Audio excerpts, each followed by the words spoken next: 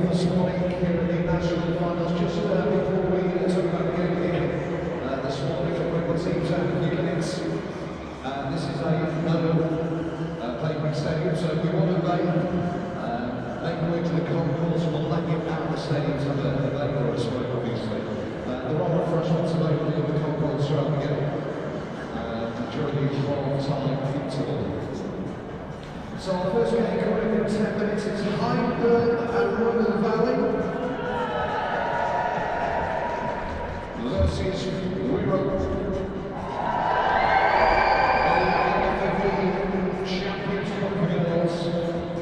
The teams have been out a few minutes or so. Lots of noise when they come out, obviously. We'll go through the teams for you as well, where they make their way out onto the pitch here this morning. 11:30 kick-off.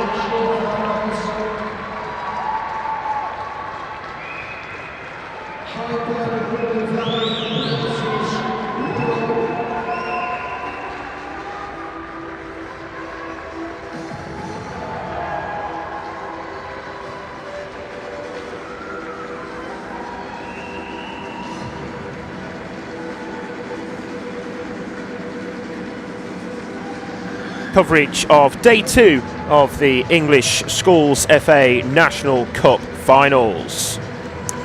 Well, it was a great day here yesterday. A couple of wins for Liverpool Schools FA were followed by victories for Manchester and Wirral, who will take home the silverware on offer today, I wonder, as we start the day with action from the Champions Cup, the ESFA Under-15 Girls District Cup Final, as Hyndburn and Ribble Valley face Wirral. Well, I'll run you through how the two teams line up then, starting with Hyndburn and Ribble Valley Schools FA. So their goalkeeper is Evie Macquarie, and then outfield they have Ruby Macquarie, Isabel Blackburn, Elsa Faulkner, Ruby Clegg, Sophie Cliff, who captains the team today, Jessica Kelly, Ellie Jones, Lexi Wright, Charlotte Delstrother and Ruby Baxendale. Ryan Jones is in charge of his Hyndburn and Ribble Valley side. As for Wirral, you can see there Philip Bryan is the man in charge. Maddie Earp is the starting goalkeeper, with Sophie Wotton, Miley Campbell, Anna Burgess, Emily Mosdale, Poppy Much, Jessica Byrne, Nancy Collins the captain, Olivia Murphy, Layla Bancroft and Amber Dodd making up the rest of the starting 11 for Wirral today. On the substitutes bench, on the left there for Hyndburn and Ribble Valley, Freya Thompson, Peyton Smith, Chloe Dillon, Harley Gregory and Sophia Hovington. As for Wirral, Grace Dawson, Eliana Lockett, Rosie Courtney, Lucy de Border and Autumn Clark. Well, what a day we have in store then. The Champions Cup Under-15 Girls District Cup Final to kick things off. That then will be followed by the Under-16 Boys County Cup Final between Northumberland and Essex. Essex then also involved in the Under-18 Boys County Cup Final as they face Cleveland at 3:30. And to round things off today, the evening kick-off at 5:30, the Under-15 Boys District Cup Final between East Riding and Havering. But for now, all attention on this opening clash. Will it be Hyndburn and Ribble Valley, who have already beaten the reigning champions, by the way, and comfortably as well? They overcame Sefton, last year's champions, 7-1 in the semi-final of this year's competition. Or will it be Wirral, who have had an excellent record en route to the final? They've scored 20 goals and conceded just 6 in the 5 games that they've played to reach finals day today. That included a narrow 2-1 victory over York and District in the semi-final stage. We are just about ready to get things underway shortly. The two captains there together in the centre circle with our match officials. Sophie Cliff is the skipper for Hyndburn and Ribble Valley. Nancy Collins, the number 8 there for Wirral, with the yellow captain's armband on. Both of those two will, I'm sure, have been dreaming about lifting the trophy come full time today. Our referee there, Caitlin Slater. Her assistants are Glenn Jones and Freddie Williams. And the 4th official is Lewis Tompkins. So 2 periods of 40 minutes to bring to you. 80-minute match in total. And should the two teams be level at the end of those 80 minutes, and there's no time for extra time on a day like today, so it would be straight to penalties to decide the winner. Didn't have penalties yesterday. Wonder whether one of the 4 games in store will go the distance today. The referee just checking that all's in order. It's going to be Wirral in all blue to get us underway, as they play from left to right as we look at things here at the home of Stoke City. Immediately Hyndburn and Ribble Valley in possession in the middle of the park. That one's cut out there though by Poppy Much, the right back for Wirral.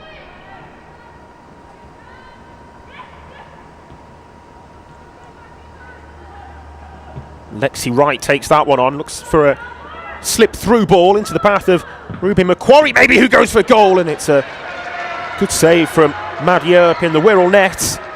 Decent effort that from Macquarie. Certainly got plenty of power behind the strike.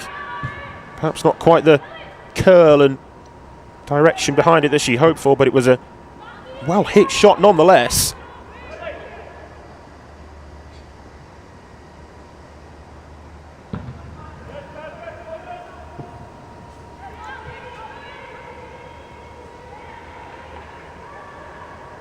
Bounces out of play over on the far side for the game's first throw-in. Macquarie takes that down the line to Charlotte Delstrother. Here is Delstrother assessing her options as she cuts in field onto her left foot, but only finds Bancroft for Wirral. They play their way forward towards the halfway line.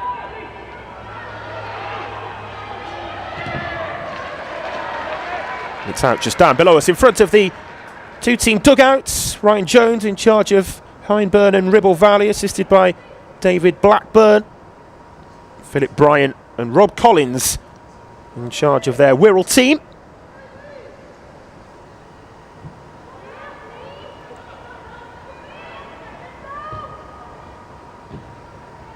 First couple of minutes played, still that effort from Ruby Macquarie, the only chance of the game so far, but very early stages. Both teams just settling down into the contest in what is really a big occasion, of course, today for all of the teams taking to what also, another factor in it all, is such a big pitch out there. Moved up from the 9v9 category with the smaller pitch dimensions, of course, as the games were played on yesterday, to the 11-a-side games today, but it's a big pitch, of course, for the under-15 girls nonetheless.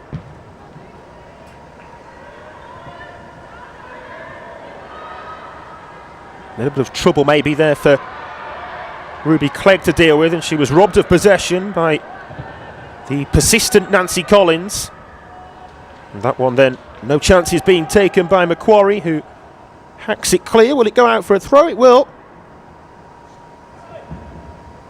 So the throw in then over on the left wing in an attacking position then here for Wirral.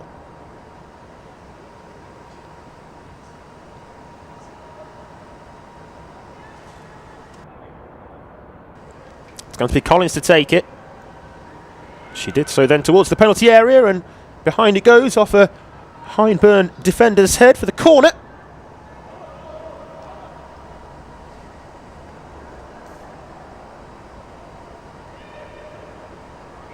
Generally, yesterday we saw plenty of goals. The opening game finished 6-1. There were a couple of 2-0 wins as well, more moderately scoring, but a 5-0 win in amongst the results yesterday too. Usually these Schools Cup finals do throw up plenty of goals.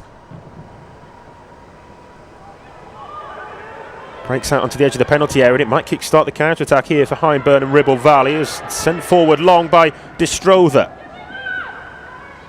Does well to find Jessica Kelly, and she wins the throw-in there for her side.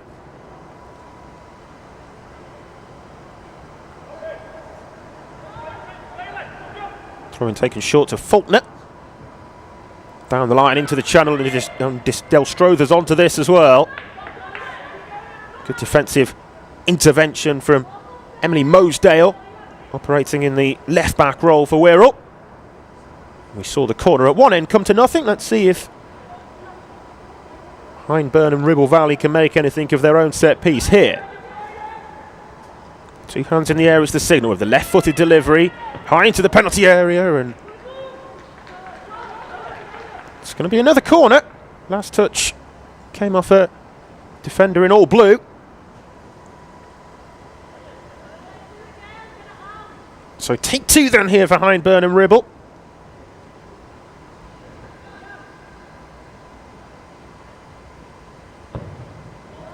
It's a good looking delivery that time, and again it was met at the near post, and again it's going to be another corner.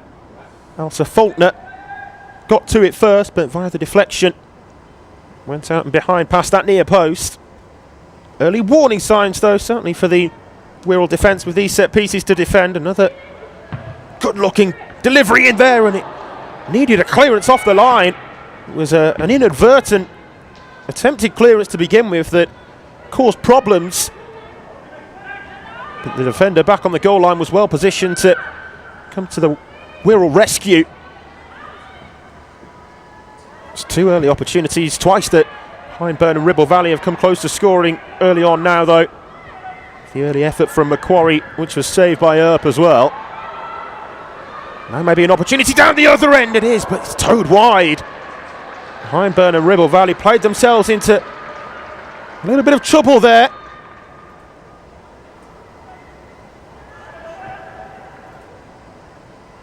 Anna Burgess it was, causing problems, and she got a toe to it before goalkeeper Evie Macquarie. Persistent, wasn't she, in the press there, and just like there have been warning signs down the other end, that's certainly an early warning sign as well for the Hyndburn and Ribble Valley defence.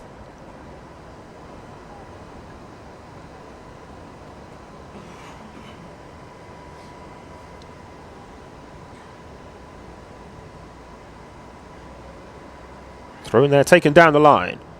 Bounces all the way through though and out of play.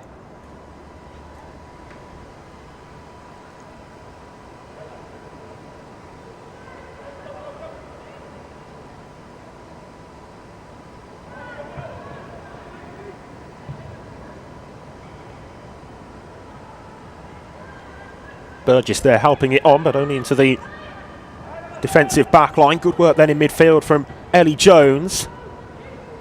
Now looking to feed the Hyndburn and Ribble striker Jessica Kelly. A little bit isolated up there at the moment though. Now out onto the right wing. This is promising for Charlotte Delstrother. Can she get a delivery into the penalty area? Good defensive work from Collins again. It's going to be another corner though. Bright start, particularly for Hyndburn and Ribble Valley when they've got the ball out over onto that right wing. Looks lively, doesn't she, Delstrother? And it is going to be Del Strother to take this corner again. Once more, it's a splendid ball in there, and good intervention from Maddie Earp. Not easy for the goalkeeper to see to, but she did her job well. And immediately the first thought in her mind was to get the ball forward and look to turn defence into attack quickly. Nothing coming of that potential attack on the transition though. Certainly those corner deliveries right on the money so far from Del Strother. Maybe something that Wirral will look to attend to from a defensive point of view, but I think it's more about the attacking quality of the deliveries from the Hindburn and Ribble Valley number 10.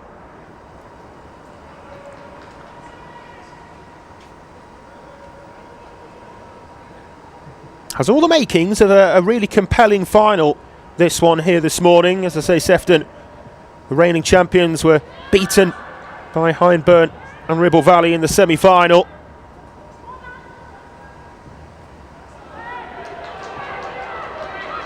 Now then, an opportunity maybe for the opening goal, but good defending that time from Emily Mosdale, who's been a busy girl over on the left side of the Wirral defence so far, but she did a job well there to make the recovery. Space in midfield for Hyndburn and Ribble Valley to maybe play through and exploit. Breaks in midfield then for Cliff. Now Lexi Wright. Taken on by Del Strother. It's a peach of a ball over the top from right to left on the diagonal. Jones with the delivery. Met by the Wirral defender though. Poor clearance, not finding anybody in blue. Maybe taking aim to line up the shot at goal, and it's in!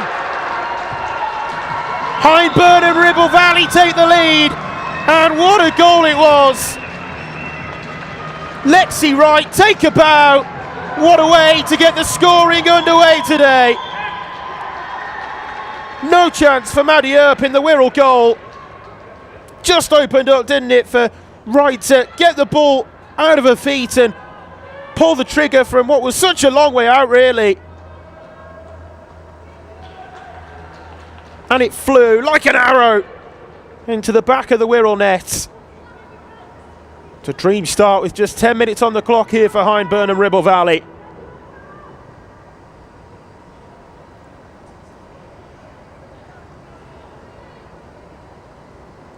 Lexi Wright of Mount Carmel High School.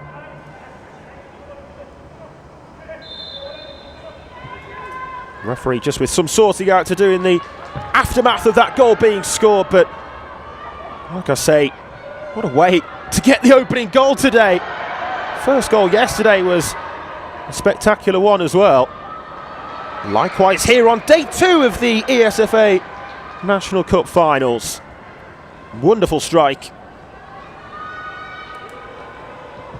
And they had been knocking on the door, Hyndburn and Ribble Valley. And they'll feel that they're worthy of their advantage that they now have. Here is the goal scorer Wright. Looking to turn provider this time, out onto the right wing for Del Strother. Del Strother, not favourite to get to it, but nonetheless applying the pressure on the Wirral defence, and Nancy Collins had no other real option but to put it out of play for the throw-in.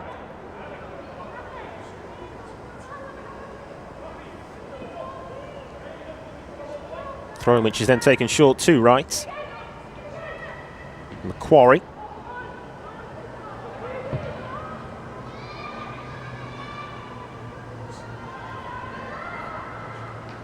Burgess after it once more for Wirral. Feeding off scraps at the moment though, the Wirral striker.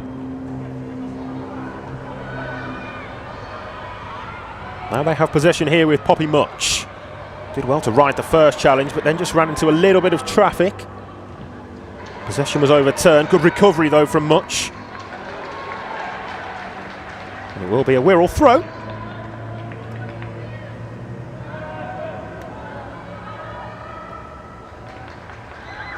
Taken there down the line by Much, who's going to leave taking duties of the resulting throw-in by the looks of things to Captain Collins.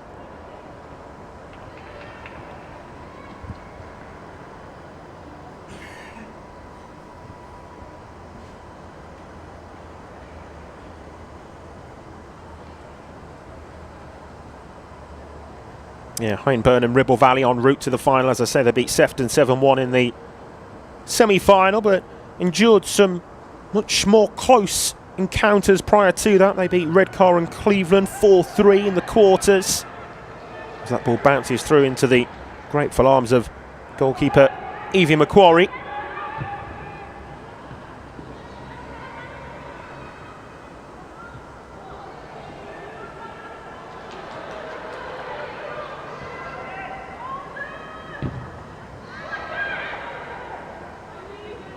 Yeah, 4-3 in the game prior to the semi-final, I beg your pardon. The final group game against Redcar and Cleveland, 2-2 draw then against Wirral. These two teams having already met in that group game. So like I say, it has all the makings of a really closely contested contest here. Two teams will know a little bit about each other from that earlier meeting.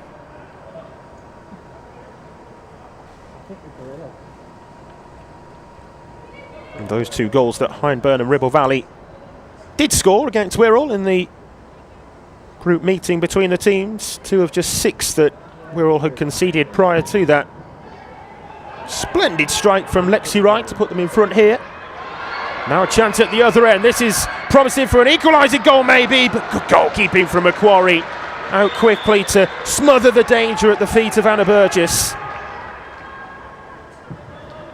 Seems to be the focal point of Wirral's attacks so far, Burgess, but just took a slightly heavy touch maybe there at the crucial moment, and it just allowed for Macquarie to come out and claim. Decisive, wasn't she, the Hyndburn and Ribble Valley goalkeeper, and she did the job well. I think we're going to see the game's first substitution here too. Indeed we are. It's going to be a change for Hyndburn and Ribble.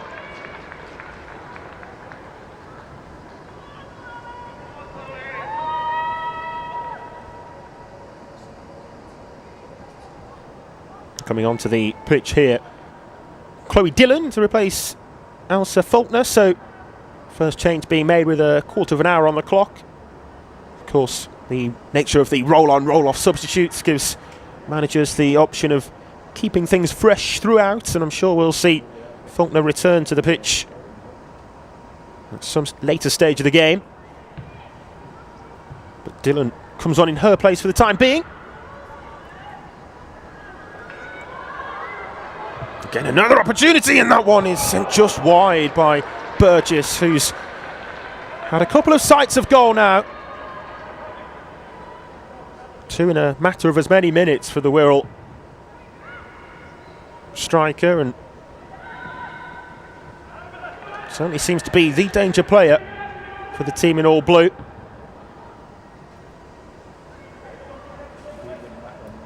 Both just half chances, really, nothing completely clear cut on the Hyndburn and Ribble Valley goal, but it's promising for Wirral that they are creating those half chances in the moments where they've had the minority share of the ball as well so far, but still being able to create chances. They've got some defending to do here at the moment, which is done well. And they come away with the ball up towards the Hyndburn and Ribble Valley midfield, although it's they who now have possession. And put into touch by Much.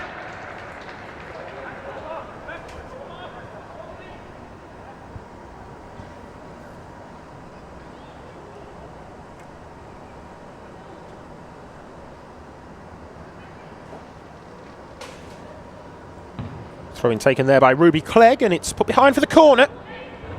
Lena Bancroft with the touch there to see that go out and behind. Saw a succession of corners from the other side, didn't we, for Hyndburn and Ribble Valley? Well, they have the opportunity to deliver here from the left wing instead.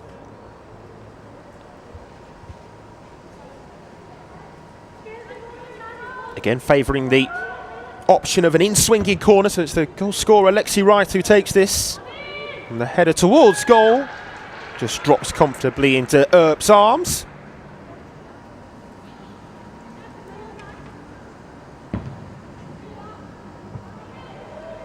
Maddie Earp, the goalkeeper of Woodchurch High School, sends it long again, and it falls to Burgess, looking to link the play.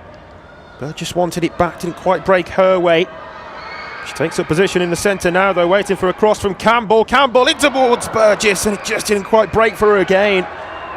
Burgess won it back well, though, back to Captain Collins.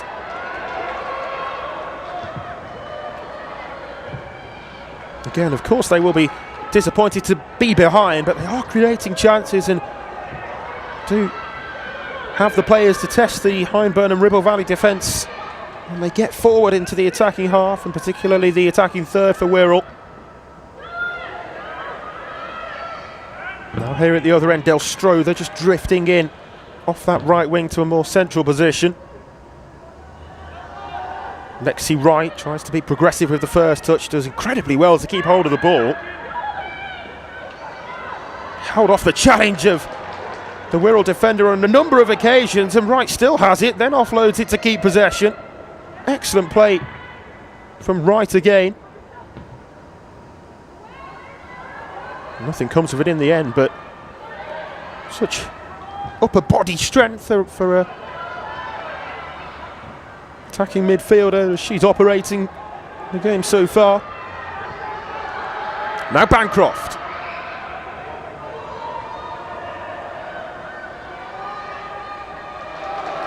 Just ran out of room, ran the ball out of play under pressure from Isabel Blackburn. Good pressure from the Hyndburn and Ribble Valley defender.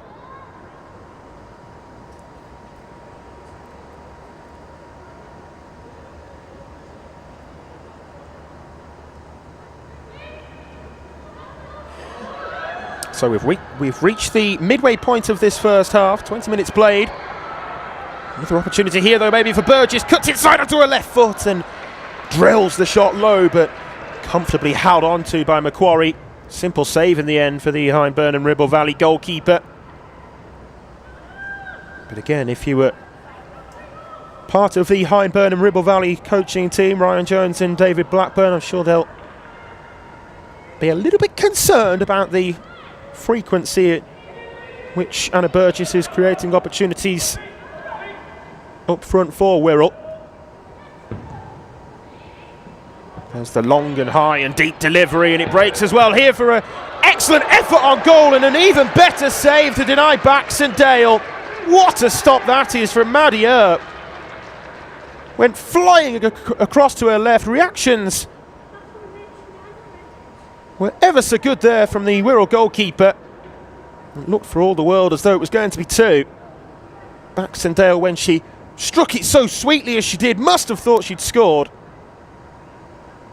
But a wonderful stop from Earp to keep the scoreline at just 1-0. Earp comes for that one, spills it though, and the effort for close range number 2 is in.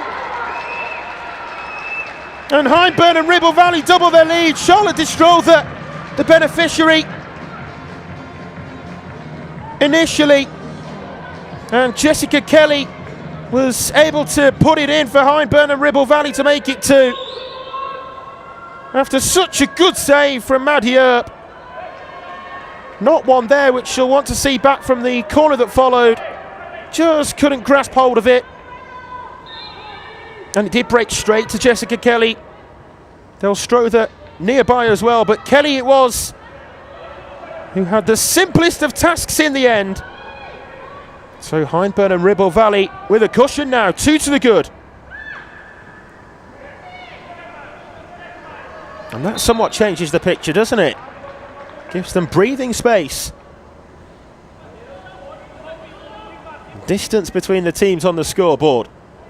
After the opportunities that Wirral had created for Anna Burgess as well, it could have, on another day, been back level at 1 each. But Jessica Kelly in the right place at the right time to take advantage of the little slip up from Earp. Hyndburn and Ribble Valley Well and truly in the driving seat now.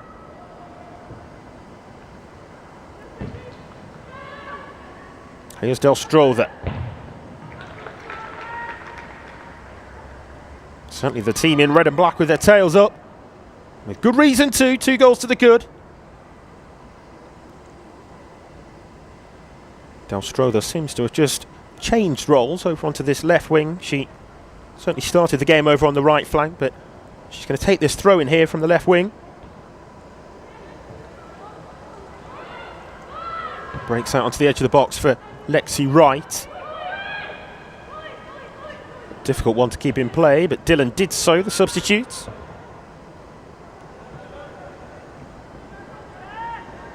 Possession then taken by Sophie Cliff, who wants it back and gets it.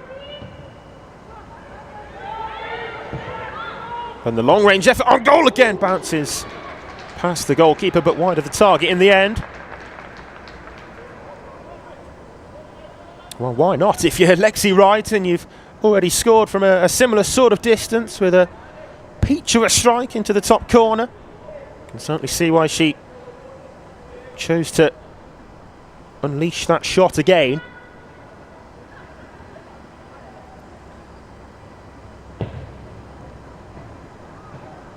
Just need something to get them a route back into the game, don't they, Wirral? Might feel a little hard done by that they are 2 goals down.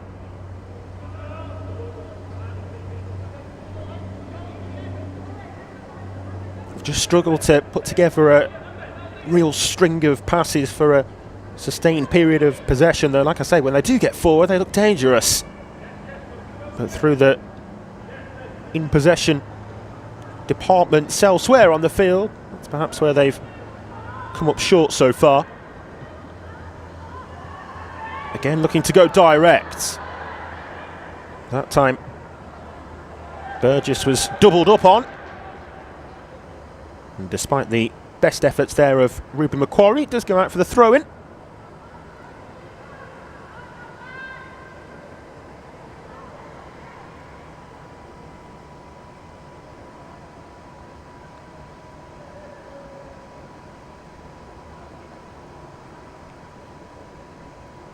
Little bit of a shuffling of the numbers today for Wirral from the ones which you would usually see, although saying that, we do see numbers of all kinds nowadays, don't we? But we've got the number 9 Olivia Murphy playing at centre-back and Anna Burgess wearing 6 leading the line.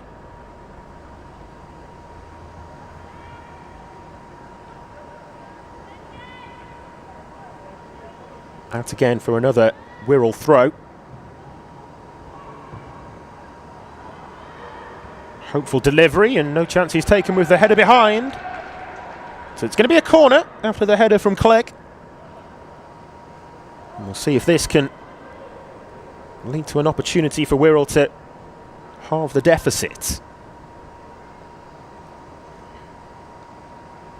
So important on corner deliveries like this that the delivery itself is of the requisite quality, which it certainly has been at the other end and ultimately led to the second Hyndburn and Ribble Valley goal.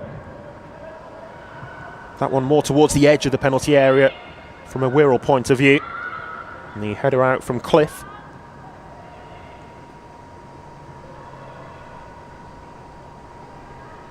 Good work again from Lexi Wright, who once more just used her body so well to get in between the opposition player and the ball to shield it away. Collins couldn't find teammates. And that's good work there from Baxendale. Goes on here, Ruby Baxendale. And then the cross-come shot in the end. I think she was looking for a pick out of Jess Kelly in the centre, but just miscued it and through it went to Earp.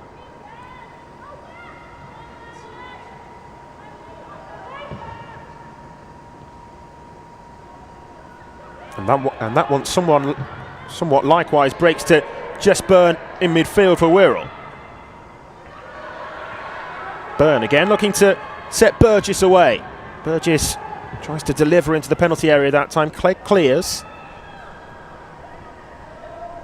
Byrne. And now Collins. Again, still battling hard for it, but just took a heavy touch. Then the effort from further out was, again, really well connected with. Plenty of power behind the strike there from Jessica Byrne. Was always rising though, and just didn't quite dip enough in time. But not afraid to take the shot on, was she? Despite being a long way from goal. And Evie Macquarie would have been grateful to see it rise over her crossbar.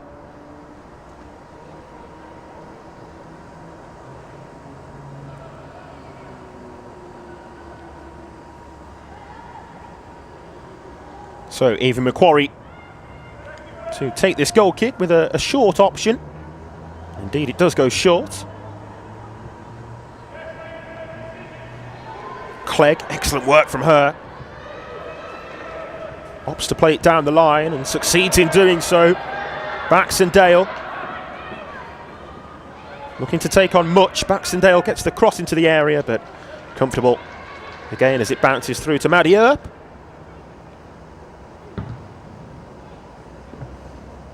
Good distance on the kick forward then from the Wirral goalkeeper. Doesn't see them keep possession though, and the space in behind here as well to be exploited for Del Strother, although she was adjudged to have just gone a little too early. And the offside flag raised for the first time in the game.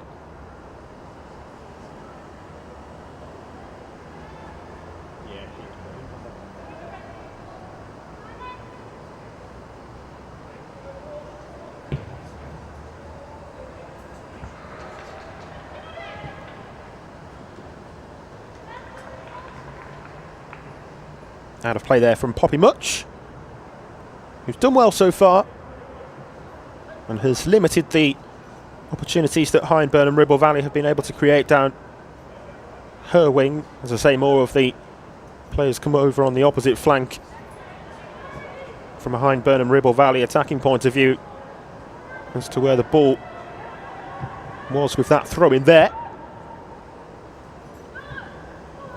Oh, neat touch. Intricate as she had to try to improvise there, Del Strother. Just couldn't quite get onto the end of it, but it bypassed the defender to begin with.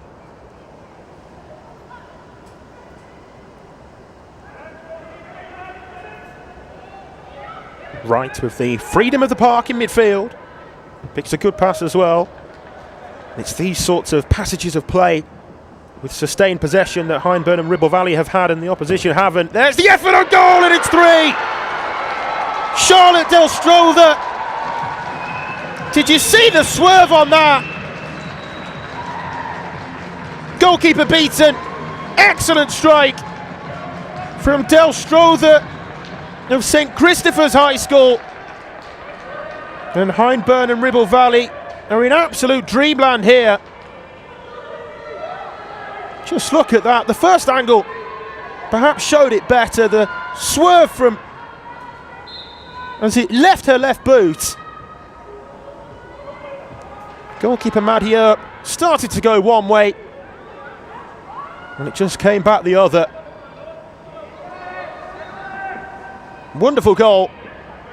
And this is an uphill mountain to climb now, to say the least, for Wirral.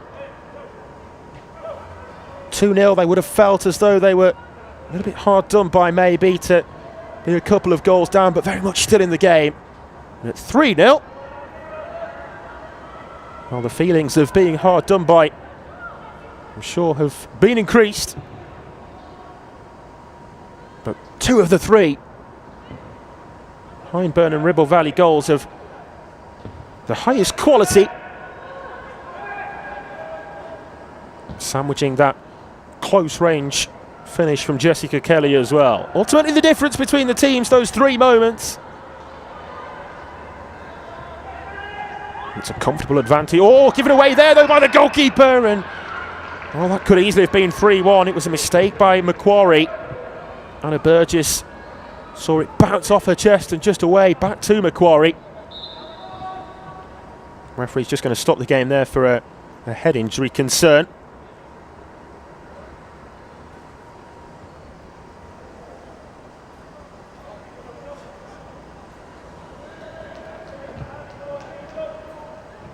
Free kick there taken relatively quickly. Again, looking to exploit the space in behind, and you would say that's where the issues have been for Wirral. From a defensive point of view, just not able to cope with the quality that Hyndburn and Ribble Valley have on the pitch in that attacking department so far.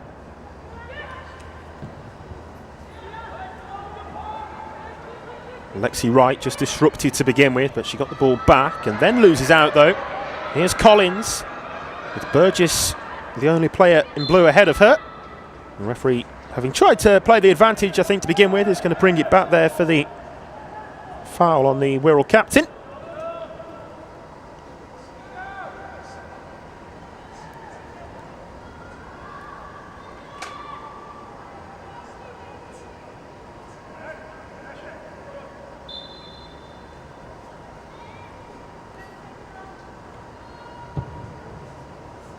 Long from back to front then as it bounces through the penalty area, but all the way through it goes. Out and behind for the goal kick.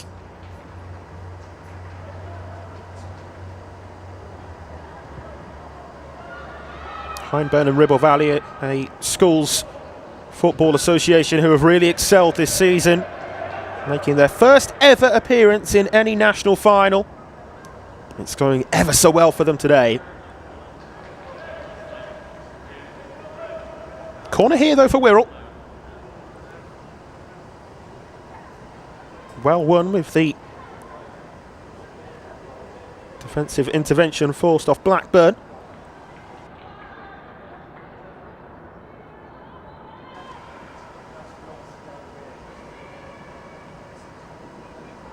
The initial offer of a short option, I'm not sure whether that was what was taken in the end or a more regular delivery was meant. Didn't come to anything either way. Collins.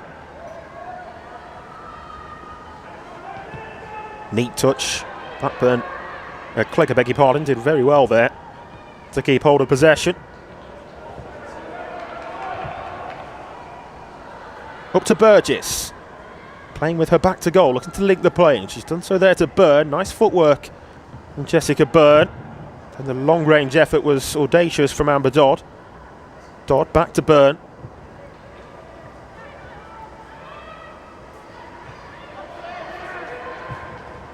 Just as they look to try to keep possession, they've given it away, and there might be trouble down the other end again.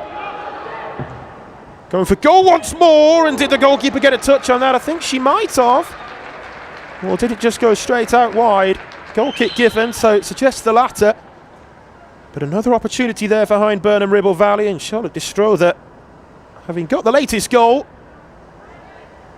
almost with another to make it a first half brace. Certainly got close to it and would have been able to keep it out had it been on target. Had it covered there, the Wirral goalkeeper. If there was a touch, then the match official didn't see it, so a goal kick to restart, but we've got a stoppage in play at the moment as Nancy Collins, the Wirral captain, just needs seeing to from the Wirral physio, Dave Burgess.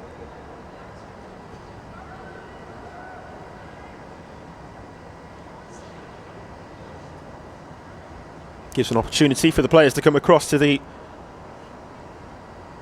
near side and take on some fluids and some messages, of course, as well from their respective coaching teams. And see the Wirral substitutes in their yellow bibs there as well, giving words of encouragement, I'm sure, to the girls out there on the pitch.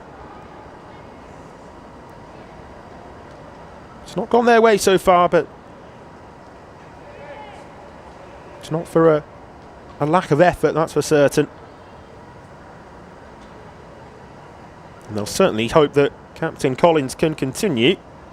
Not quite sure what happened to her there. Looks okay though, she's back to her feet and walking off. We'll see if she's replaced momentarily or if she will just continue through to half time, which we are approaching now. Nearly 38 minutes played. Of course, you'd expect some stoppage time at the end of the 40.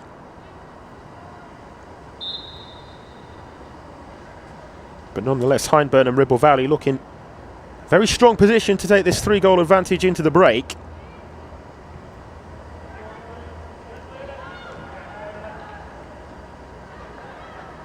Just waiting to be called back onto the field there, Nancy Collins, as she has been now. So back to the full complement, Wirral.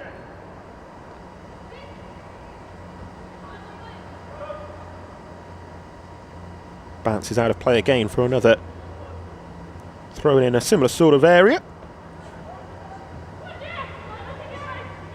Oh, the miscue on the clearance from the defender might have proven more problematic than it was. Mosedale it was who just hacked at it to begin with, but then was able to recover the situation.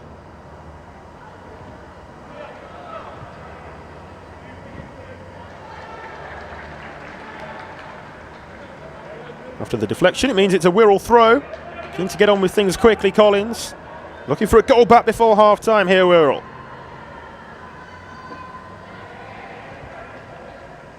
Nothing doing that time for Burgess, as she was well tackled. Talking of good tackles, that was 2 from Bancroft. From Wootton, I beg your pardon, who then found Bancroft, and Hyndburn and Ribble Valley away on the counter-attack again here, and it's Charlotte Delstrother bearing down a goal, and she toes it just wide. So nearly number 4, and with a 4th goal before the break, you'd have to feel that at that point would be game over.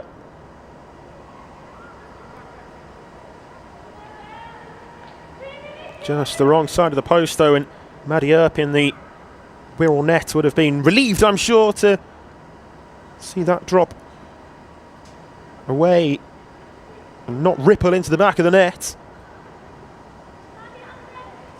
But it has been an impressive first half display from the team in red and black. So many positives for them to take, I'm sure, which will all be being reiterated by boss Ryan Jones at half-time. We're into stoppage time at the end of the first half.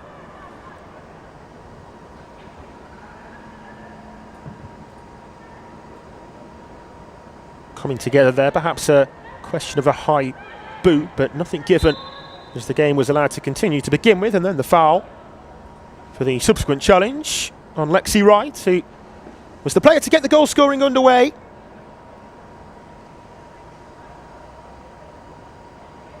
Really set the tone for this first half Hyndburn and Ribble Valley performance.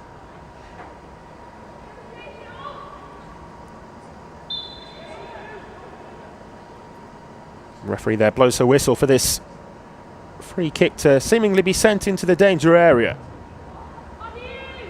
Deep delivery. Just too much on it in the end, and it bounces through.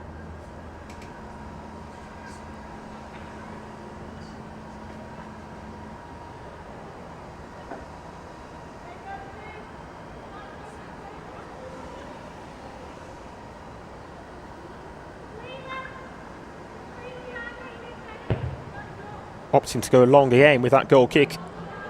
Maddie Earp, no sign of Wirral trying to play their way forward from the back in this first half. It has been a case of going direct as and when they can.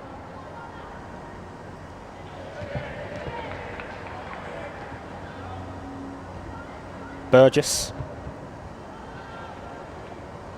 Lost out to begin with, then got a touch to the ball again, and another, which sees it out for the throw-in.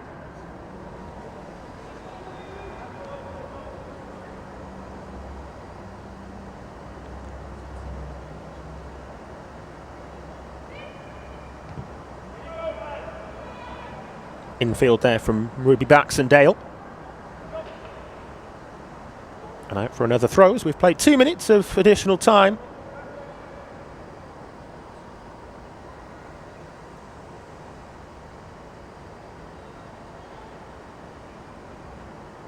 Job far from done, of course. There is still a lot of work for Hyndburn and Ribble Valley to do to ensure it's not uncomfortable for them come full time. But there's the half-time whistle. And so far, so good from a Hyndburn and Ribble Valley point of view. There is a whole lot of work for Wirral to do in the second half if they are to get the result that they came here for today. The first goal scored by Lexi Wright, an absolute wonder strike from outside the penalty area. The second, a close range finish after a spillage from the Wirral goalkeeper. It was towed home by Jessica Kelly. And the third, an excellent goal as well. Driven as it swerved goal bound from Charlotte Delstrother. We'll leave you with the half-time highlights, but at half-time it is Hyndburn and Ribble Valley who lead Wirral by 3-0.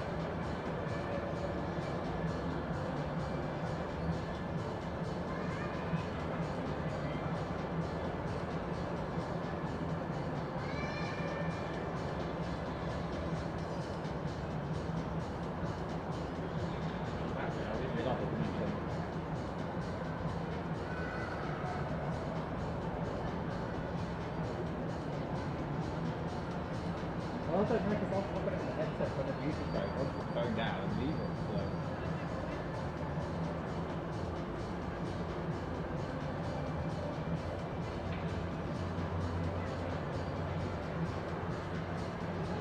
I know, I hear what you're saying, I know how to say it, but no one's listening to it. Responding back to me, so I'm like, oh, I know what's going on, what's going on.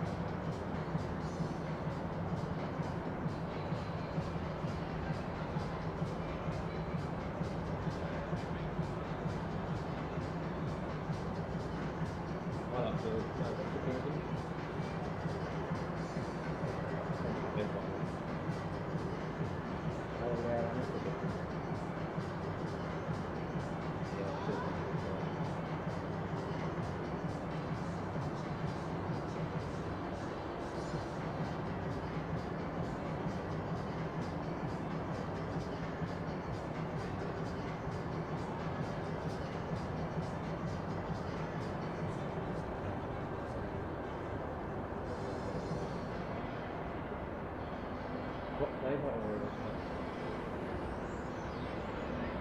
Yeah, I was going to say, you're doing stuff, isn't it?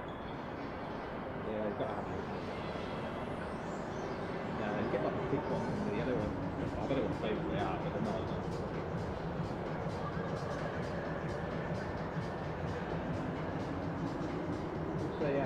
go to Northern District and go there, just like on the right.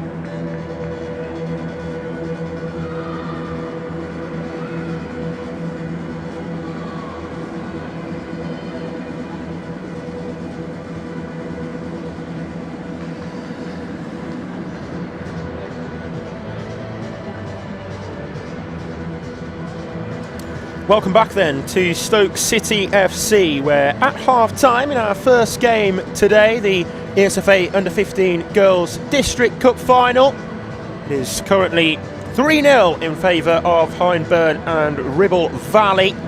Wirral with a mountain to climb here in the second half, but I think we're going to see a couple of changes here at half-time as well for Wirral, so maybe those will inspire what would be a tremendous second half comeback. Miley Campbell is one of the players who has been withdrawn at half-time. Eliana Lockett coming on in her place. And the other change sees the withdrawal of Jessica Byrne, and Autumn Clark comes on for her. Well, we're ready for the second half then.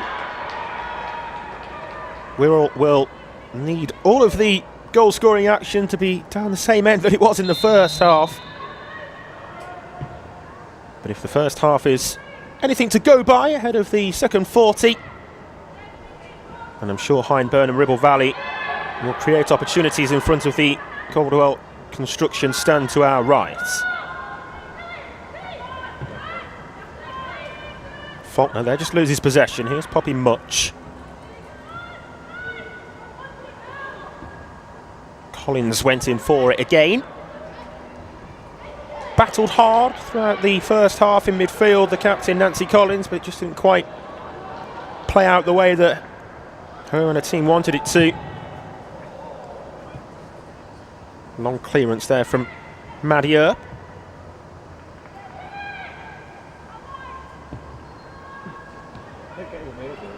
Well cut out there by Much.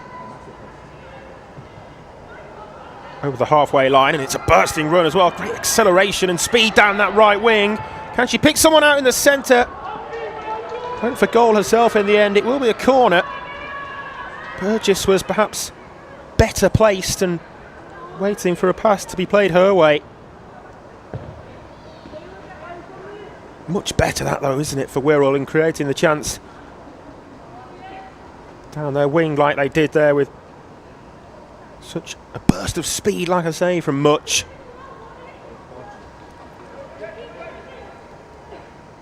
Still the opportunity remains in the form of this corner kick towards the near post, just a little bit behind the initial run of the Wirral captain.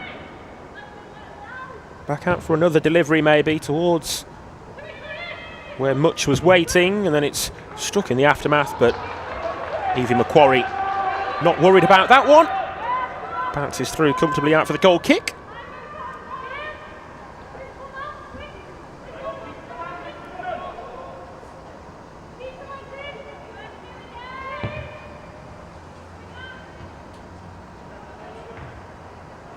Initial goal kick was helped on there by Chloe Dillon, who was the first half substitute for Hyndburn and Ribble Valley.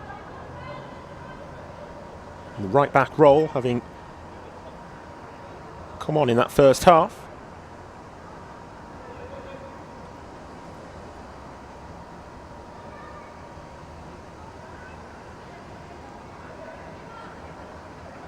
Takes that throw in there, relatively long down the line, good distance on it. Oh, nice touch and feeding it up towards Del Strother. Still Hyndburn and Ribble Valley have possession. Just stumbled as she tried to make the interception there, Nancy Collins. Put it behind for the corner.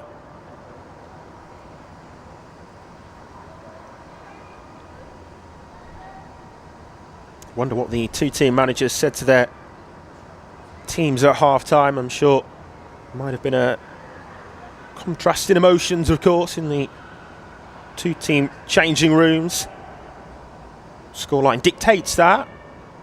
But for Wirral, they have to focus on the positives that were there for them in the first half, the chances that they did create, and on another day, Anna Burgess could have had herself at least one, maybe two goals.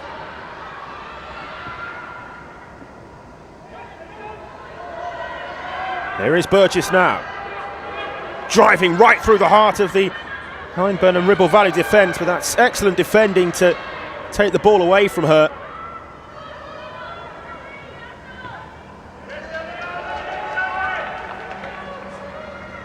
Likewise there from Ruby Macquarie up against Eliana Lockett.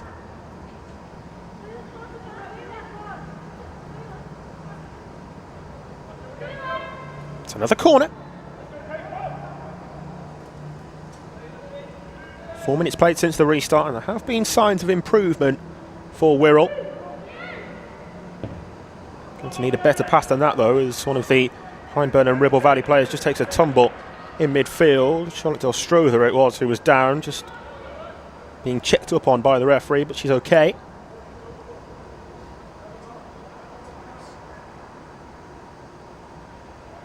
Yeah, you'd imagine part of the message for Wirral would have been to make sure they come out of the blocks fast at the start of this second period, and Hyndburn and Ribble Valley would have been aware of the opposition's intention to do that as well.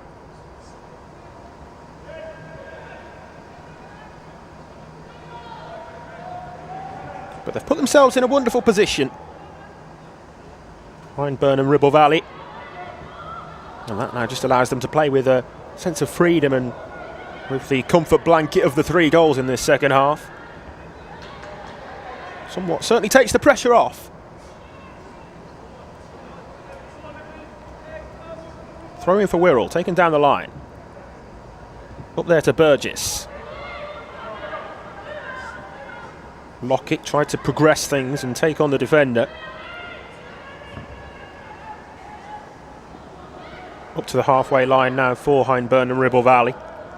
Delstrother, excellent hold-up play to begin with, and the switch of play is perhaps even better as well. Out to Baxendale, who will try to take on Poppy Much. Again though, Much with a good piece of defending.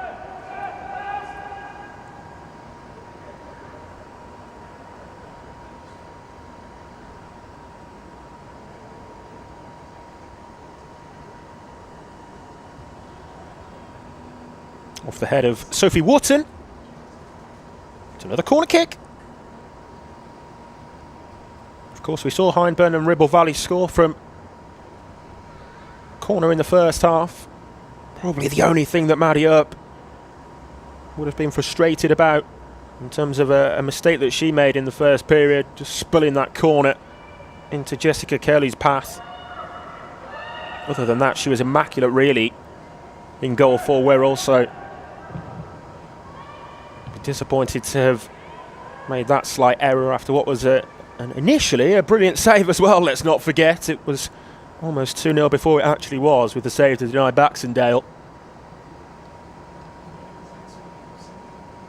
Plenty of corners across the game so far.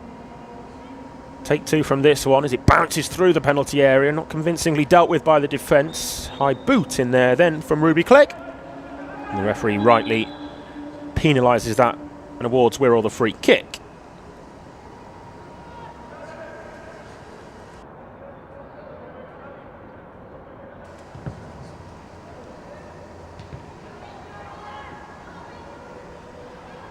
Delstrother, nice step over to begin with, and playing with a confidence running right throughout her. As are the Hyndburn and Ribble Valley team, confidence right throughout their ranks. Goalkeeper is going to have to deal with that though, and right out to the edge of the penalty area. Just waited for the ball to come and meet her.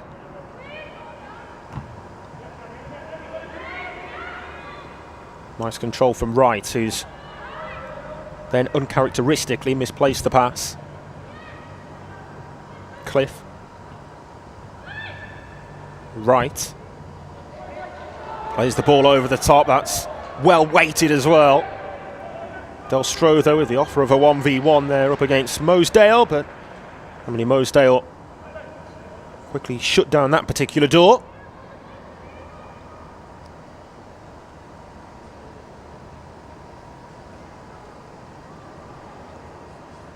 Del Strother just assessing her options here from this throw-in, takes it short to Lexi Wright. Then Del Strother delivers, but bounces it through only to Earp.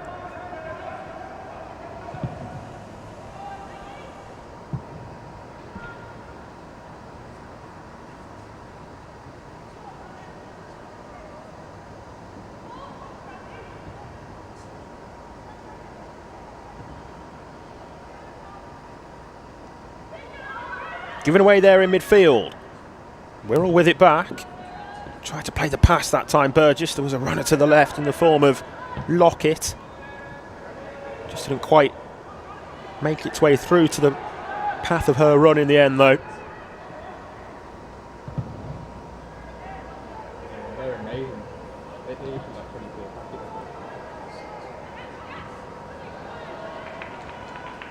Yeah, you have to get that one. There's no other option. Trying to work the ball through triangles in midfield there, Hyndburn and Ribble Valley, and it was excellent skill from Charlotte Del Strother again.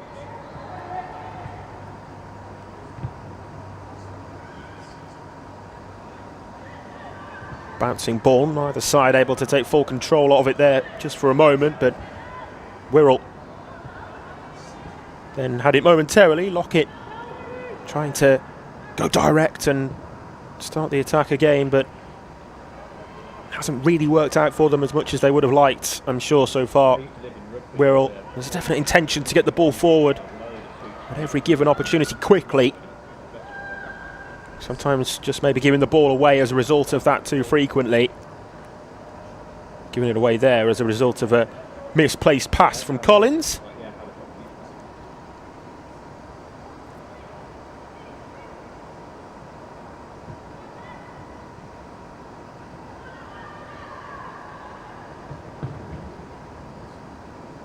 Over the white line on the far side for the throw-in, which is duly taken. Cliff finding Wright, who just seems to have the ability to find pockets of space in midfield very well. Her movement off the ball is providing those moments. There's a chance here though for Wirral, and it's going to be a goal surely. Anna Burgess puts it in. And Wirral have one back, and might that be the route back into this final? Goalkeeper Evie Macquarie was beaten to it, and Anna Burgess, who had been knocking on the Hyndburn and Ribble Valley door from minute one, creating chances for herself like that, now finally has her goal. Simple finish in the end, into the empty net. And that is the goal that Wirral were looking for. 3-1. Could it be game on here at Stoke City?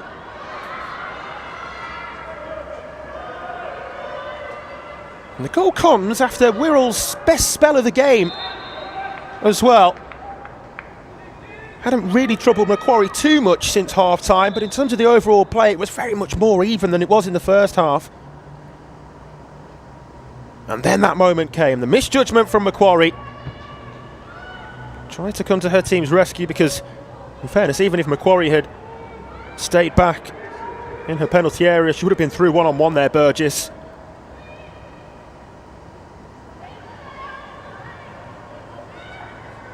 Tried to play the sweeper-keeper role, Macquarie, but the pace of Burgess just beat her to it.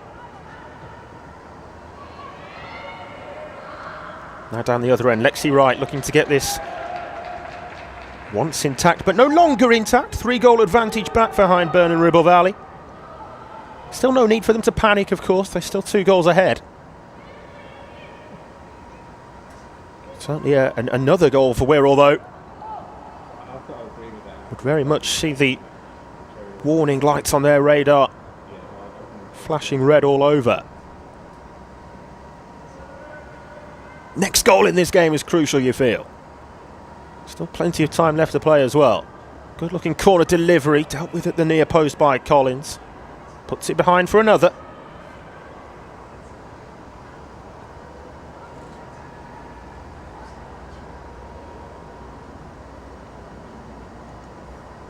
Corner deliveries have been delicious today for Hyndburn and Ribble Valley. They don't really have runners in the middle though.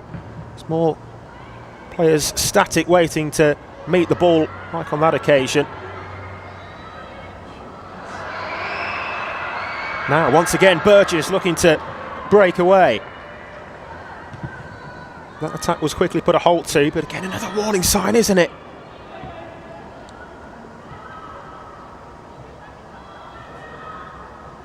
And the chances that she has created, the goal as well, really. Another example of Anna Burgess somewhat feeding off scraps and creating opportunities. Sometimes the ball through might look a little bit of a lost cause. Just never gives it up, and in doing so she's been able to ultimately find the goal to get her team on the scoreboard.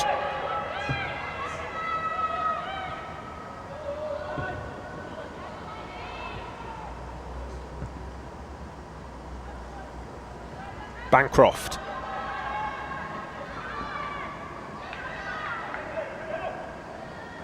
Really well defended against there by Clegg. Bancroft thought maybe she had the pace to get past the Hyndburn and Ribble Valley defender, but wasn't the case. Excellent work from the Hyndburn and Ribble Valley number 5. Not the first time as well that she's come up trumps in the defensive department today. 55 minutes played, quarter of an hour gone in this second half. I think we're going to see a substitution here. We've reached that stage of the game now where we usually see more changes being made. It's going to be a change for Hyndburn and Ribble Valley.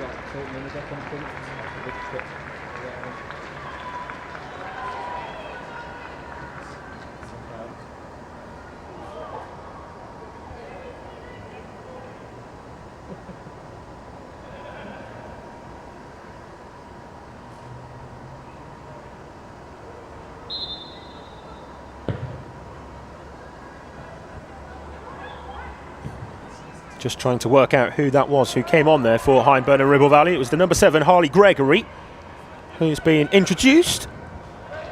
Seems to have taken up a role in the middle of the pitch. Now that looks promising, toes it past the goalkeeper, it's a big chance here! Goalkeeper makes amends to begin with, still the chance remains, and it's wide! Del Strother to begin with, and then it was the substitute Gregory, with her first involvement in the game. Couldn't hit the target. Del Strother did ever so well to begin with, and it was begging to be smashed home by Gregory. Maybe just a little bit of a rush of blood to her head as the ball was played into her path. As I say, her very first involvement. Would have been some way to make an introduction, but the moment's come and gone. Rosie Courtney, the latest player to be introduced. She's on off the bench now for Wirral as well.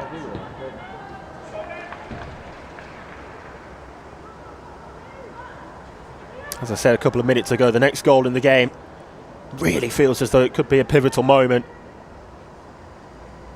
Because if Wirral get it, that certainly piles the pressure on the Hyndburn and Ribble Valley team, and at that stage Wirral would then have the momentum in their favour going into the closing period of the game as well, however long that may be, if indeed another goal does come for them. But if Hyndburn and Ribble Valley score next, had they taken their chance there, you feel it might just put this game back to bed. Because it's a away call right now.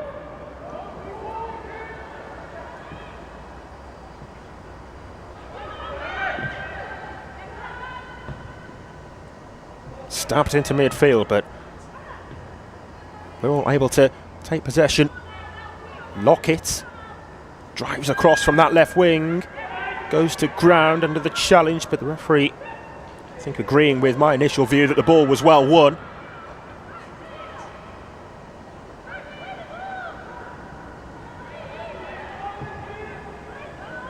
Forward from Collins. Plenty of blue shirts here joining this attack, which was something which we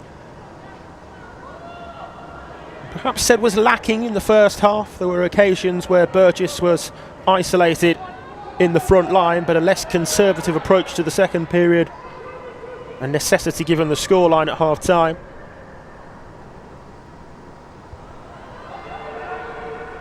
Gregory checks back, plays it back to Del Strother. Two players who linked up for the latest Hyndburn and Ribble opportunity. That time involved in the attack again, but it was not troublesome for Madier that time with the effort from Del Strother.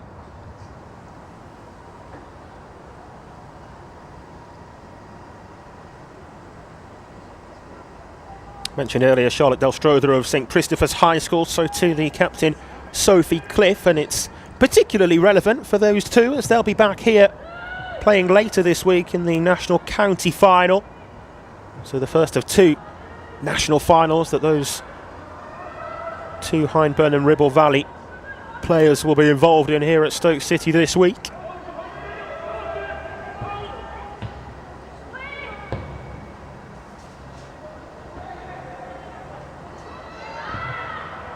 Taken down there on the edge of the box, and Burgess tries to spin. It's then stabbed clear from Blackburn.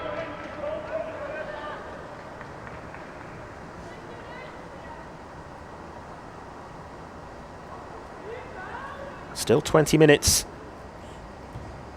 plus stoppage time to play.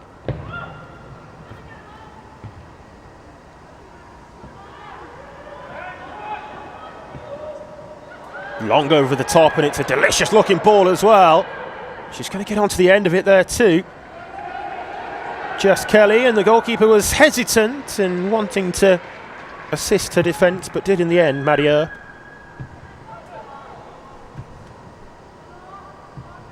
And somewhat understand the reluctancy given what we saw happen at the other end when Evie Macquarie came to sweep up the danger, but Burgess went through to score into the empty net.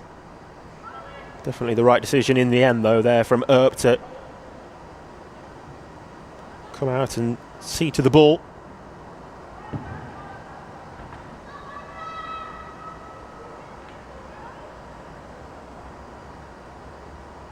A reminder that this is the first of four finals today. The Under-16 Boys County Cup final follows this at 1:30. Northumberland taking on Essex. Essex then also in action again in the Under-18 Boys County Cup final against Cleveland. We'll round things off today with the Under-15 Boys District final. East Riding up against Havering. So this just the starter for today's course. We'll see another substitution here, this time being made by Philip Bryant. The Wirral boss turning to his options on the substitutes bench again.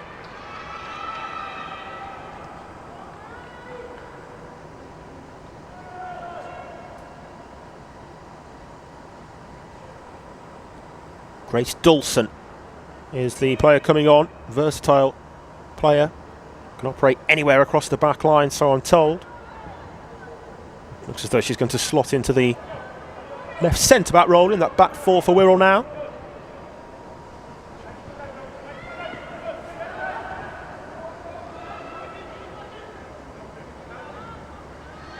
Lockett, lovely footwork. She has provided a bit of a spark down the left wing for Wirral since coming on at the break. Ileana Lockett. Wonder whether Wirral will be able to feed her the ball more commonly over on this left wing.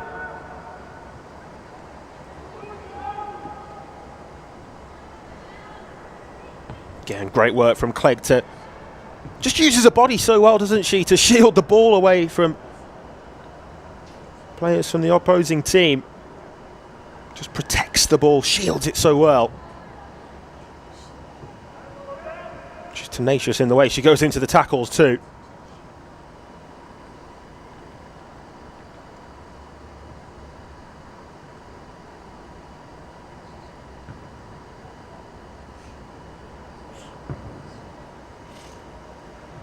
Clegg trying to pick out the longer forward pass that time, but swept up by substitute Dawson.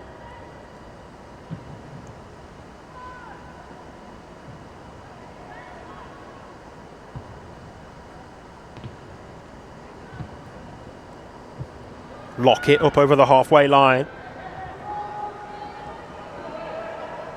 Tries to win it back then, but couldn't maintain possession for Wirral.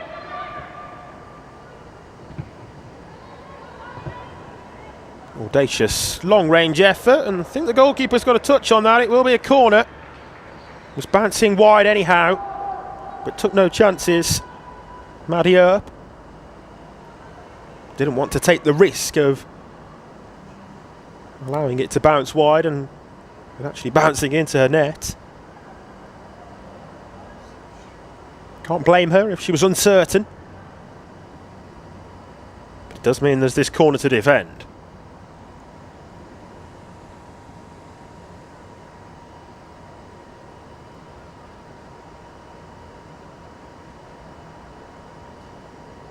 Right on corner, taking duties again. Look at that for a delivery once more.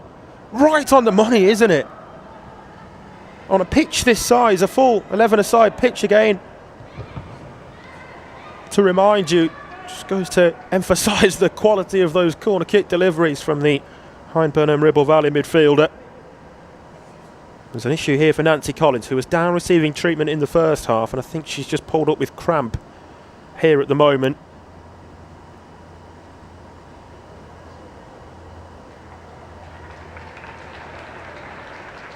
Going to try her best to soldier on, but it's certainly one to keep an eye on with still a quarter of an hour to play.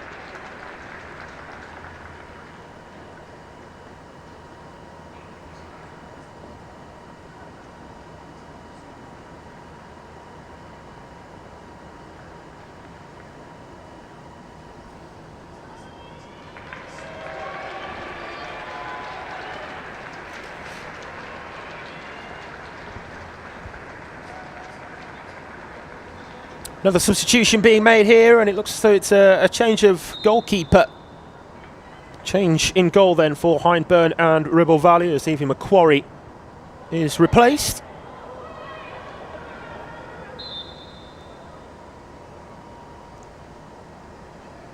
She's gone down again here, Collins, and you just wonder whether, despite her want and commitment to carry on, if her race might be run.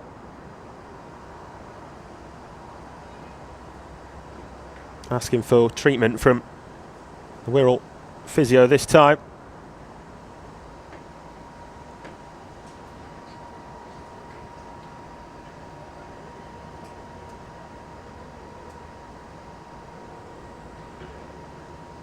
She's certainly put in a good shift today in midfield, hasn't she? Put in the hard yards.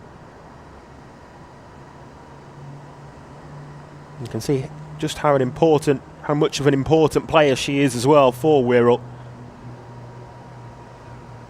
Certainly won't do their hopes of a comeback in this game any good if they do lose her to injury.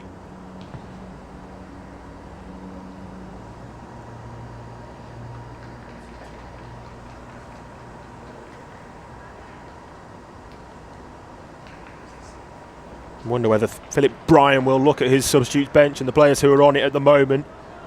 Potentially a reintroduction for Jessica Byrne, perhaps, who was one of the players who started the game but went off at half-time. I think, again, she's going to try to carry on here, Collins.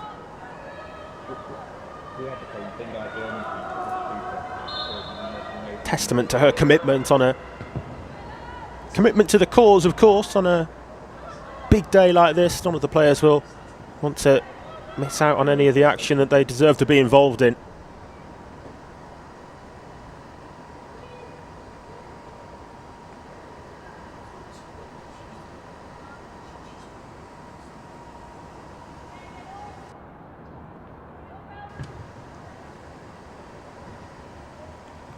Forward there from Elsa Faulkner.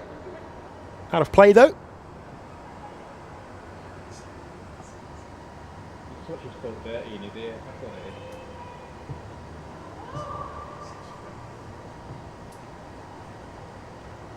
is. Out then from Clegg for another Wirral throw-in. They're just struggling to build any momentum.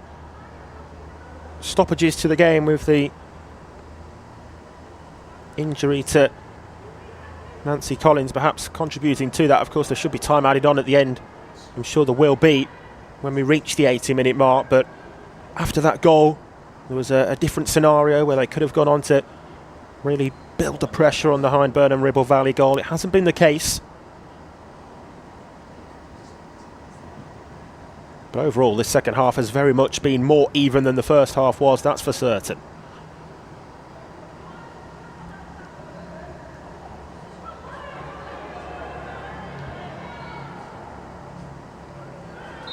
Lockett fouled from behind, just a little over-eager to get to the ball there, Ruby Macquarie. In doing so, she commits the foul to give away the free kick.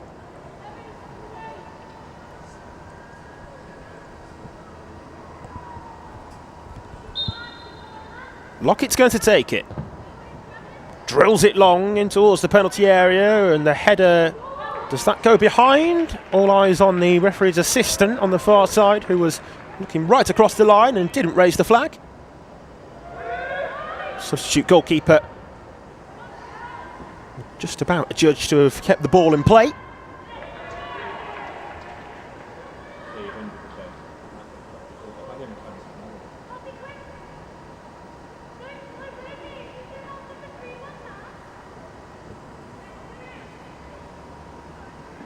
Dodd sets it back to the initial throw-in taker.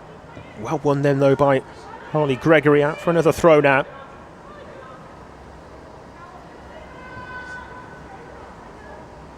Down the line and a good touch, but it's that time across the line.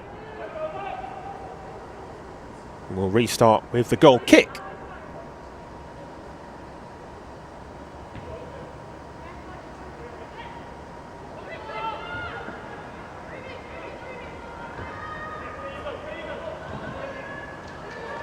Wirral throw. You can sense their intention to commit more players forward and try everything they can. Of course they will, to at least get another goal to make things nervy come the final moments for Hyndburn and Ribble Valley. Still just struggling to create opportunities though. It's not a case of constant momentum or pressure. Sometimes you see with flurry of crosses into the penalty area and just can't get the ball clear, the team who are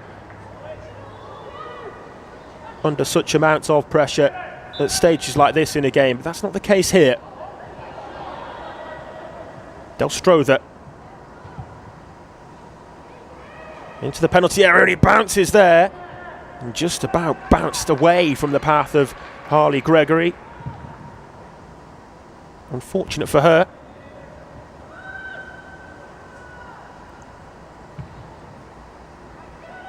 Gregory stabs it forward, and I think Nancy Collins might have to be replaced here. She's struggling to move freely at all in the middle of the pitch. Like I say, she's tried her best to soldier on, but I think she continues to struggle with cramp like this.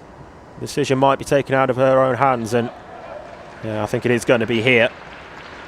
She's going to be withdrawn as much as she wants to continue.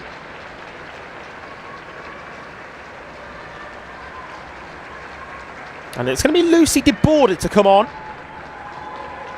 And I hesitate in saying that because de Border, usually a centre-back, I think there's going to be a reshuffling across the back line. So centre-back de Border is on for the central midfielder Nancy Collins, and then a little bit of a change in the roles for a couple of the others in that back line. Certainly Grace Dawson, who was the versatile defender I mentioned, came on earlier in the first half, has now gone across to right back.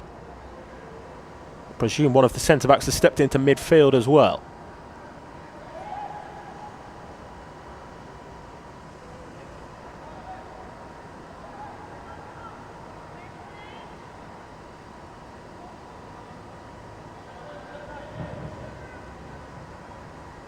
Another corner, that time to the near post, and there's a scramble in the penalty area. Tenacious defending, but still the danger's not clear. And the shot which was ultimately blocked on its route to goal. First it fell to Lexi Wright, who didn't take that corner. Despite the quality I mentioned on the previous deliveries, she left that set-piece taking duty to a teammate. Baxendale took it instead. Hyndburn and Ribble Valley have the free kick here again, just to eat away at a few precious seconds on the clock.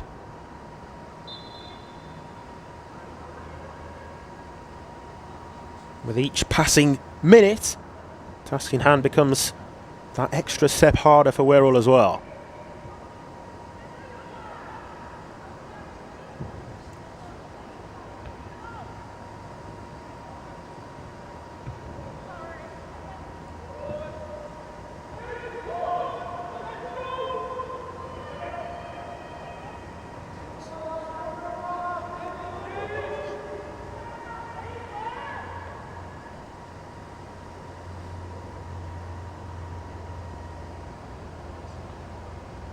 Retrieving the ball from over on the far side, the stand opposite to our vantage point here at Stoke.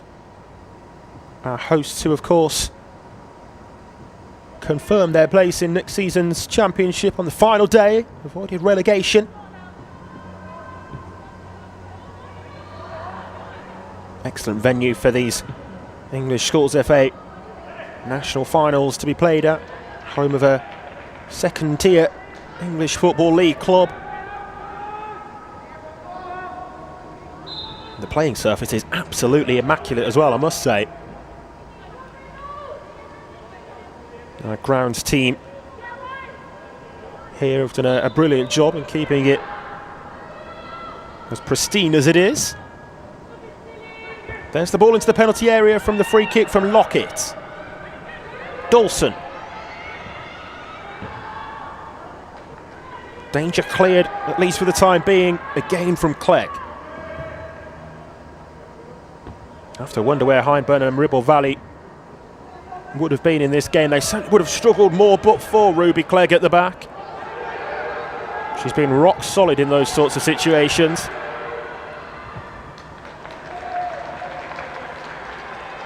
Earp wanted to help out again in a sweeper sort of role from her position, but it was put out of play instead for the throw-in.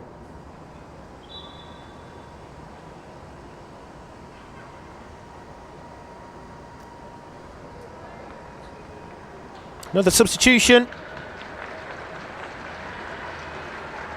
Miley Campbell, who started the game, is coming back on.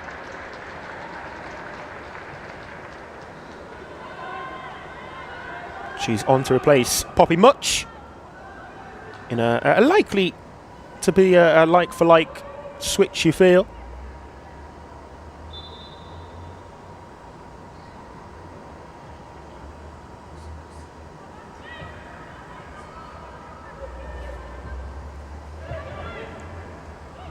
Right.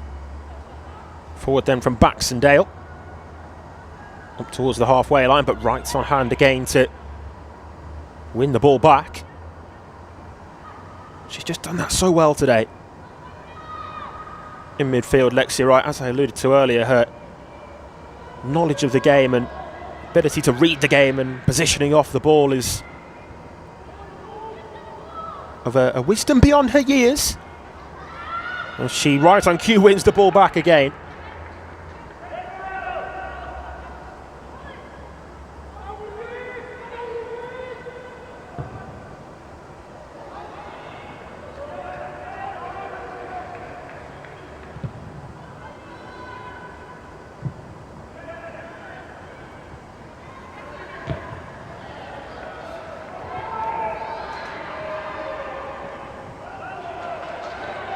Kept in play well, good work there on the right wing from Sophia Hovington, on off the bench as well for Hyndburn and Ribble Valley.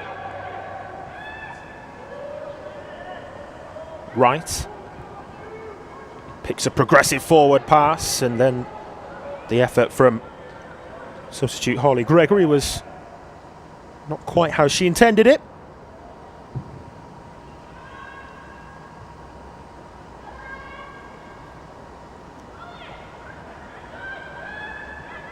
Gregory slips it through in search of Del Strother,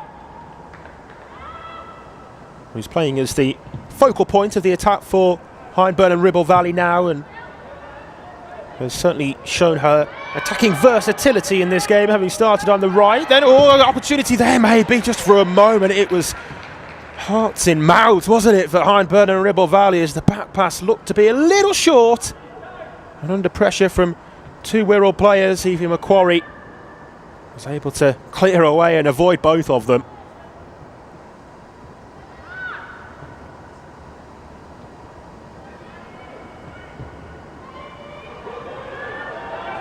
But yeah, Del Strother, who started on the left wing, then moved, started on the right, then moved across to the left, didn't she? And now she's down the middle.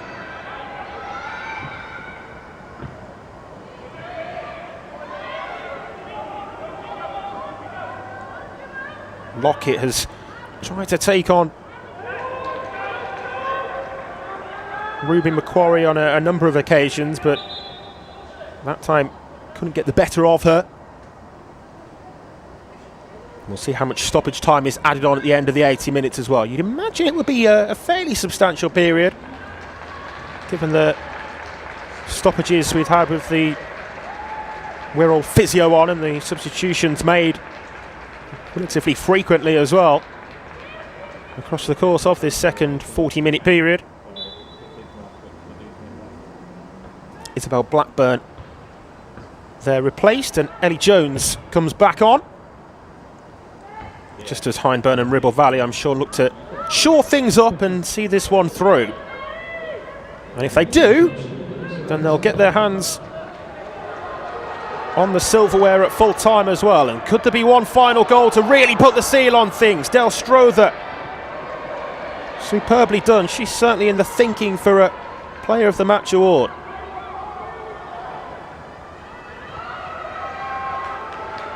Just the 2 minutes added time, which is slightly surprising, maybe, given the stoppages that we've had in this second half, as I say, but the referee opting to seemingly add just the 2 minutes on.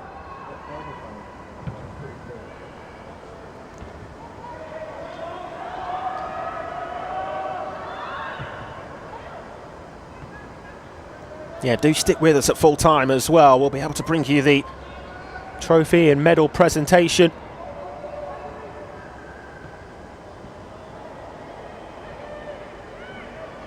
Just a case of what the final scoreline will be now. It will be Hyndburn and Ribble Valley to get their hands on that trophy.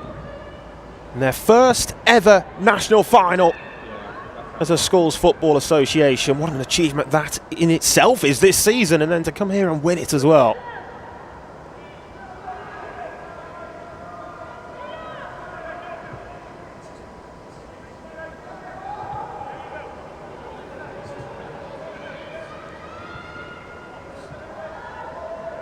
So time for the player of the match then, and I said that Charlotte Del Strother was in the thinking for it, but I'm going to give it to Lexi Wright. I think she's really ran the show at times in midfield for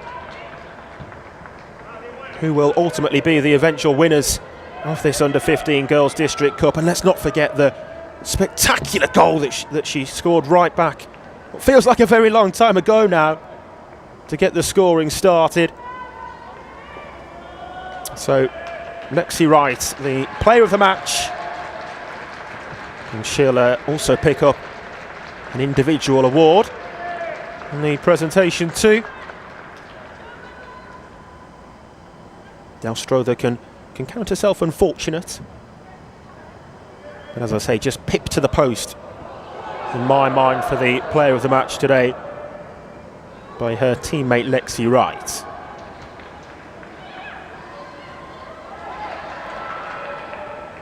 Hovington forward to Del Strother.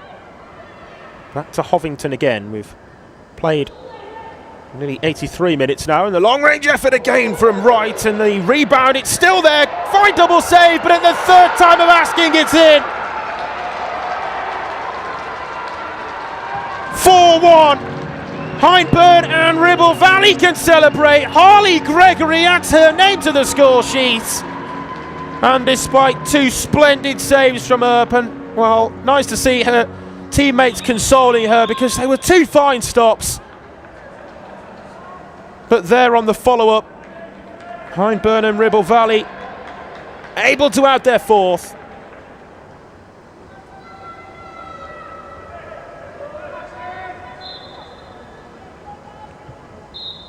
And there's the full-time whistle. Let the celebrations begin for Ryan Jones's side. Champions of the English Schools FA Under-15 Girls District Cup in 2025. Hyndburn and Ribble Valley have won it by 4 goals to 1. Not to be today for Wirral, despite the goal relatively early in that second half, which gave them a new lease of life and certainly hope that they might be able to find a route back into the contest. But Hyndburn and Ribble Valley, very worthy winners. We'll have the full-time highlights to show you before the trophy and medal presentation. But congratulations to our winners here in the opening final today, Hyndburn and Ribble Valley.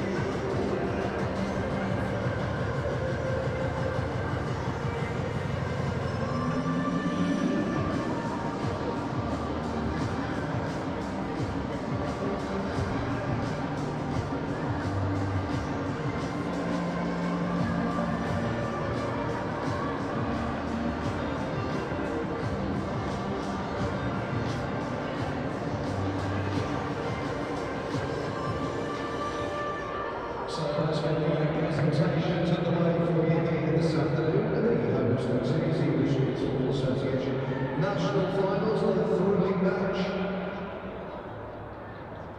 Making the presentations for us at this afternoon here on the pitch from the English Football Association Chief Executive Harriet Chilton and the Chairman Nick Loftus. As the teams make their way into position now. Let's give both our teams a round of applause.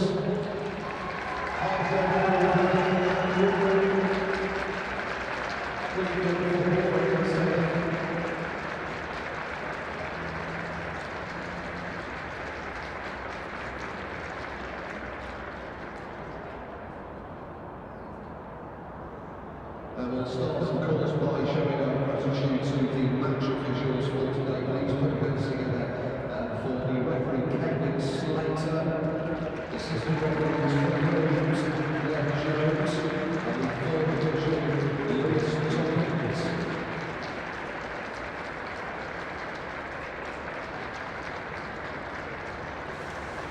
So time for our trophy and medal presentation now then, following the Under-15 Girls District Cup final. 4-1 the final score.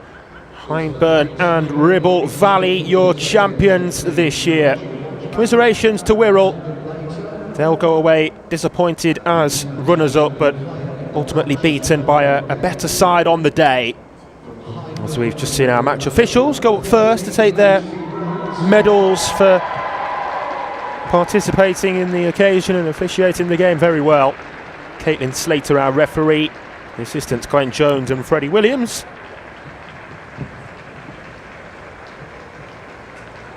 So there, the player of the match, Lexi Wright. Thought she was spectacular in the middle of the pitch, to be quite honest, from start to finish. Just had that extra little bit of sparkle and glow and know-how and almost experience that she ultimately doesn't have as an under-15s girls player, but well worthy of taking that player of the match award.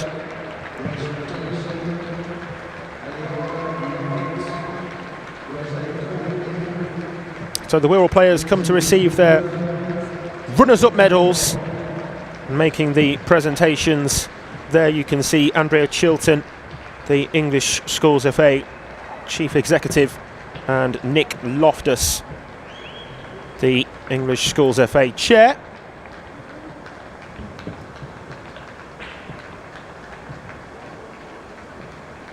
Good to see those two here to present the medals and giving some words of encouragement as well to the understandably disappointed Wirral players. Like I said throughout the game, the result and the fact it hasn't gone their way today certainly wasn't for a lack of effort.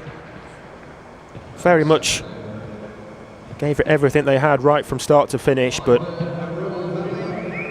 it was Hyndburn and Ribble Valley's day.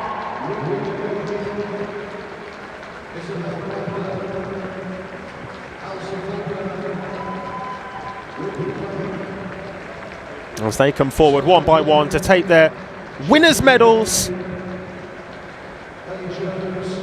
led by the captain, Sophie Cliff, who will soon get her hands on the trophy as well. I'm sure she's been dreaming of this moment, hoping it would become a reality. Well, it soon will for her.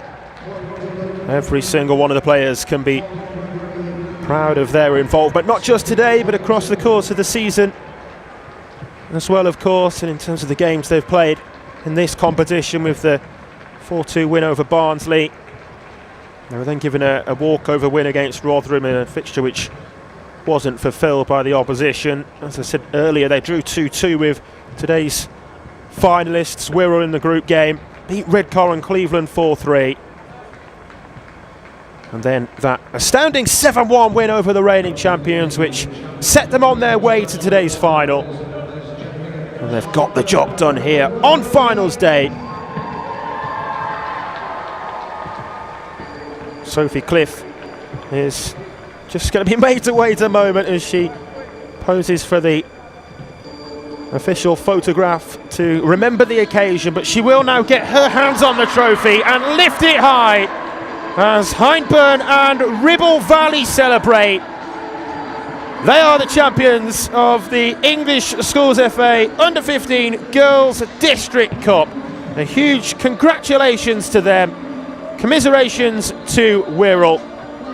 But it was Hyndburn and Ribble Valley who were very worthy winners in our first final of the day.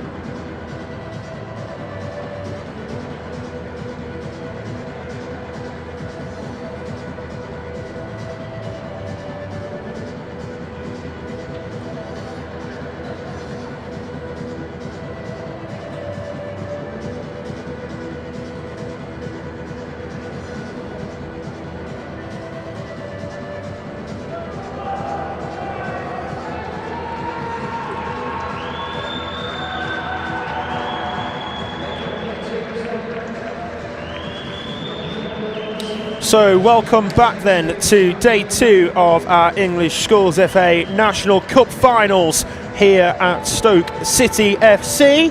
Up next we have the Under-16 Boys County Cup Final between Northumberland and Essex.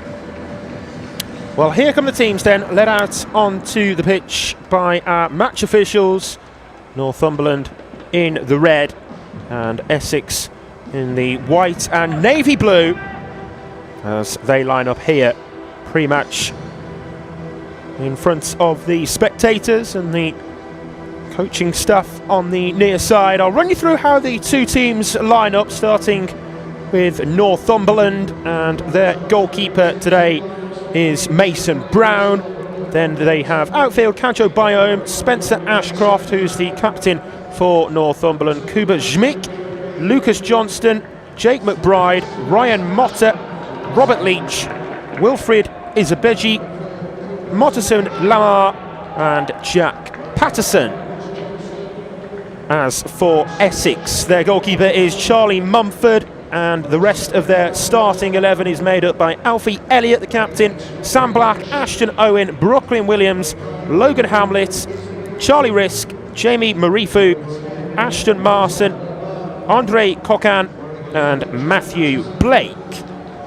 On the bench today, we'll start with Northumberland. They have Joseph Heppel, Lucas Lothian, Elliot Gill, Archie Livermore and Liam Gribbin.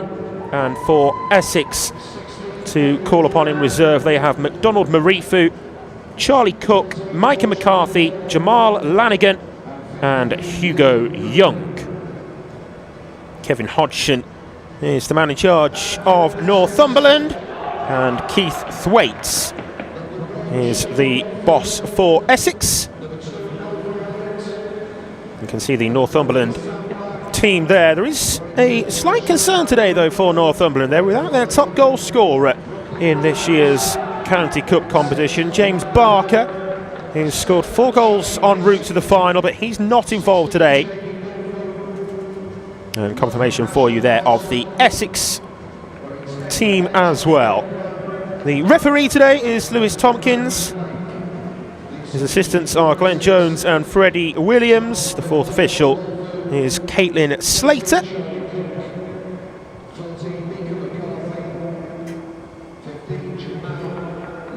So off the back of our first game, that 4-1 win for Hyndburn and Ribble Valley, up against Wirral, who were beaten in the Under-15 Girls District Cup Final. We move on now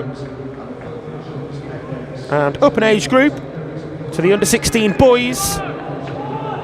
Which way will this one go? It's the first of the Inter-County Cup Finals as well this week. Has the makings of a very intriguing contest.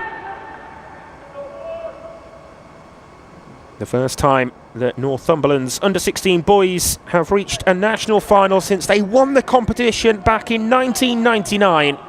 That day, they also beat Essex. Long-awaited revenge? Well, the same outcome again today, I wonder. We're underway. Essex get the game started as they attack the goal to the left in this first half of 40 minutes. 2 periods of 40 minutes still in the Under-16 Boys category.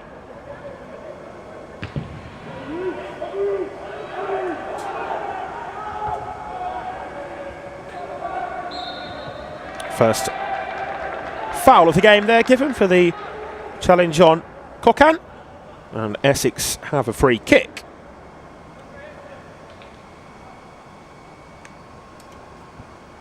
Yeah, Northumberland, worth noting, they have had an incredible run to this final. They've kept a clean sheet in every single match en route to reaching the final here at Stoke today.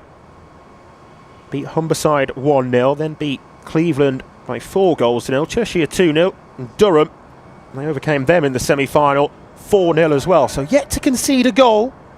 And goalkeeper Mason Brown, I'm sure would love that to be the case as well today, as would all of the Northumberland contingents. taking their time over the taking of this goal kick, Essex, but it has been taken now by Mumford, long downfield.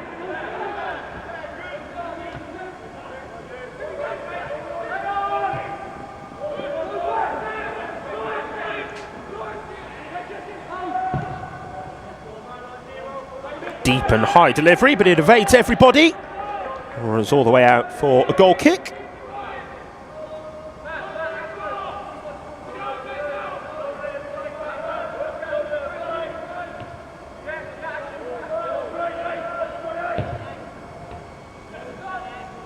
A little bit loose, and Essex looking to win it back in the attacking half, which they have done now. Ashton Owen just caught late there actually by Izabiji.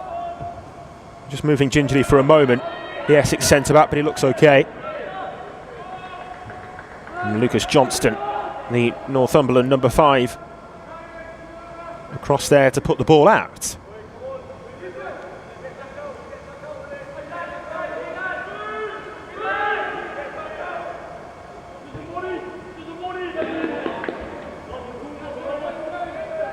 Thrown straight out of play, so goal kick for Mason Brown.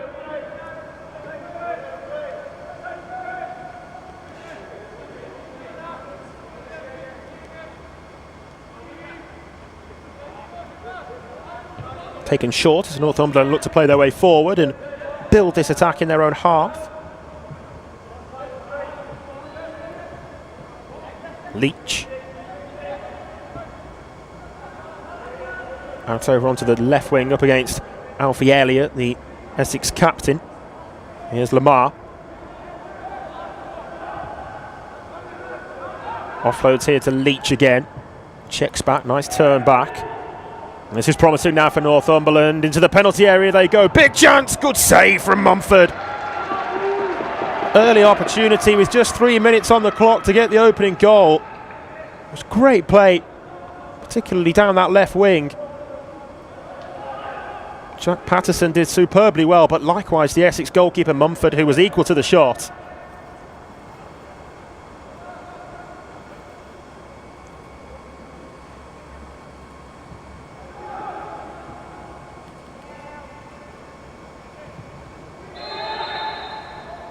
Whistle goes for offside. Unforced error really, but a good line held by the Essex defence as they pushed forward there from the initial corner.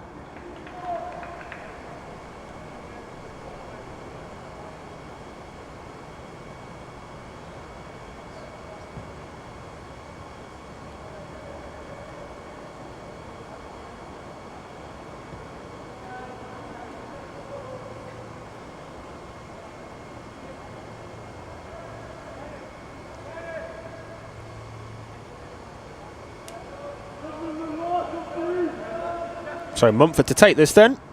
The free kick after the raising of the offside flag.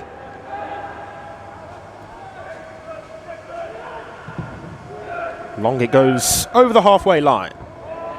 Well met in the air by the towering Zmik. Kuba Zmik in the heart of the Northumberland defence. Essex really applying the pressure there, trying to force the error to win the ball in the Northumberland half of the field, and they have done that exactly now. Driving forward at the Northumberland defence into the penalty area. Oh, this is promising. There's a man free in the centre as well, and there's the goal! Turned home by Matthew Blake for the opener. Just 5 minutes played, and Essex are in front. It's the dream start to this under-16 boys County Cup final for Essex. Matthew Blake with a finish as simple as he could possibly have dreamt of. All came about as a result of the intensity of the press to force the error and win the ball in what was really a dangerous area. They broke down the right wing, and when it eventually came Blake's way, he wasn't going to miss from there. 1-0 then. Keith Waits and Jack Keeley, the coaching team for Essex, were duly celebrating that as well. Matthew Blake, the man to get the goal. Long, long way to go, of course, but It's Essex who have their noses in front here early on.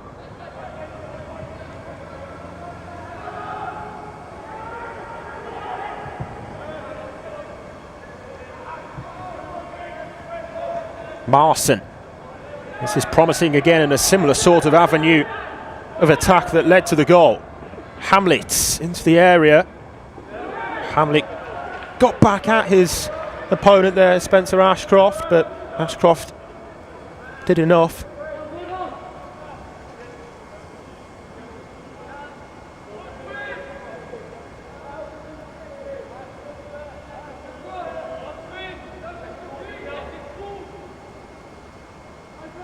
Northumberland goalkeeper Mason Brown is just going to send that long over the halfway line, sent his players forward from the back first before doing so.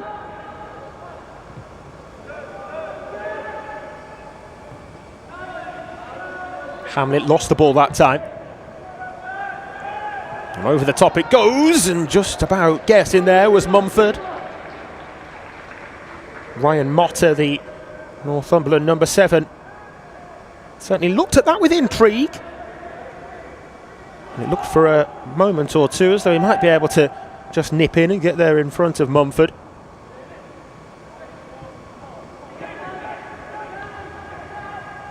Nicely done. Here's Elliott. Goes to ground, and referee Tompkins gives the free kick.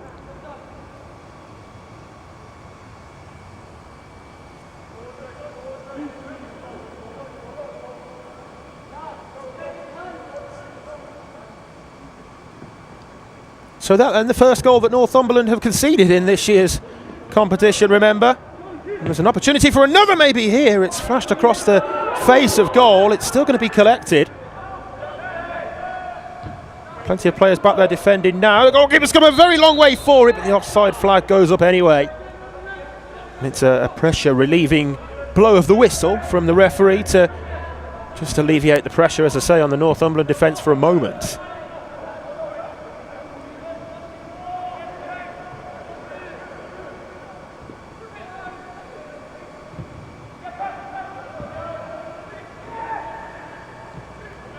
Neat touches in midfield there from Cockham.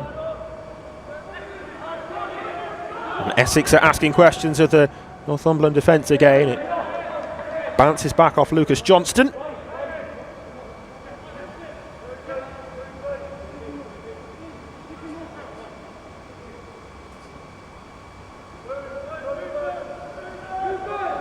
Alfie Elliott with the captain's armband on is the man who's taken that throw-in. Marson gets the corner. Still the pressure remains on the Northumberland goal. Essex in search of a strike to double their advantage. Just need to weather the storm a little bit, you feel, here, Northumberland, and come through this tricky spell. All the way to the back post, and it was met as well by Brooklyn Williams, forward from the Essex back line. Was unmarked as well at that back post area, but unable to keep his effort down and hit the target.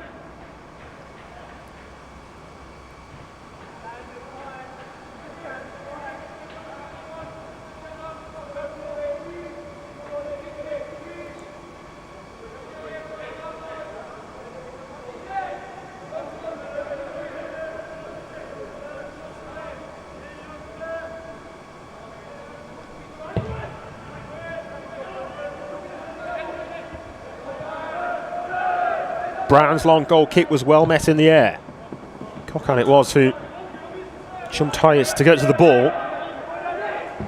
Now Hamlet with the deep delivery, and Brown took a risk, and he took another in pressurising the ball again.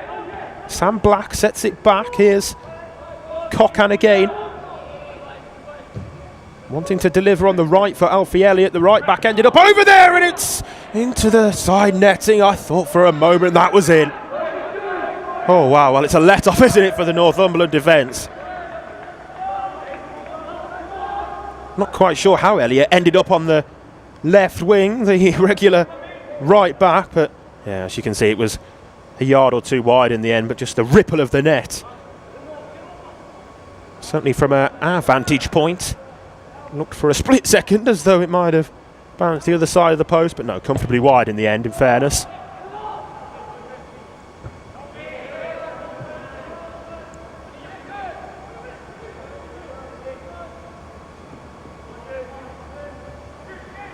One-way traffic, you have to say, in the opening nearly 12 minutes here in the Under-16 Boys County Cup final. Really impressive display from Essex so far. Not afraid to take aim from that sort of distance either. Speculative sort of effort, which was incredibly comfortable for Brown.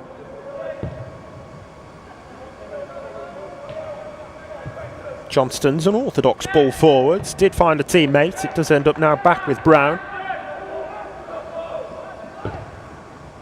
Similar sort of pass, low drilled on the floor. That one well placed into the feet of Robert Leach, the vice-captain of this Northumberland team, I'm told. Spencer Ashcroft with the armband on, but Robert Leach second in line for that.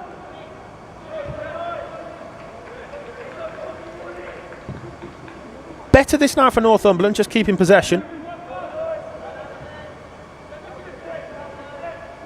Was sold slightly short there, Kuba Żmik, but he did well.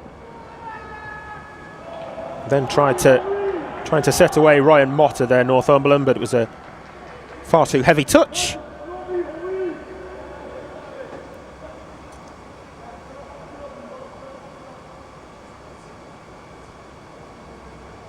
Northumberland have struggled to get their front line of Motta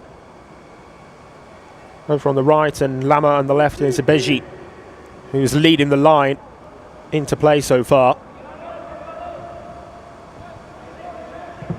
Ibeji there closing down the clearance though, and in doing so ultimately wins the ball back as it was fired into the stand. New match ball being called for.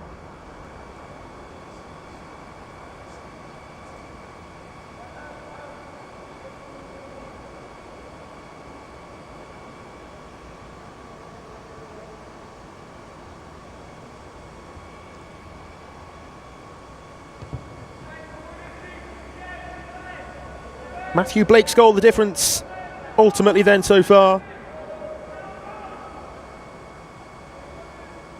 The man of Swain Park School, who he's representing, playing for his county.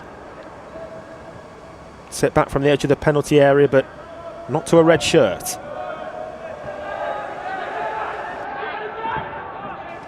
Bit of a heavy back pass, but a well dealt with back pass nonetheless. And Northumberland just beginning to get hold of the ball a little bit more and come into the game that level that they might have expected from the start. Not going to cause any trouble though for the Essex defence with a cross as close to goalkeeper Mumford as that one was. Mumford, the only representative of Rodine Valley School for Essex.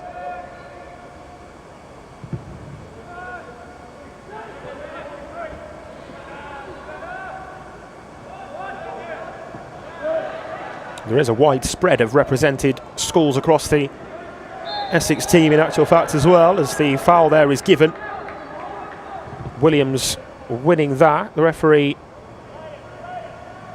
without blowing the whistle, does tell them to retake it again though.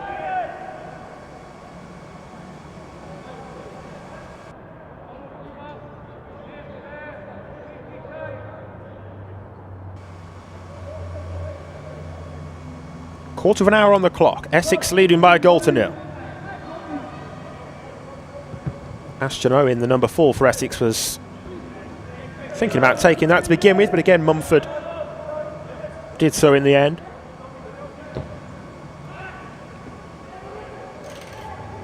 Up now to Ibeji.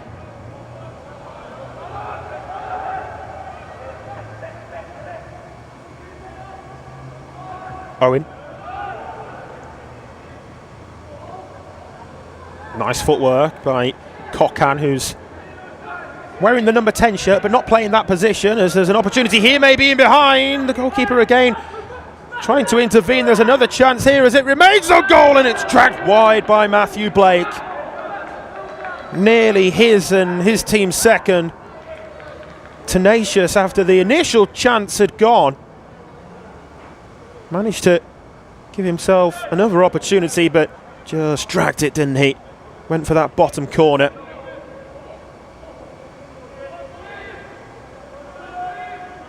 Certainly a let-off there, though, again for Northumberland.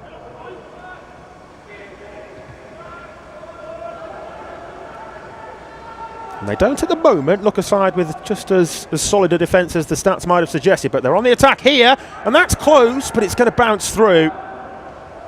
Izabiji had to improvise, and certainly did that in his efforts to send it goal bound. It wasn't on target in the end anyway. Alfie Elliott could clear, and Essex are on the attack.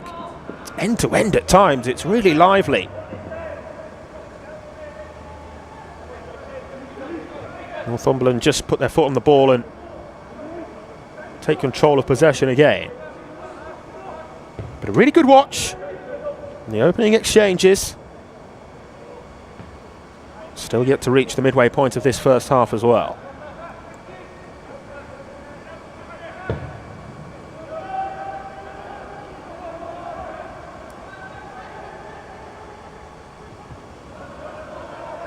Izabiji after this now for Northumberland. It's a lunge and a slide of a challenge, but a good one in the eyes of the officials.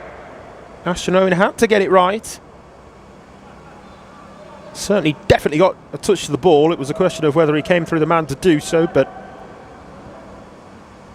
corner given.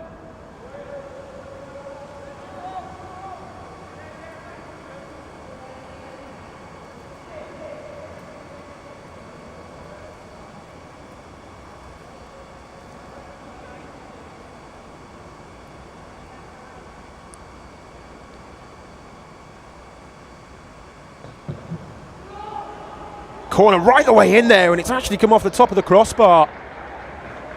Asking for another corner. They feel, the Northumberland players, that there was a touch from Mumford to help it on its way off the crossbar and behind. Referee not seeing things that way, but it certainly would have had the Essex goalkeeper worried momentarily.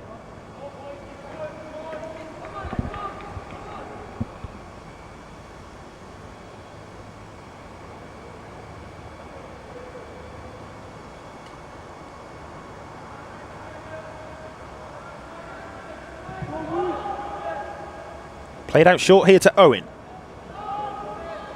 Oh, he's trying to play it back to his goalkeeper, but he's been robbed of the ball. Izabiji did well, and then after that was subsequently dispossessed. But they might think twice about trying to play it out from the back like with a short goal kick like that next time. Essex, after losing possession quickly on that occasion. And Cocan just misjudged it. And that's allowed room now for Northumberland to break into. Ryan Motta dispossessed, good tackle. Motta does well to win the ball back though.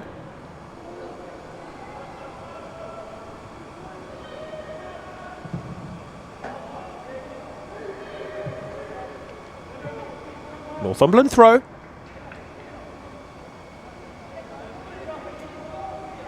We have now passed by the midway point of the half.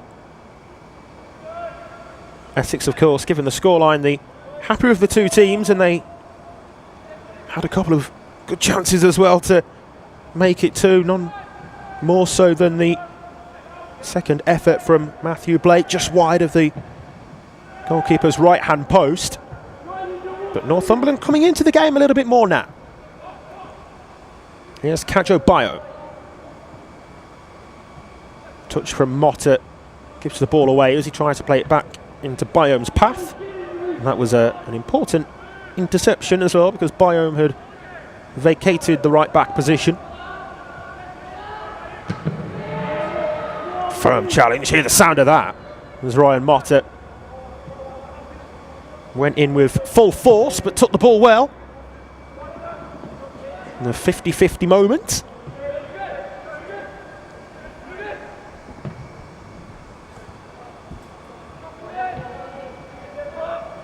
Bayonne back to Brown. Again, it's a good pass, and you can see why they're, I guess you could say, reckless with the back passes sometimes. They're not the kindest of back passes on a couple of occasions that Mason Brown's been given, but he's certainly very good with his feet from what we've seen so far, the Northumberland goalkeeper, and he hasn't had any trouble dealing with those. Now Northumberland come forward here. Lamar, and into the penalty area, and it's palmed behind by Mumford. Similar to the very early opportunity that Northumberland created prior to the opening goal, with Motterson, Lamar and Jack Patterson combining.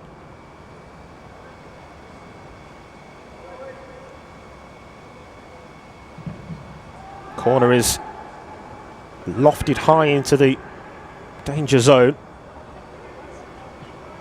Still the pressure remains, but that's a loose ball, which is then taken by Alfie Elliott. Into Logan Hamlet, who's trying to kick-start the counter, up to Ashton Marson. Marson, the central striker, just peeling out wide right. Takes on his man, there's the option of a cut back, and that was a very necessary challenge. Had that gone out of play, it had. And the goal kick therefore given. Andre Coquin was waiting for the pullback there, wasn't he? Hence the necessity of that sliding tackle just before the ball did go out.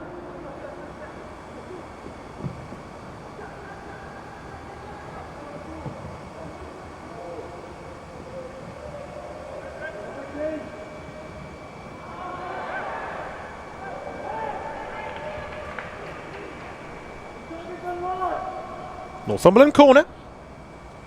Again, an opportunity to send some players forward from the back and load the penalty area. Taking it short this time, in actual fact they've taken it quickly.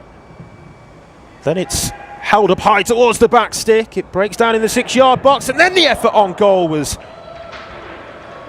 just lashed out. Very inviting to strike for Robert Leach. Just too much power and cut beneath it too much in the end. It was a little bit wild. You can see why he tried to smash it through, because there was a crowd of bodies there. Probably would have needed power to score, but needed a better accuracy on the strike than that.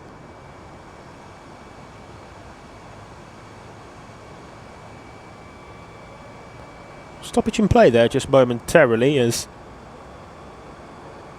the referee just speaking with Ryan Motter, who seemed to have lost a piece of equipment. Not quite sure exactly what that was, but we're good to go again now. And like I thought and alluded to might be the case, Essex that time indeed thinking twice about playing short from the back, and instead goalkeeper Mumford just shepherded his team forward and sent the ball up towards the halfway mark.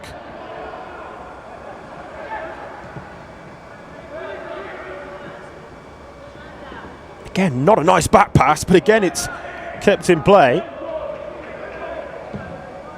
McBride. Neat touch then from Patterson.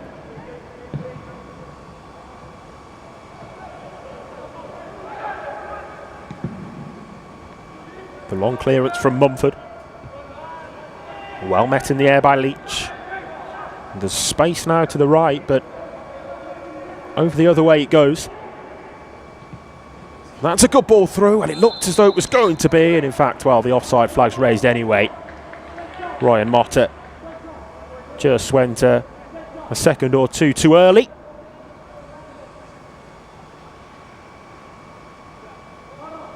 Even game now. I think I said at the time that it felt as though Northumberland just needed to ride the wave of Essex pressure just after they'd scored and had the chances to make it too, and feels as though they've come through that phase of play now with the score still at 1.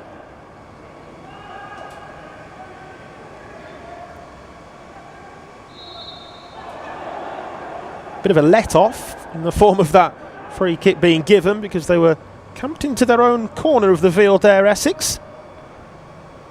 One of those fouls which will always get given one way if it's an attacker on a defender, but you'd never see given if it was the other way around in the penalty area. Now right through the middle, through the heart of the Northumberland defence, this is Blake. And the opportunity to shoot as well for Charlie Cook, who grabs the second Essex goal. Blake involved the game, but it's Charlie Cook the scorer. And Essex double their advantage. They are 2 to the good with 26 minutes on the clock.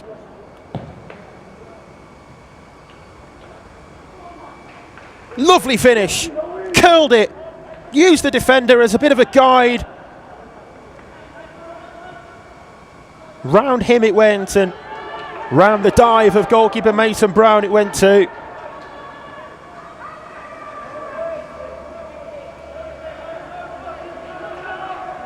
Wow, now the task in hand has just become doubly difficult for Northumberland. Just when it felt as though they were coming back into the game a little bit. Ultimately, it's Essex who found the second goal.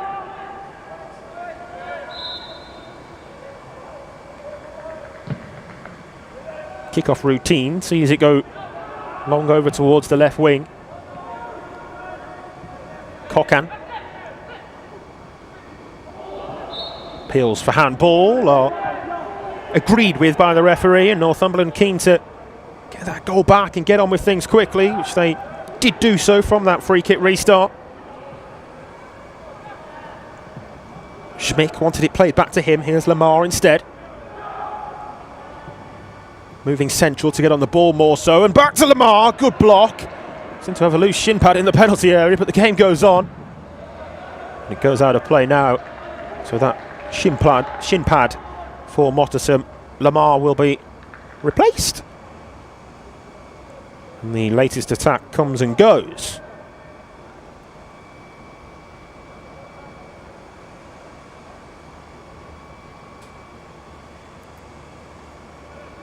Mumford's goal kick again in front of the Coldwell construction stand here at Stoke.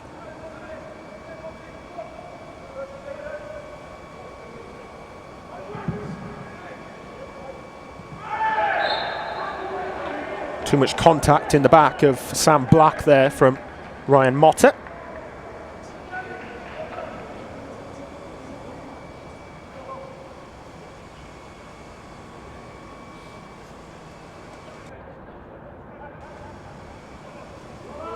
Ashton Owen was being told by Elliott to send it more direct, but chose to take it short to Sam Black instead. Mumford puts his foot through that one.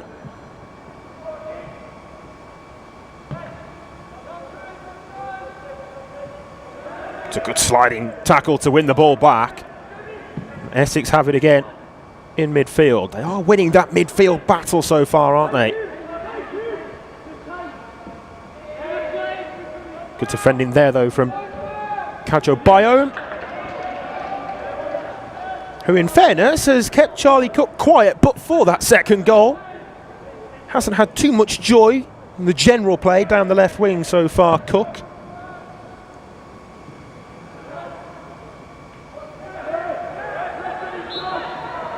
Marson took the ball, but not before taking the man. That's a foul.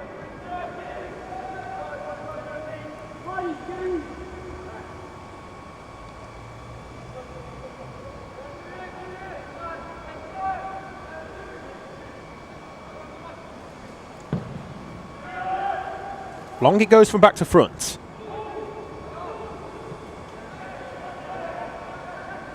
Motter. Bayome, I beg your pardon. Back to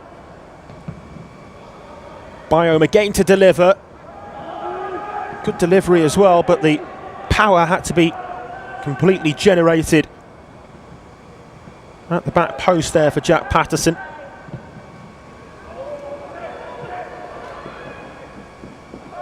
Away after that one was Logan Hamlet. Now Lamar. Picks a good pass as well, and they might be through here, Northumberland. There was the option to the right of Motta, not used. And Leach instead choosing to go for goal himself.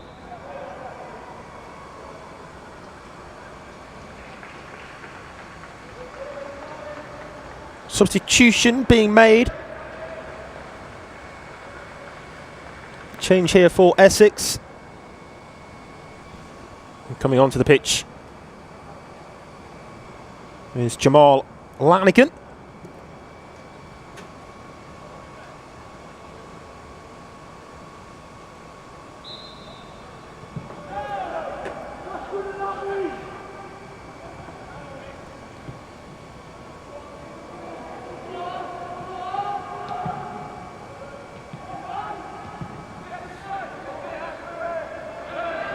Nice turn, he's done well there. Marston again, choosing to pull himself up against the fullback rather than being pinned by the central defenders, just as the referee has put a halt to that attack nonetheless. But yeah, we saw him just drift wide right. Offside flag was the reason for that, as he drifted right in the earlier stage of this first half, pulling out to the left wing. That time Ashton Marston. In fact, he's staying there for the time being, so you wonder whether that's a tactical tweak after the substitution, which was recently made by Keith Waits with the introduction of Lanigan.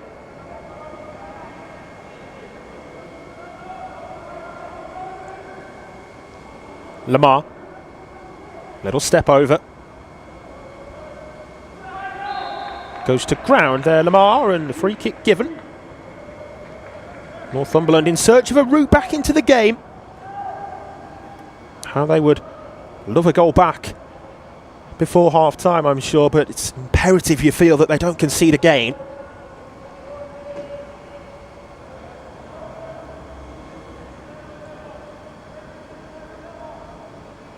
Like I say, not used to conceding goals, particularly in this County Cup competition, but they do usually score them.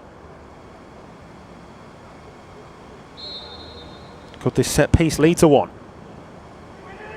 Goalkeeper gets two hands to it. Oh, was that in? It is. The referee says it crossed the line. Northumberland. Oh, no, he doesn't. No, he doesn't. No, he does not. He's given a foul. Well, it looked for all the world as though he'd pointed back to the centre circle there, our referee Lewis Tompkins. He did point that way, but for a completely different reason. 2-0 it stays. You can see the Northumberland players thought it was a goal as well. They were celebrating.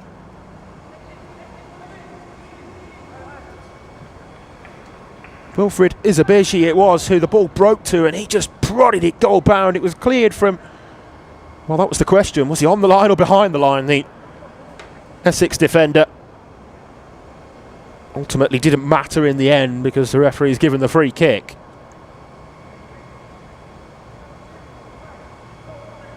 Moment for the Essex players to come together in that little huddle, team talk, mid-game, as they still have a player down receiving treatment here. It was a definite let-off. Mumford was brave in trying to take charge of the situation because it was such a packed penalty area and a particularly crowded 6-yard box as well, as that corner was sent in.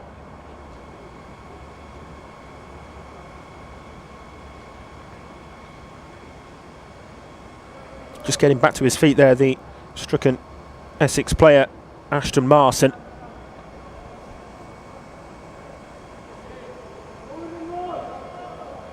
But well, they thought they had a route back into it momentarily. Northumberland were celebrating, but not to be for them.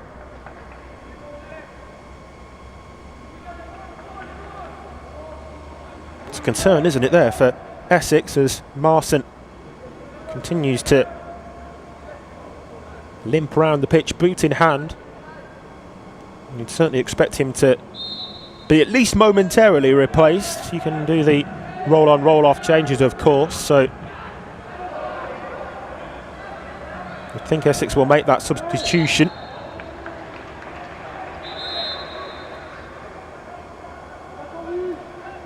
Referee there with some sorting out to do.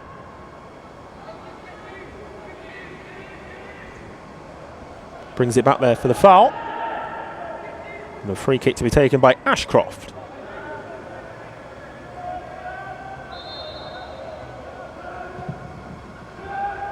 Long it goes, high towards the back post.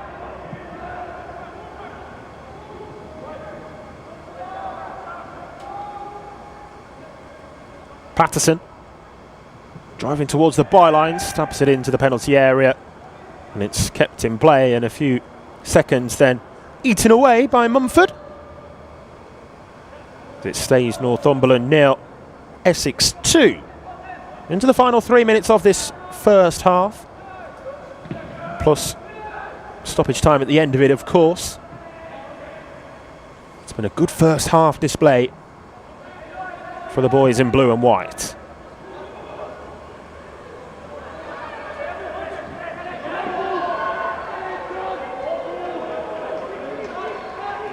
Great challenge there from Kajo Biome, and he was the beneficiary of a slight deflection in the aftermath as well, which made the throw in his.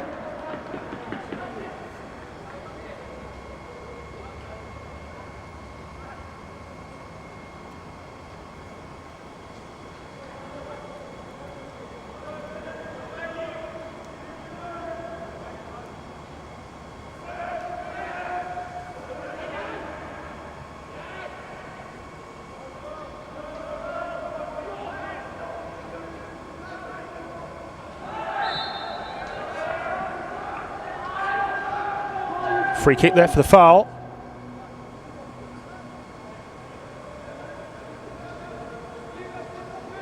They did make that change, incidentally, Essex, when Marson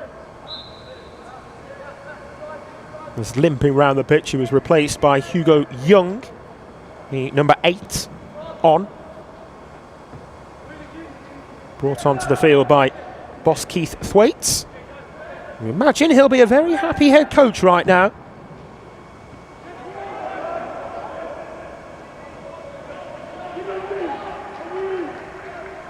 Hasn't been a first half display without concern on Charlie Mumford's goal, but it was always unlikely to be, other than the moment where we initially thought the goal had been given for the ball crossing the line, and instead the foul had been given, the free kick awarded. Closest that they've come to scoring Northumberland, probably back when it was 0-0 in the very early stages, the save which Mumford made to deny Jack Patterson.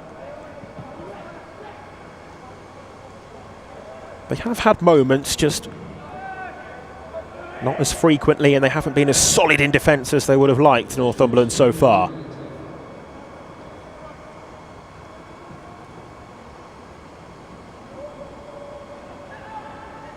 Brooklyn Williams across on the cover, and that was a lunge, and there might be a card for that as well.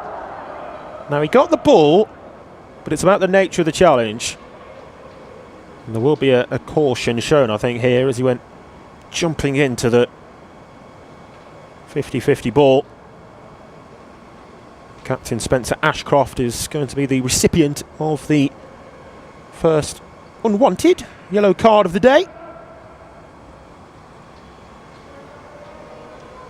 as we move into 2 minutes of stoppage time at the end of the half. So Ashcroft booked. He'll now need to be careful in the second half.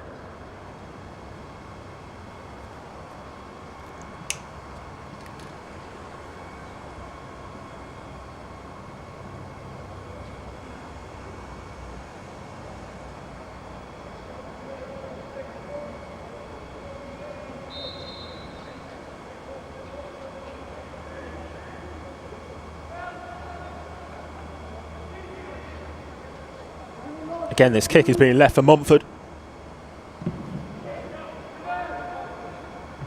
Just a case of getting through to half-time with this 2-0 scoreline still intact, you feel, now for Essex. And they can call the first half very much a job well done. Lost possession there, though, as Again, there's a lunging tackle. That time the ball taken cleanly, albeit there wasn't much difference between the two challenges, in fairness. And the offside flag is raised. Just asking the question there, I think, Northumberland and particularly Kuba Żmik, as to whether should be a yellow card shown for the effort goal bound. A couple of seconds after the whistle was blown. It's a dangerous game to play itself, though, isn't it? Asking for a yellow card nowadays. Of course, also a cautionable offence, but referee there siding with the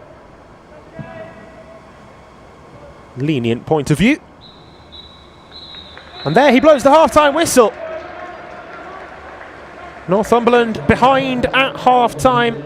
Essex 2 goals to the good. The first came early on through Matthew Blake with the very simple close-range finish. And then the lead was doubled by Charlie Cook, coming in off that left wing with a pinpoint curling effort which beat goalkeeper Brown. And that's how we stand at half-time. At the midway point, the half-time score is Northumberland 0, Essex 2.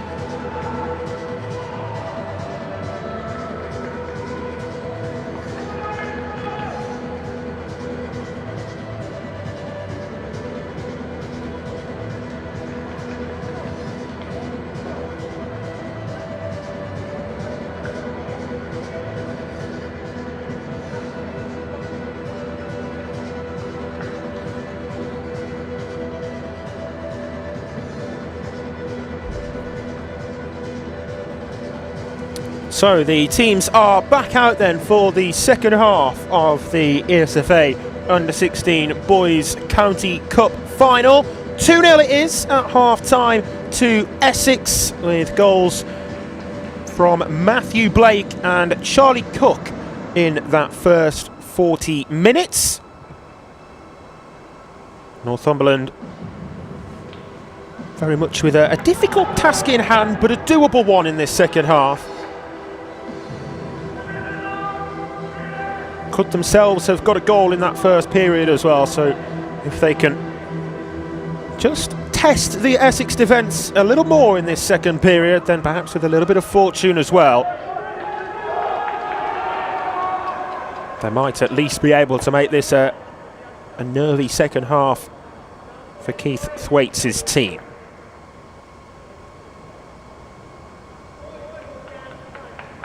Half-time changes having to be done properly.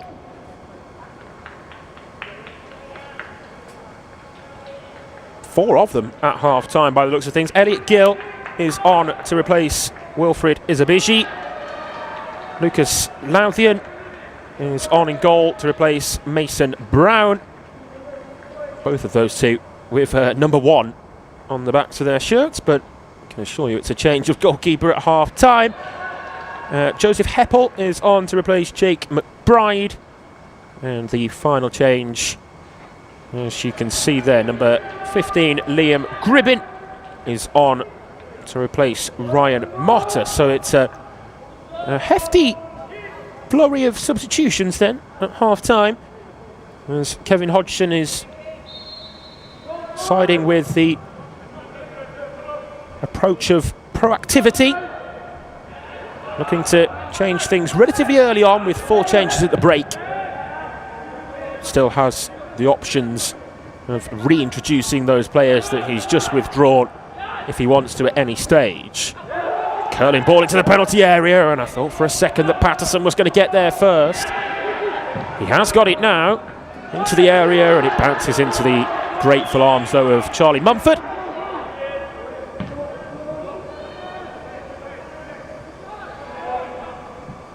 Ashcroft, who was booked towards the back end of that first half, continues here at the start of the second, the Northumberland captain.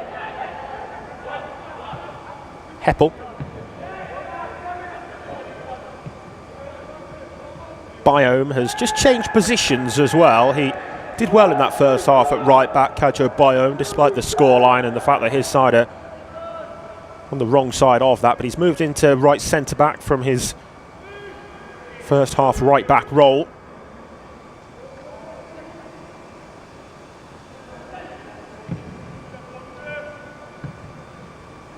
Further goes to emphasise the reshuffling of things at the break for Northumberland. Let's see if it makes a difference. Bounces through there into the arms of the Northumberland second half goalkeeper, Lucas Lothian. Now here's Lamar. Plays it through, but he's gone early and it's offside. It's a great finish, but it's not going to count. Did look to have just strayed into an offside position there, Elliot Gill. But they'll want to get him another opportunity on goal like that if he can bury the opportunity like he just has done there.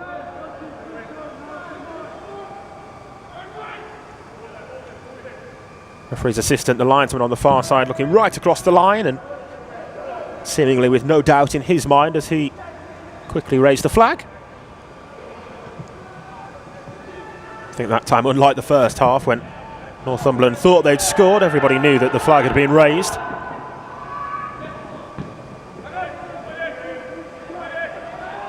Marefu there, robbed of possession to begin with, but he's done well to get it back.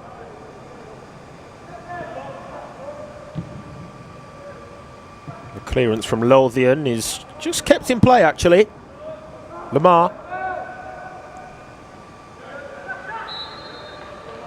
Foul given, he was blocked off there by Marefu.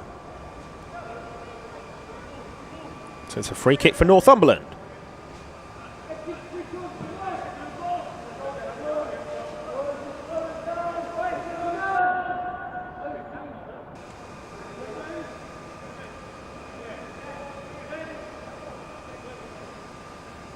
2 hands in the air, the signal here from Captain Ashcroft as he delivers. Long towards the back post, the header back across into the danger area. Still the pressure remains as the ball's at the edge of the box. Lamar sets it here for the substitute Gribbin.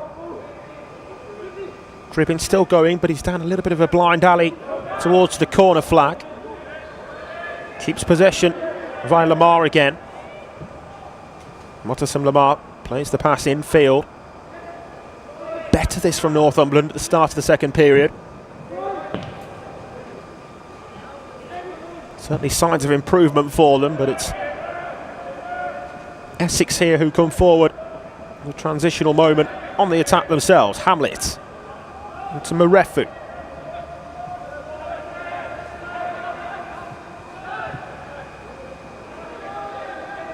Williams. Marefu again, keen to just keep possession.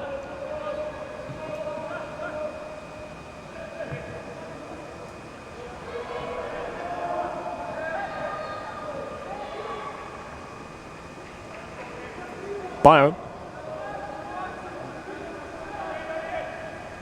Back to Lothian. Clips a pass out to Heppel. He does well to take it on the chest, and there's space to drive and advance into there as well for Joseph Heppel. Still going as well. Was he fouled? Yes, he was. Good work from the half-time substitute to win the free kick.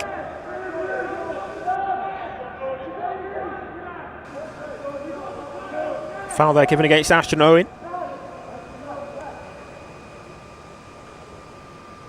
And again, it looks likely to be Spencer Ashcroft on free kick taking duties. It's within range for a shot on goal. Plenty queuing up, ready to make a move towards the back post as well, though. Let's see what they opt for here. Ashcroft does go for goal. It was well struck, but well saved as well, and importantly, well held on to by Mumford.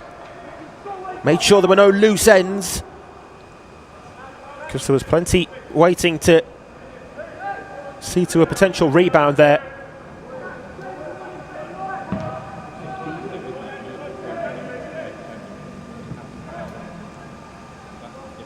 Ball allowed to bounce to begin with, but Marefu then got his head to it. There's a man down here, Zmik it is.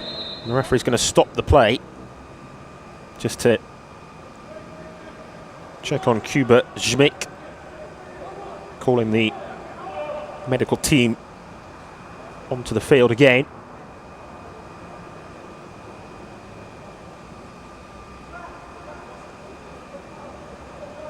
Interesting start to the second half. Essex certainly not having it all their own way, as they did at times throughout the first 40.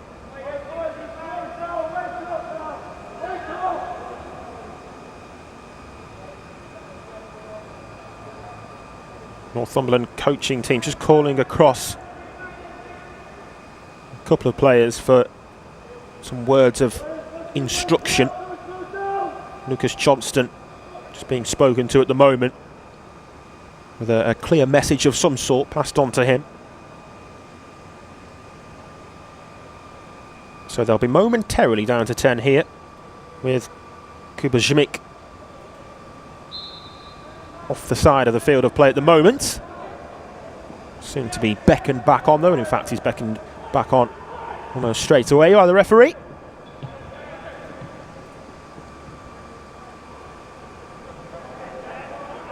Good tackle. Lamar showing the other side of his game there, doing the defensive duties. Pressuring goalkeeper Mumford and forcing him to just smash the ball out for the throw-in.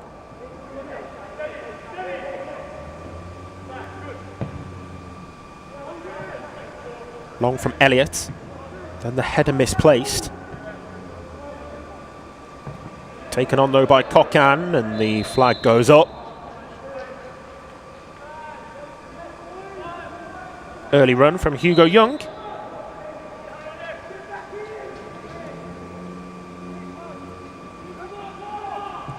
Certainly signs of a spark for Northumberland. It's just waiting for that moment, isn't it? That big chance still evading them so far. Substitution being readied here, and we might see it at this juncture. Indeed we will. Micah McCarthy is the player coming on here for Essex.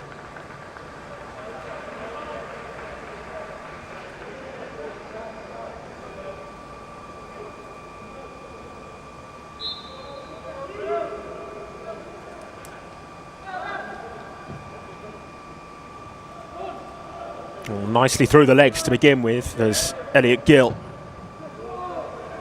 Had to try to wriggle free of the pressure.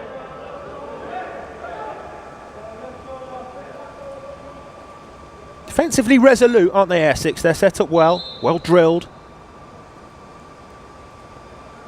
It's going to be another change, this time for Northumberland. And Motterson Lamar, who I think's done well. Maybe just a case of bringing on fresh legs here in the form of Archie Livermore. So Lamar off and Livermore on for Kevin Hodgson.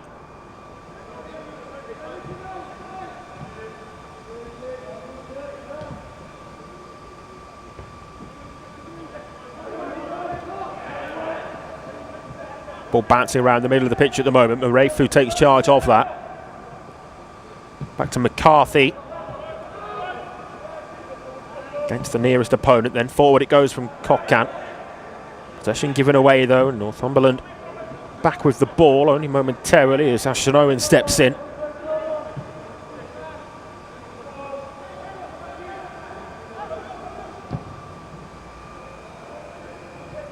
Elliott clips it over the top. Here's Murayfu.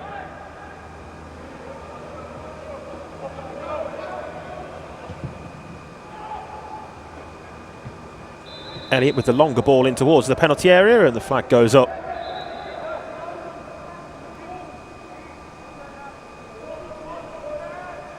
"50 minutes on the clock, still as we were at half time. Still Essex with this 2-goal advantage given to them by Matthew Blake and Charlie Cook.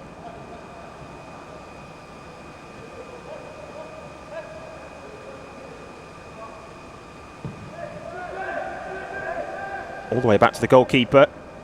Assesses his options and calmly plays out to Lucas Johnston. Johnston might have been fouled to begin with, but was allowed to continue. Here's Ashcroft now.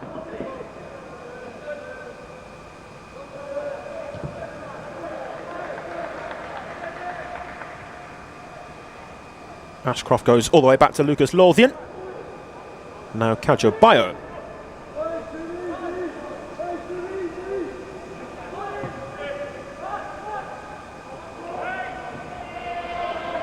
Stepping in well there was Johnston.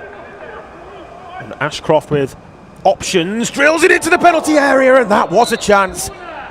Corner given, but it could have been so much more there for Northumberland. Kuba Schmick very nearly on the end of it. Mentioned he had options, Ashcroft. I don't think that type of delivery was what many expected, but it very nearly worked. Schmick.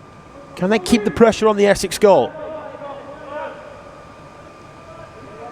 Good tackle from McCarthy.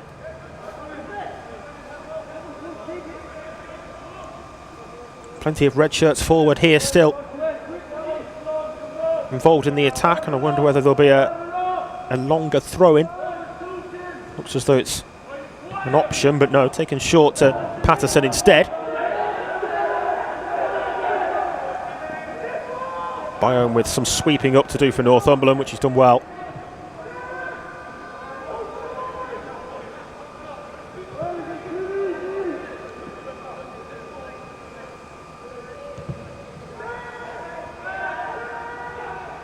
Gribbin back to Lucas Lothian of Walker Riverside Academy. One of a couple of representatives, 3 actually, in this Northumberland squad from that particular school, alongside Ryan Motter and Wilfred Izabeji.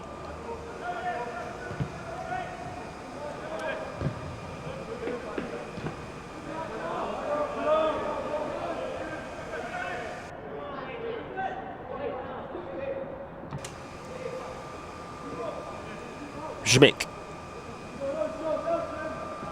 Now Heppel with the delivery from deep, which was in the end too close to Mumford.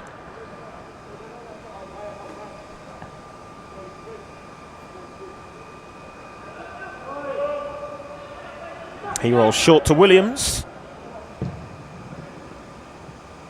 And then longer and more direct, but certainly Essex are not creating the chances that they were in the first half. Okay, ultimately they don't need to, they can see it through. Goalless in the second half if they want to, with a 2-0 victory. That would be very much good enough for them. But something has changed, which has meant that Essex have struggled to create the chances with as much ease, definitely, as they were able to in the first 40 minutes. Oh, no foul given, and Northumberland are in here. It's against the post from Gill. Huge let-off for the Essex defence. They were expecting a foul. Let's see again on the replay if there was one. Not much. 2 hands in the back maybe, but not much of a push. And Elliot Gill smashed that, similar to his disallowed goal. Such power behind the strike, but that time it cannoned back off the post. So unlucky. Very nearly the goal to half the deficit.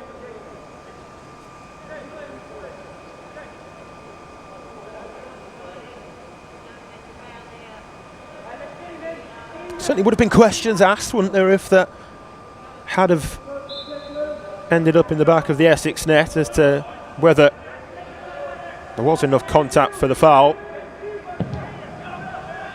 As I say, he did look to buy his 2 hands on the back of the defender, but then there was some sort of a slip as well of the boot, which probably is what the referee saw and therefore didn't give the foul.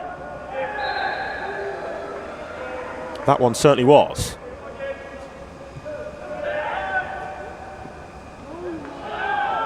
McCarthy, a little bit loose in possession, but he made amends and smashed against Liam Gribbin from Alfie Elliott.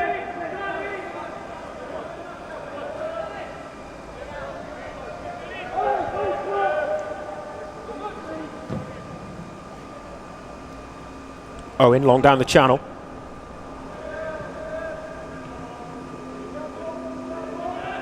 Leach to Ashcroft. Again, it's a searching ball. You can see why he's on the set pieces, can't you, Spencer Ashcroft? With that left foot of his. A few occasions now in open play as well as from those dead ball situations. He's been a creative spark for Northumberland. And here the reintroduction of Ashton Marson, who started the game, but you'll remember went off with an injury concern in the first half as he was hobbling around the pitch perimeter.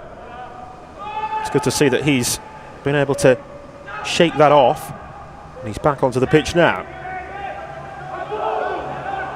Appeals for handball, not answered by the referee. Hopeful appeals more than anything else, I think, and Essex have the ball back now nonetheless with Hugo Young. And it's their throw.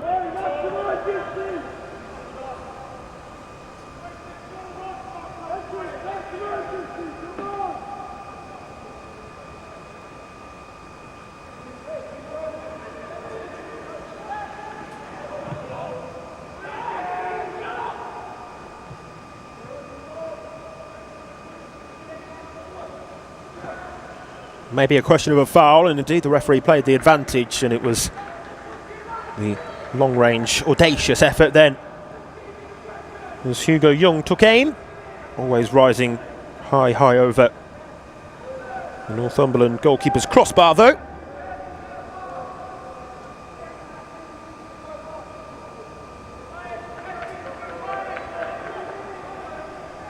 Essex as a county schools FA looking for their first piece of silverware since 2019 when their girls under 14 team won the ASFA trophy for that particular category of competition.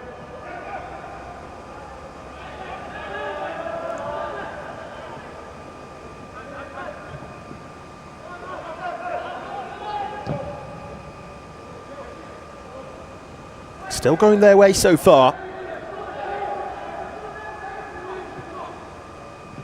Zmik. Nice touch infield to Leach. Neat footwork then from Leach as he tried to find an escape route. Nearly did that. Ashcroft away. Northumberland trying to apply the pressure again, and he went skipping over the advertising boards there, Alfie Elliott, as he cleared it away, but got the result that he wanted in only conceding the throw-in rather than the corner. Good work from the Essex captain.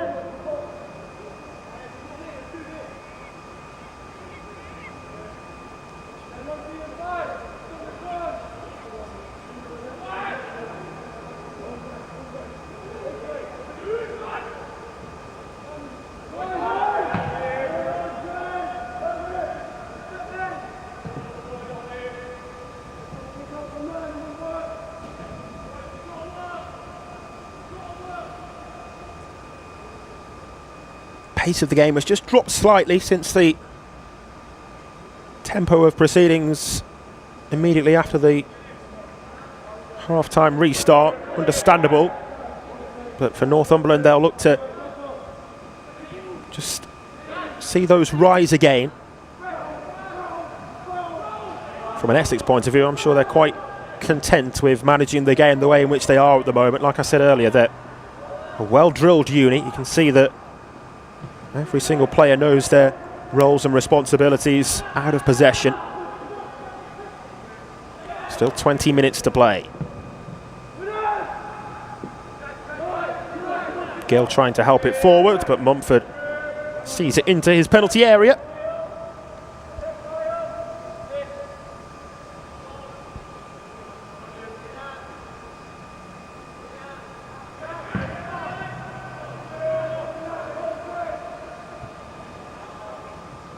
Biome's header. After it now is Marson. Ended up down on the deck. Northumberland with the throw.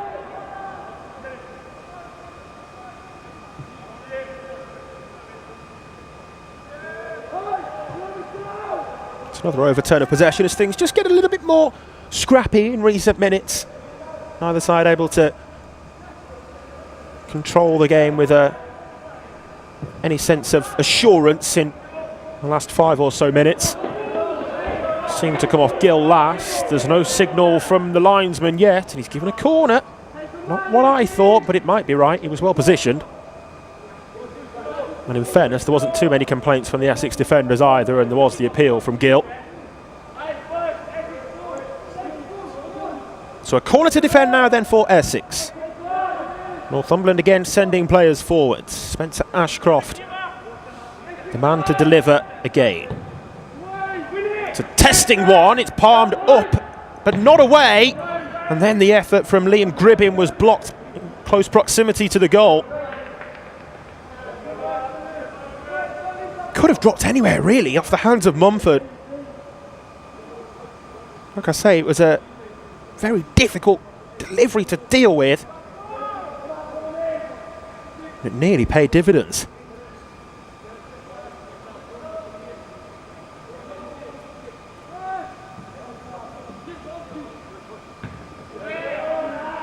Turning there in the penalty area, or at least attempting to, was Livermore.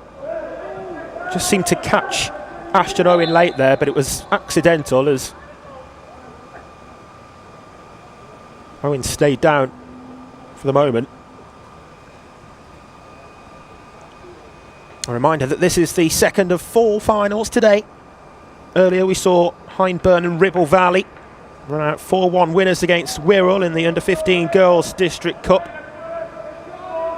Following this game, we move up a couple of age groups to the Under-18 boys in the County Cup final, with Essex again involved, looking to hold on to their victory that they are on course for here, and then potentially even make it 2 from 2 as they face Cleveland in the Under-18 boys final following this. And then to round things off today, East Riding against Havering in the Under-15 boys district final. It's an action-packed day, as it is an action-packed week as well. of the English Schools FA National Finals, coming to you live and uninterrupted here on ESFA TV. All of the action being brought to you from the home of Stoke City FC, our hosts for the week. As Essex come forward here. Young still battling for possession. Back it goes though, in the clearance forward from Lothian. And sliding into the challenge there, Murefu.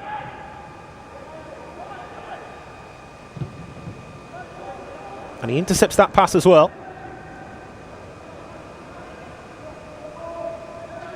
Murefu driving into the penalty area, tries to play the cutback as he tried to lay it on a plate for Hugo Young at the edge of the area. Intelligent from Murefu, but not quite on point with what was meant in terms of the execution after the initial idea. Throw in there taken for Essex, and it bounces through as well here, and they might be in on goal. There's a chance for three, and it is! Murefu with the goal, and Essex now very much in cruise control. Had the freedom of the Northumberland defence all to himself. Celebrations kick-started for the Essex team again. Murefu with the third goal. Just caught out, weren't they, Northumberland at the back there. Lovely finish. Goalkeeper was caught in no man's land, didn't know whether to come or stay back on his goal line. In the end, didn't get there before Murefu did, and the net was gaping for him to find. 3-0 then.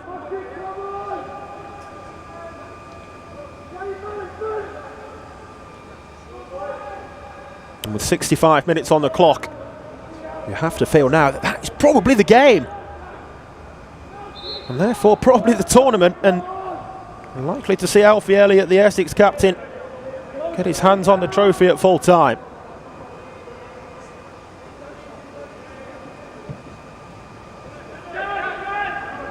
Different sort of a goal to the first two, wasn't it, in the way that didn't look like it was coming for Essex in the first half. They had plenty of pressure, plenty of the momentum, and it very much felt as though they were on top. It's not necessarily been the case at all in the second half, but they all count the same, and when Murefu broke through, never looked like missing.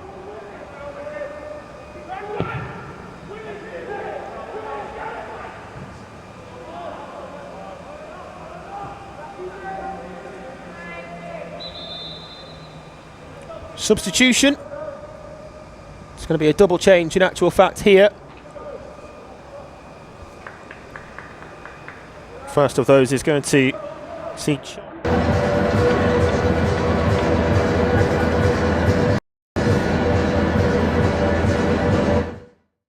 going to be withdrawn after a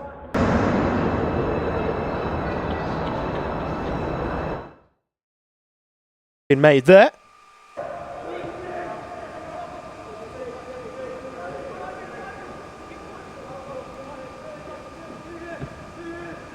Just trying to work out who the other player introduced was. Is it a chance here for a goal back? They're asking for handball. They want a penalty. Not going to get it. They will get the corner. Holding his head is Ashton Owen. It was a courageous block from the Essex defender, who's been outstanding from minute one in this game. Corner and nothing more then for Northumberland, but it was certainly a chance as it broke to Ryan Motta. There's the corner delivery to the back post, breaks out onto the edge of the penalty area, and in fact it might kick-start the Essex counter-attack. Here's the latest goal scorer, Murefu. Jamal Lanigan is being ready to come back onto the field of play as well here for Essex.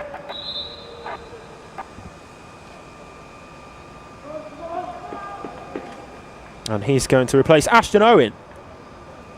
So Owen withdrawn after an excellent display from him. Essex in such a comfortable position. It's allowing Keith Thwaites, the Essex manager, to make those sorts of changes now, and it's the like-for-like change as Lanigan's going to slot into the defence.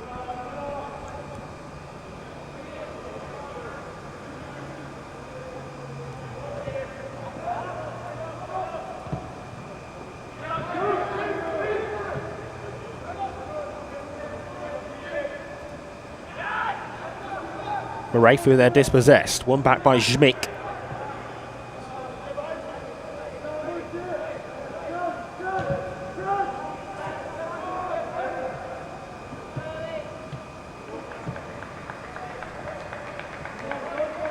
Out onto the right wing it goes from Robert Leach, and back then to Heppel.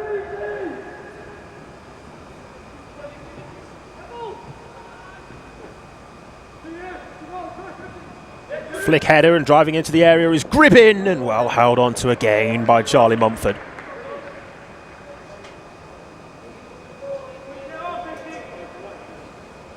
He's played really well, hasn't he? It's really set the tone for things from the back of the pitch for Essex.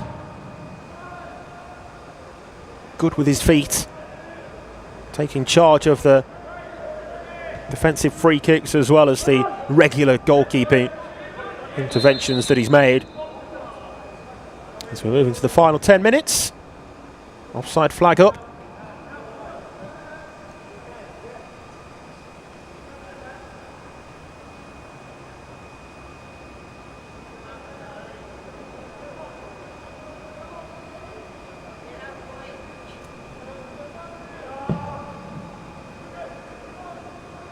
Long and direct from Mumford, straight through to his opposite goalkeeper that time, who finds himself in unfamiliar territory and therefore invited the hopeful effort from Micah McCarthy.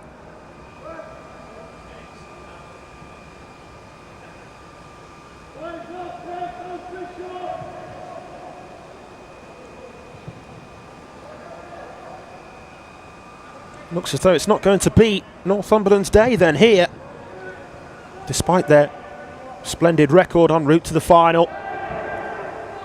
Some might have suggested from the stats on paper, as Essex wanted a corner there, but it's only given us a goal kick. But yeah, some might have said, looking at things pre-match, perhaps Northumberland were the favourites coming into the game, but just goes to show that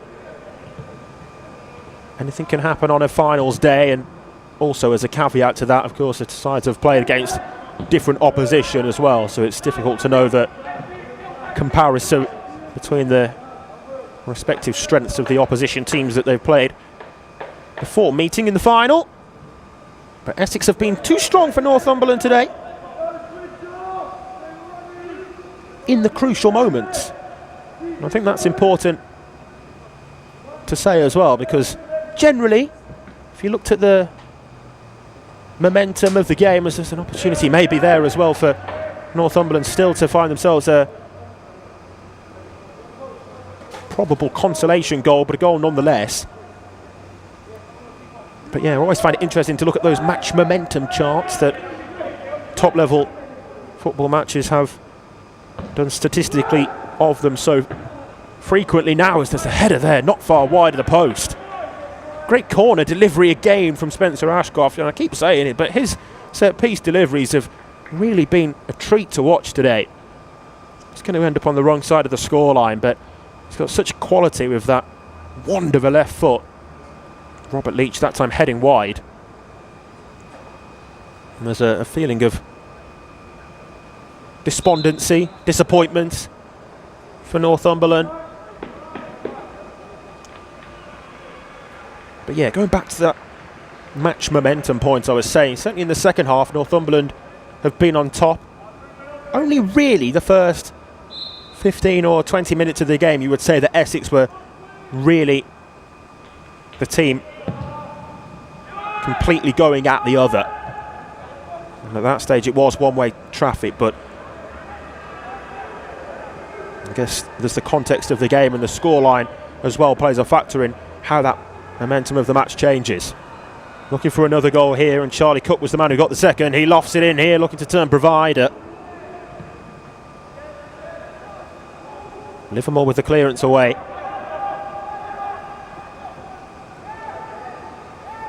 Cocan, his involvement of the game has somewhat diminished as the game's gone on, but it's still been a good display from him in midfield, or given away there in the Essex defence. It was Sam Black who lost it. Did well to react though and make the recovery. Marifu. Now Cook. Cuts in onto his left foot, trying to curl it goal bound again. Not afraid to go either way then. Cook, as we saw him cut inside off the left wing in the first half to score with his right foot, and tried the vice versa version of that just then.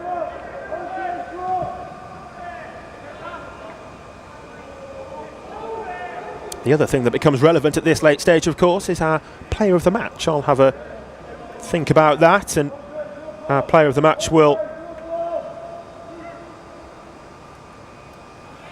be receiving an individual award coming their way in the medal and trophy ceremony come full time as well.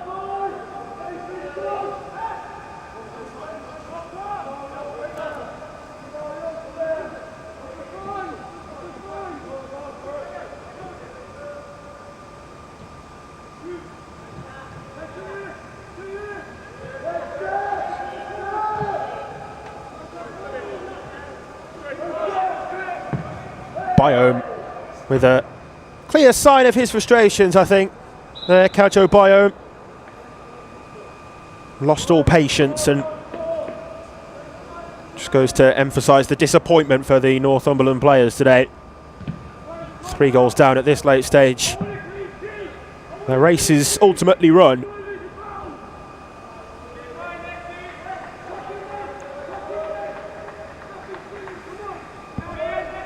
Mumford again managing the game as he places the ball down for the goal kick.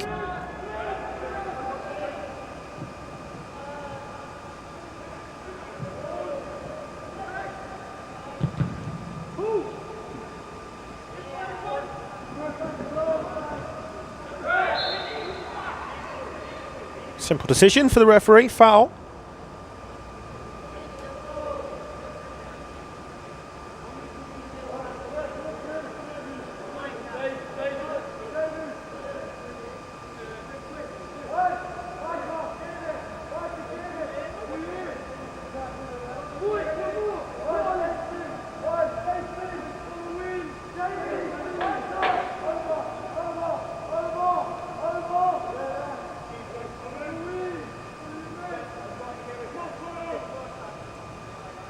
Two-man wall here. It's a long way out for an effort on goal, but it's that which was chosen nonetheless from Ashcroft. And well, I've alluded to his set-piece qualities today, but a step too far, I think, taking the shot on from there. And again, just a highlighting of the frustrations. They'll be disappointed, of course, Northumberland. Not how they'd envisaged the game playing out, but hopefully when the dust settles off the back of this disappointing result here today, they can still take the positives from what's been a strong season for them, and the achievement in its own right of reaching the final here. But for Essex, even more so. They're going to have their champions crown back for the first time since 2004.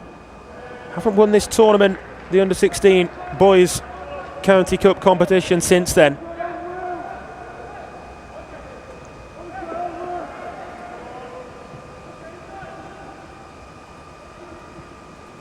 And it's ultimately played out very differently to that 1999 final in which Northumberland won.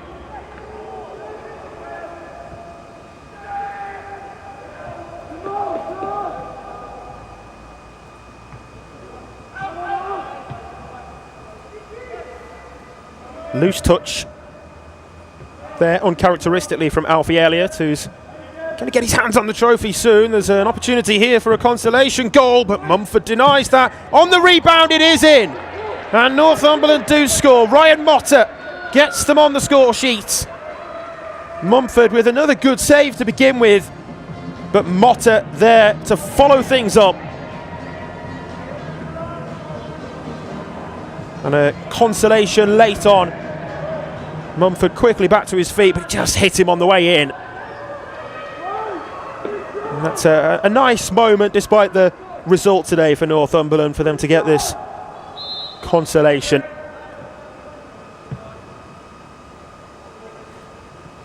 And we'll see how much time is added on as stoppage time, but you'd certainly feel that it will be nothing more than just the consolation goal. It's tipped over the crossbar at the other end by the Northumberland goalkeeper Lucas Louthian.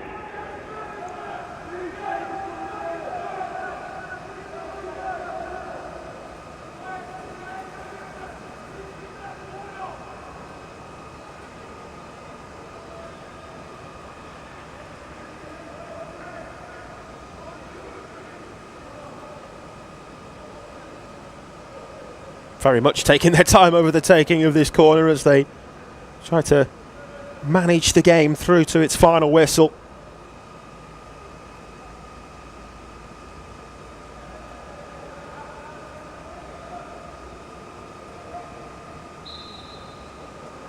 And they're going to keep the ball towards the corner flag.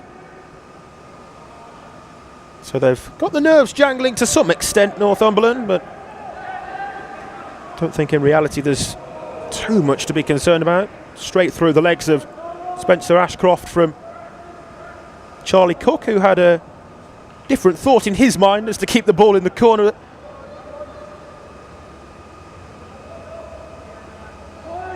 Player of the match then, it's a difficult one, to be honest.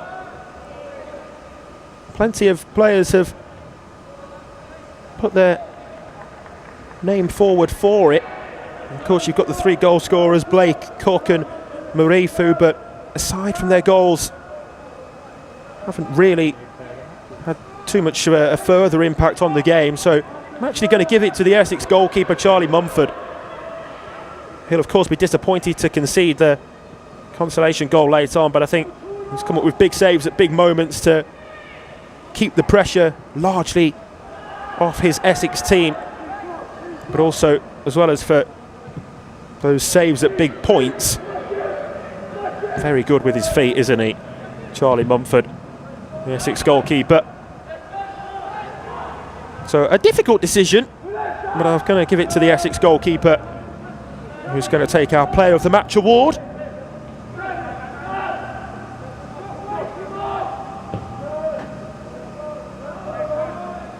Long from Lanigan.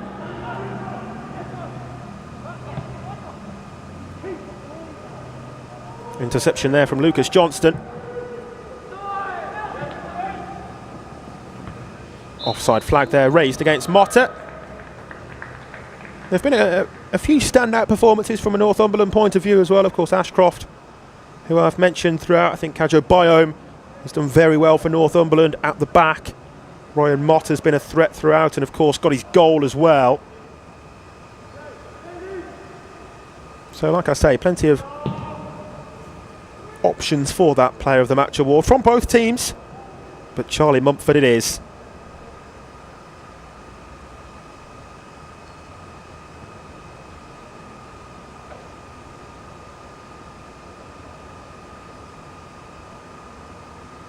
A reminder as well, if you're here as a Essex supporter watching on from wherever you may be today, on your bank holiday Monday, watching the action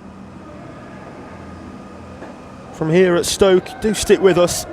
We'll have the trophy and medal presentation after the full-time highlights.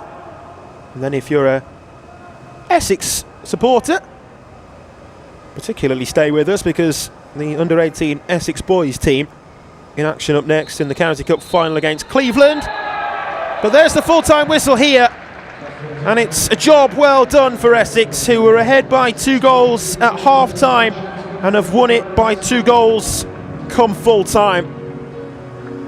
Northumberland with a consolation goal late on, but Essex really set their stall out early on with the 2 relatively early goals from Matthew Blake and Charlie Cook. That was then added to by Jamie Murefu with the 3rd goal in the second half. Northumberland's Ryan Motta with a consolation late on, but the full-time score here in our second final of 4 today is Northumberland 1, Essex 3.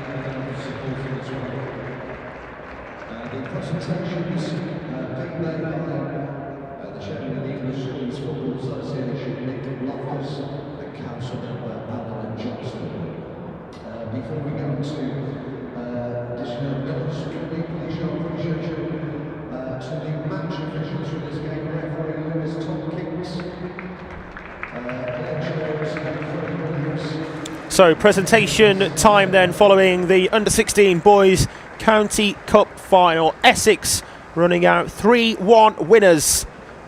Northumberland will have to settle for their runners-up medals. Just wasn't to be today for them. Things just didn't go for them in the crucial moments as our match officials came forward first there to take their individual medals. Lewis Tompkins, the referee, who kept control of the game well throughout the 80 minutes. The assistants, Glenn Jones and Freddie Williams, and the 4th official too, Caitlin Slater. And coming to take his Player of the Match award here, the Essex goalkeeper Charlie Mumford.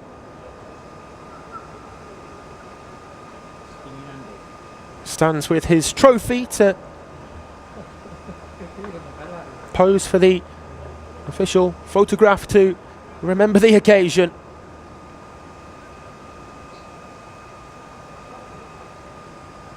Excellent right throughout the game, the Essex number 1.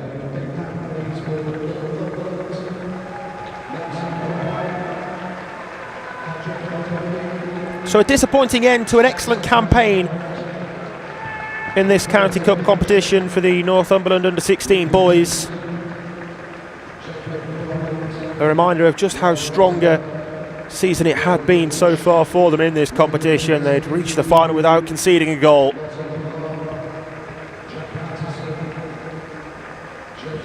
As I said earlier, hopefully when they look back on things they can realise the achievement of reaching the final in itself. But the disappointment on the faces of the Northumberland players tell the story.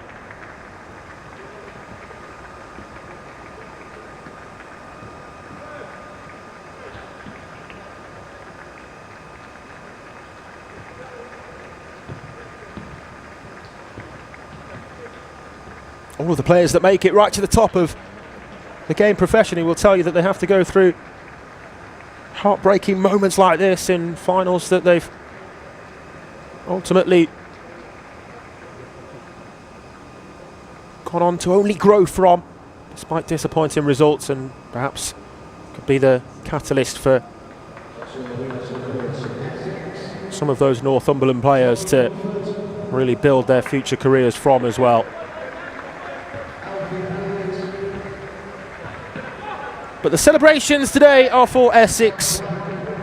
Charlie Mumford leading the boys forward again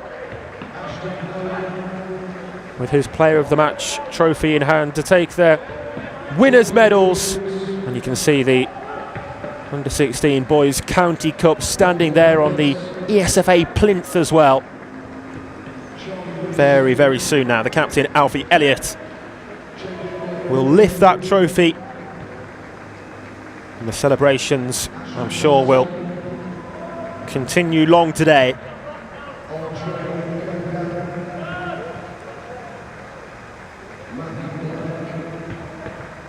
You'd imagine they might stick around to watch the under-18 Essex boys as well. The under-16 team here off the back of their win, looking for the older age group to do the same in their game against Cleveland. You're in the right place if you're waiting for that one. In just around a quarter of an hour's time they'll be getting underway against Cleveland. 3 goal scorers, of course, with those extra special moments to remember and cherish. Matthew Blake with the first, Charlie Cook the second, and Jamie Murefu put the seal on things with the third.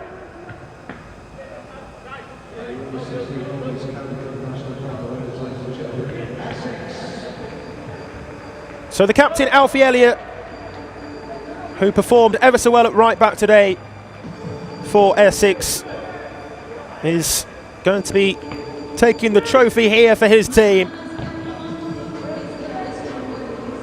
And he'll lift it high into the sky as Essex celebrate victory. Crown champions in the Under-16 Boys County Cup competition in 2025. The first time they've won this competition since 2004. Such an achievement for this group of players and the coaching staff, Keith Waits and Jack Keeley, who are leaving the players to wrap up the accolades as well, but deserve so much credit themselves. A huge congratulations to Essex as they win the Under-16 Boys County Cup.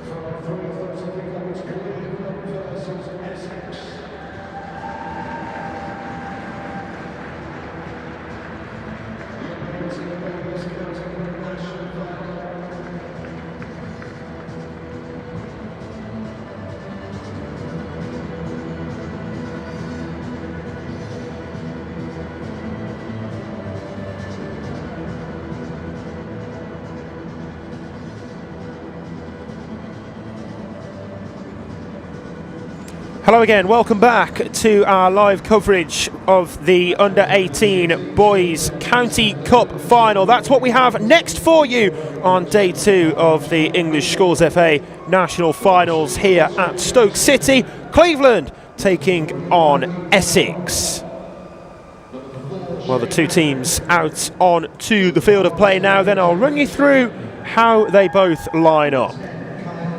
For Cleveland, they have goalkeeper Joel Neal. Between the six in goal today, Oscar Jackson, Matthew Pollard, Shay Hackworth, Jack Chapman the captain, Kean Byatt, Kingston Butler, Joseph Kennedy, Spencer Walker, Billy Nevitt and Jacob Lamb. Matthew Gamble is in charge of Cleveland. As for Essex, well, we've just seen their under-16 boys win the County Cup final of that age group, beating Northumberland in the prior game. Here's their under-18 team. Preston Palmer is in goal, Leo Morley Robertson, Ben Ebo, Aaron Wale Romelu, Charlie Thompson the captain, Jimmy Feely, Kimani Kitoko, Taylor Jacobi, Riley Weir, Somfechi Okuno and Thierry Stewart. Tom Harding is the Essex manager. As for the substitutes, then, you can see on the left there the Cleveland options to be called upon from the bench. Luca Dos Santos, Kieran Upal, Patrick McGowan, Jack Wallace and Harry Lambert. As for Essex, they have Mendy Fernandi, Ronnie Hardy, Chinedu Duru, Idlai Dapar and Idris Namisi. Two captains are together in the centre circle with our match officials at the moment. The skipper for Cleveland, Jack Chapman. The captain for Essex is Charlie Thompson. Our referee today is Mr. Ian McGuinness. His assistants Mark Taylor and Elliot Cutler. And on fourth official duty for this one is Rhys Evans. Well, as I say then, Essex looking to make it back-to-back wins here in the English Schools FA National Cup Finals. Prior to that today, Hyndburn and Ribble Valley were the winners in the Under-15 Girls District Cup. But our attention now turns to this one, the Under-18 Boys County Cup Final.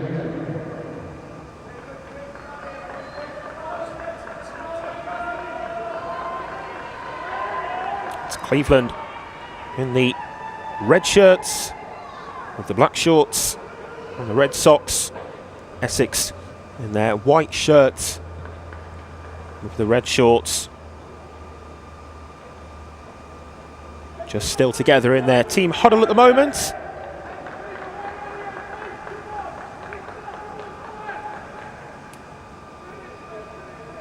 Very much ready now to get things underway. Should be an exciting game. Really looking forward to this one. We've had some thrilling under-18 ESFA games over the years. And they don't come any bigger than this for this age group. The Boys County Cup Final about to get underway. Essex will be attacking the goal to the left of the picture as we look at things here at the home of Stoke City FC. Wonderful venue. The referee just wants a word with his linesman before we get underway. But yeah, the pitch is looking absolutely pristine. Good playing conditions as well. The sun is shining. 3:30 kick-off on a bank holiday Monday. We're underway. Cleveland or Essex. One of those two will get their name on the trophy come full time.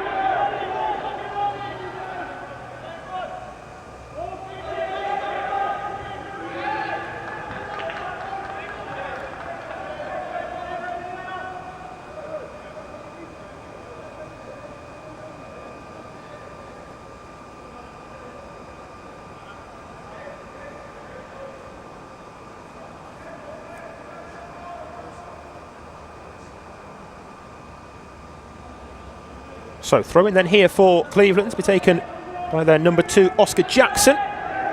Takes it forward long down the line in search of Spencer Walker, the number 9.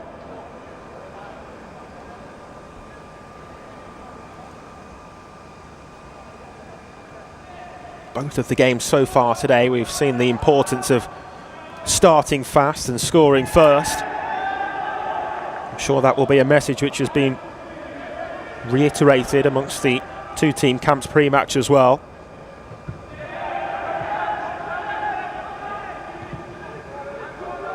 Konu out to Leo Motley-Robinson, the right back for Essex.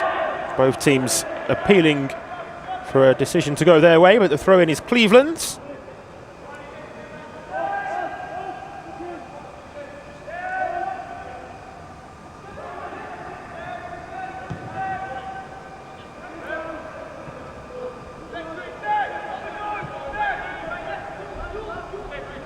All the way back now to goalkeeper Joel Neal in his pink jersey, as Cleveland play their way forward over the halfway line. Advancing over on that far left flank, but Thompson goes across to put a stop to that particular avenue of attack. Concedes the throw-in.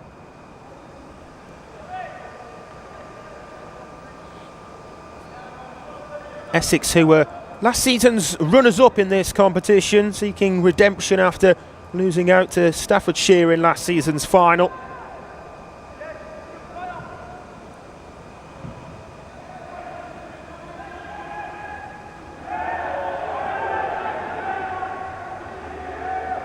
Throwing goes the way of Essex, and Leo Motley-Robinson is going to leave that one for Jimmy Feely to take instead.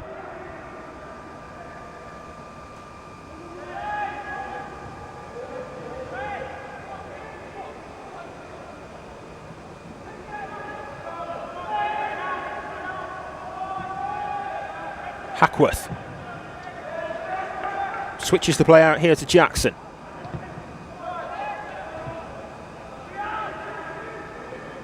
Jackson wanted it played back into his path. It didn't get sent his way. Might do now though, that's cut out well. Important interception because Jackson was waiting to receive that pass.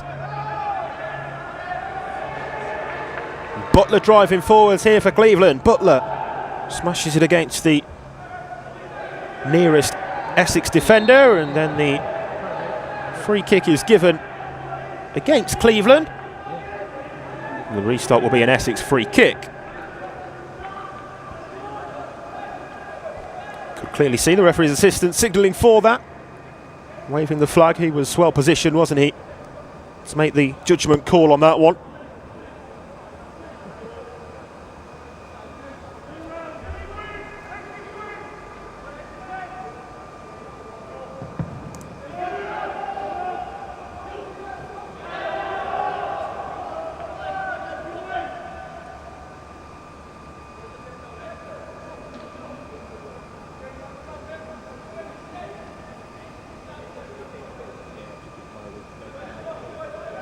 Throw in for Ben Ebo to take.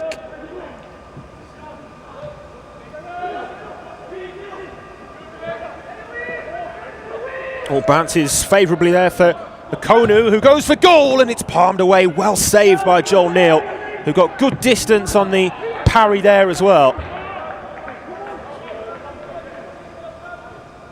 But the first opportunity of the game has come and gone now for Essex.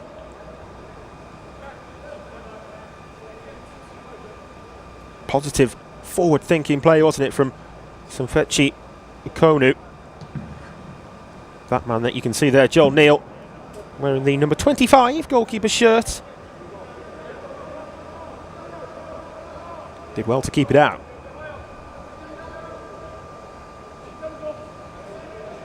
One of a whole host of players in the Cleveland squad today who are here representing Trinity Catholic College. 7 players all in the Cleveland matchday squad who attend that same school.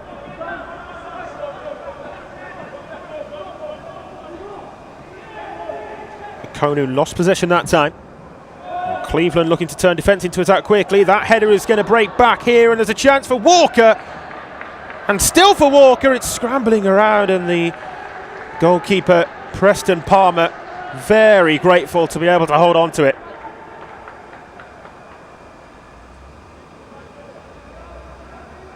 Bit of a mix-up at the back to begin with, as Charlie Thompson's header drops short of Palmer. Spencer Walker, it looked for a moment, might be the player to take full advantage of that. And the goalkeeper just still a little bit off his line, so trying to catch Palmer out, just keeping him honest. Comfortable catch in the end, though, for the heavily involved in the last couple of passages of play goalkeeper Preston Palmer.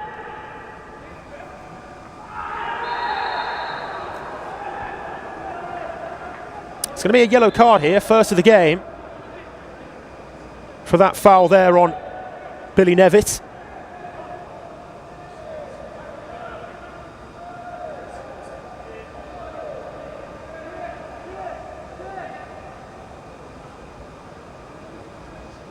Early one, isn't it, for the yellow card there to be shown, but I'd say it was a relatively simple one for the referee to give. Foul in that particular area as well, close to the penalty area, the missed-time challenge.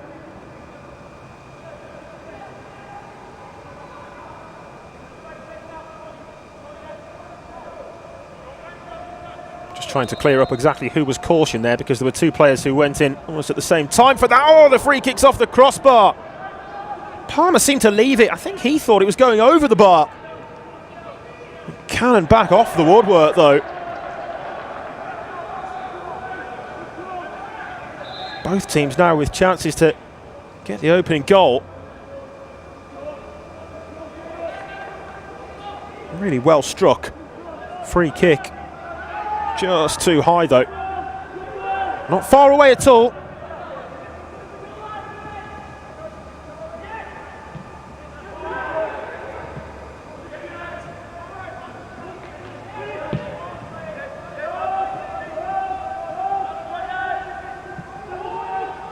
Spencer Walker after that one, but back to Palmer.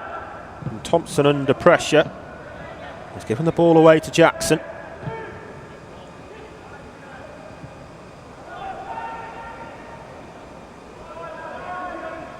Ebo. Now Kitoki slips it through, but it was wayward of Riley Weir. No flag. Whether it would have gone up had it been played into his path instead is a different question. But there's definitely space behind the Cleveland defensive line. Essex can time the runs right and play the passes how they want.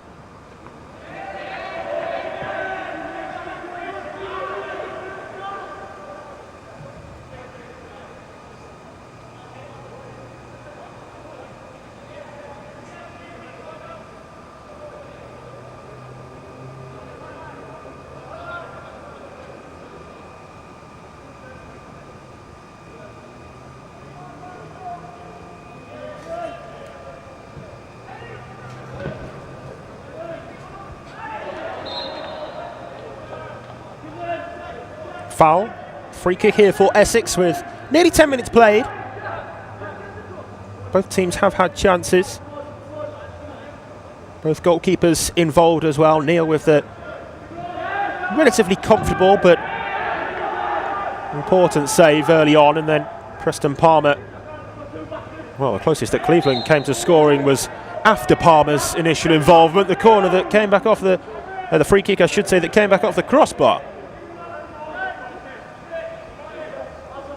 Again, a bit of sorting out to do for referee Ian McGuinness. He's given another free kick here for Essex.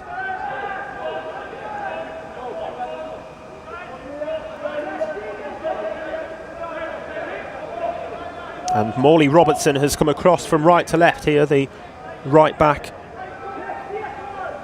Despite the position with which this free kick's to be taken, he's on set piece taking duties. It was a decent looking ball into the penalty area as well. The header sent back in there, but Neil, after the bounce, able to collect it.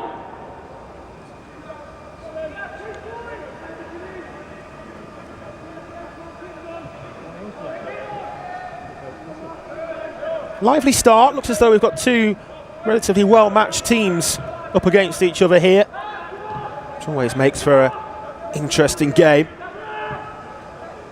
But a good tempo to proceedings early on. We haven't had the early goal that we did have in the first two finals today, but it's a good watch. Both teams still just easing their way into the contest. Nerves, pre-match nerves should have settled down by now, but still just getting a touch for the ball and feeling their way into the game a bit.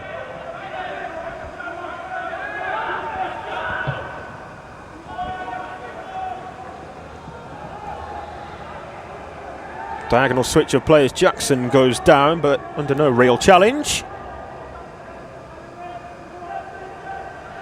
One of the Essex defenders just retying their bootlaces at the moment as well, so Preston Palmer likely to take his time over the goal kick.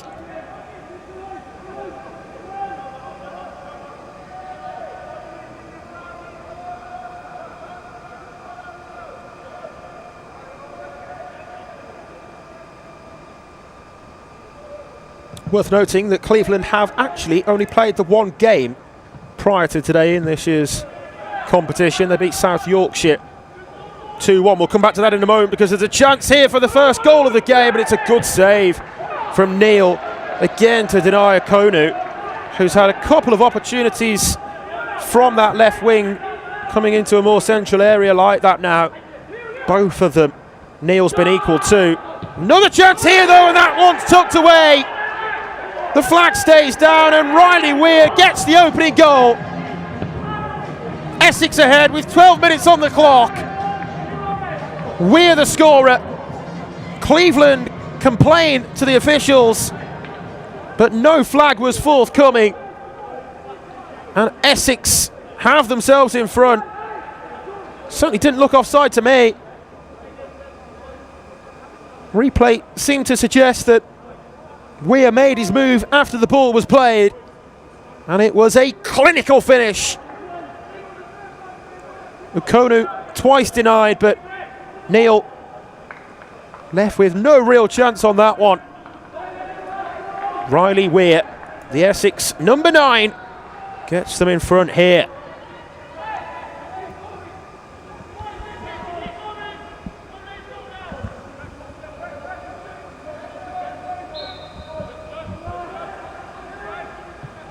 Well, first blood then to Essex. Certainly wouldn't expect that to be the last of the goals today. Still very early on in this 90-minute match, by the way, as we move up to the under-18 category of competition. Of course, it's a full-length 45 minutes each half match. So a long, long way to go, but Essex in front. And Riley Weir, the man of the moment for Tom Harding's team.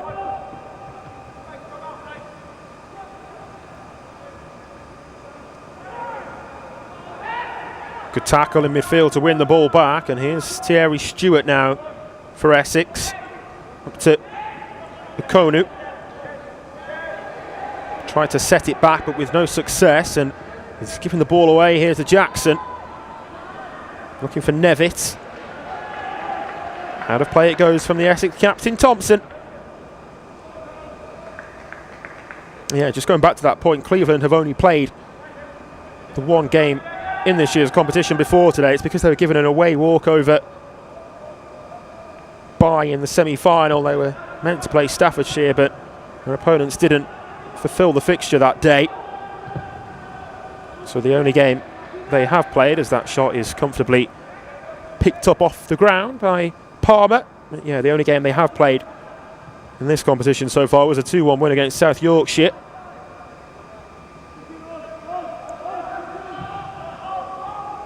They're behind here. And behind to an Essex side who have created the better chances. 3 chances to score, really. They've taken one of them.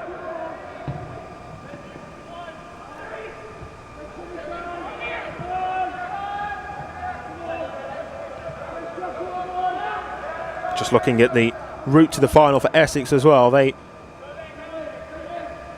beat Hampshire by a single goal to nil in the semi-final. And it was the same margin of victory, but a 3-2 win. Much more goals in the game in round 2 against Hertfordshire, but like Cleveland, it's certainly not a case of them having to have played too many games to reach the final.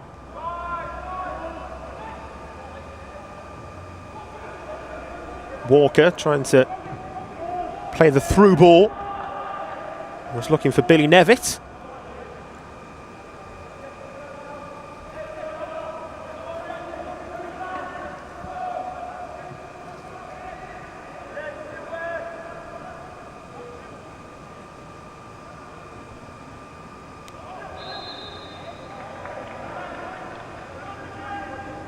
Offside, the call there from the referee's assistant. So we'll restart here with the free kick.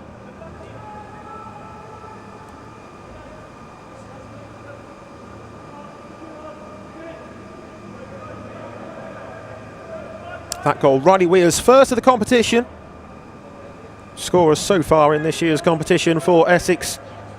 Akunu, who's had the 2 chances prior to Weir getting on the score sheet, and also Kimani Kitoko, a scorer in the Essex games en route to the final as well. Throw in is Cleveland.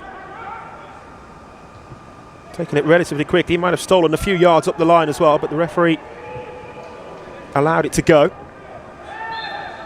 Won't allow that to go though. Late challenge on Shea Hackworth, and for that the free kick is given.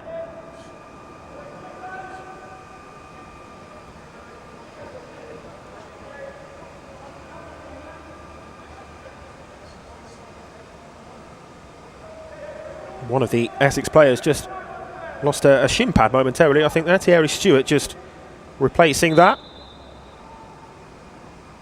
His side have this free kick here to defend. It's a good looking ball in there as well. Palmed away by the Essex goalkeeper, who was able to then collect. Good goalkeeping.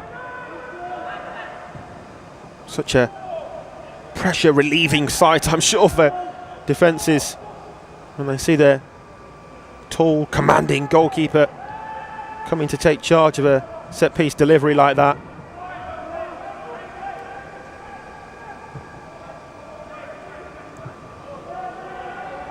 Nevitt out to Jackson. Jackson bypasses the first pressure. Nevitt again to Butler. That's a good challenge from Stewart.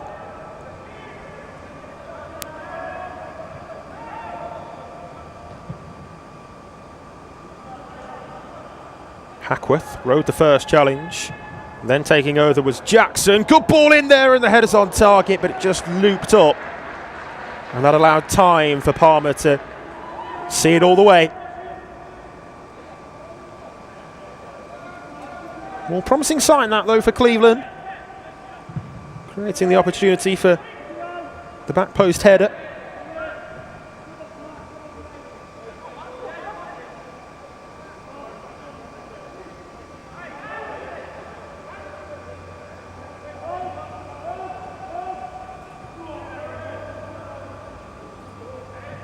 Kennedy strongly in midfield. It breaks now though to the goal scorer Weir.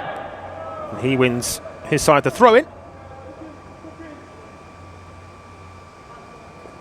20 minutes played, it's still a tight game.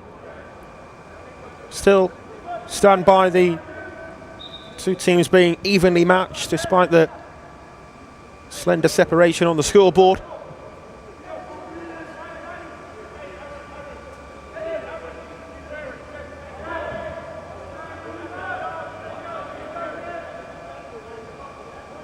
It's another Essex throw.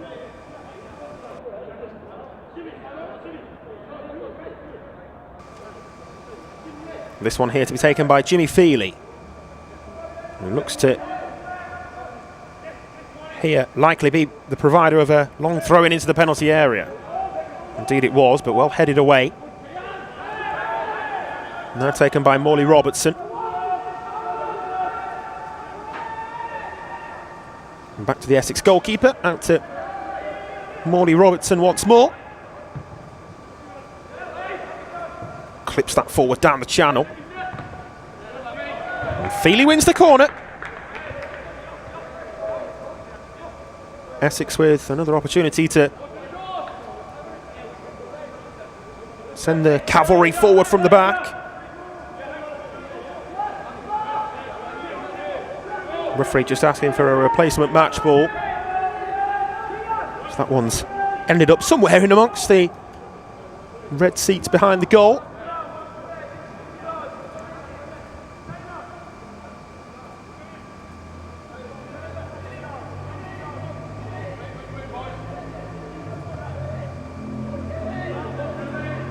Weir and Okuno, the two closest players to goalkeeper Neil at the moment. The rest of those in white shirts will make their move. It's off the training ground and it very nearly worked. Jacoby it was, whose effort was struck goal-bound after Kitoko allowed it to run underneath his legs. Certainly one off the training ground, as I say there. Very nearly working out for Essex. Set piece is such a crucial part of the game nowadays, of course. See some teams at the top level even have specific set piece coaches, and that was almost one of those moves, wasn't it? Innovative. More regular set piece on that occasion is a comfortable catch for Neil.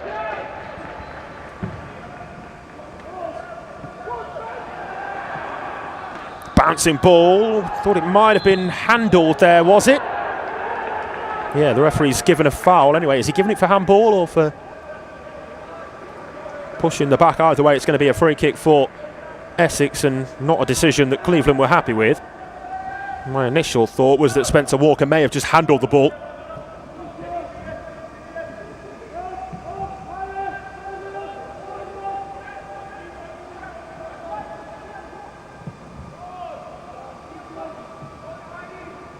Palmer spreading the play out to Weir. Now Wale Ramilui. Wale Ramilui's done well.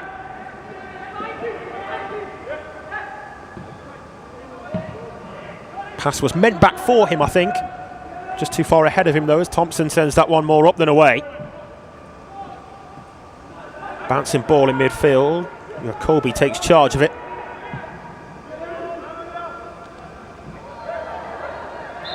Player down at the moment with a head injury, hence why the referee's calling the medical team on with a sense of urgency and has stopped the game for the time being.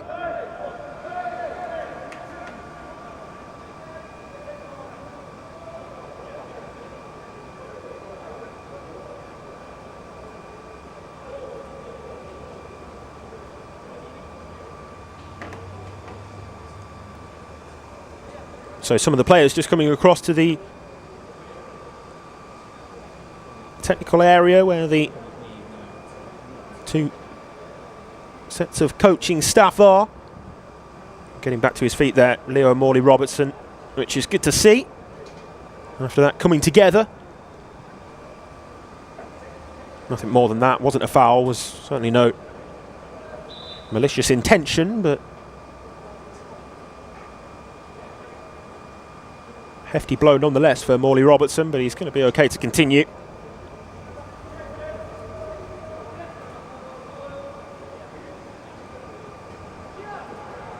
And we'll therefore restart with the drop ball, the uncontested drop ball, as they are nowadays, back into the Essex possession.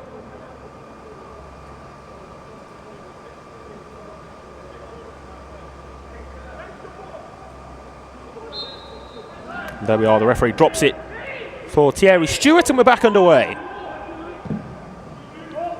Stewart with the long diagonal switch of play to Morley Robertson. Kitoko and Jacoby. Looks a very technically strong player in midfield, doesn't he? Taylor Jacoby, from what he's shown in the opening 25 minutes. Here's Weir now. gets the cross into the box. It's a good clearance away. Feely shepherds it out for his throw-in, which he's keen to take quickly and does. Kitoko. Weir. Both teams wanting the throw-in, understandably, but I think it was correctly given to Essex. Short it goes to Weir, back to the original throw-in taker there, Feely, who we saw take a long throw-in earlier in the half, didn't we, but opted to take that one short. And then the ball just runs out of play. He would have been through there, actually, the Essex player.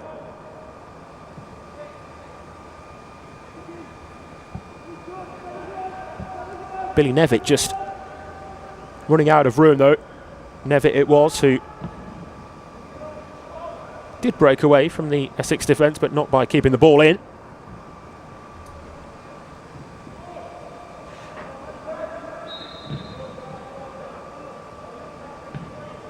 Another free kick given. It has been a little bit stop-start at times. Referee rightly giving the free kicks as and when he needs to. Does, though, through no fault of his own, disrupt the flow and pattern of the game a little bit at some times.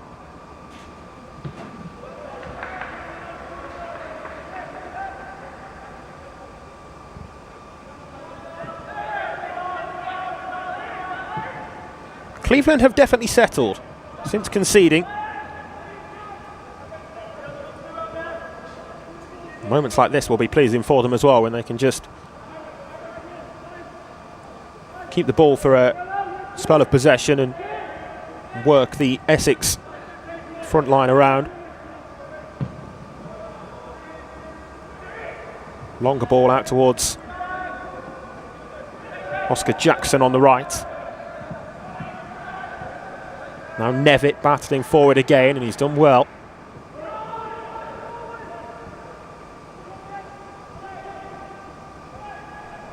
Lamb lost possession. Operating in the left-back role despite wearing the number 11 shirt for Cleveland today, Jacob Lamb.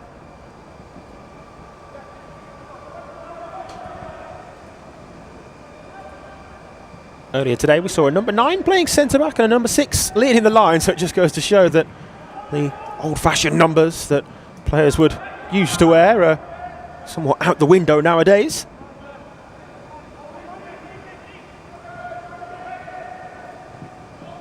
Jacoby dispossessed that time, and they've won the ball back here, Cleveland, and they might be throwing goal with Jackson. Fires it wide. Decent opportunity. Good effort as well, plenty of power behind the strike, just not quite the requisite direction. Great tackle to win the ball back as well from Spencer Walker, by the way. Would have been splendid but unorthodox assist had that proven to be the case, if the effort from Jackson had found the net.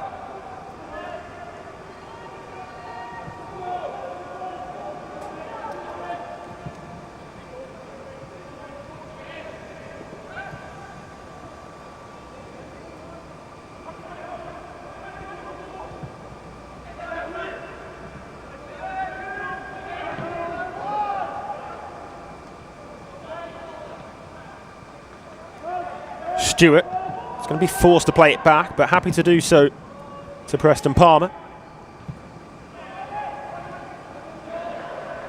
No foul given, but Essex are allowed to continue. No advantage either. There was no foul, but the ball just broke back their way. Here's Okonu.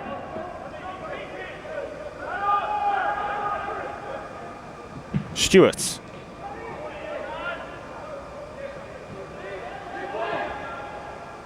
Stewart steps onto it again and looks to deliver with his left.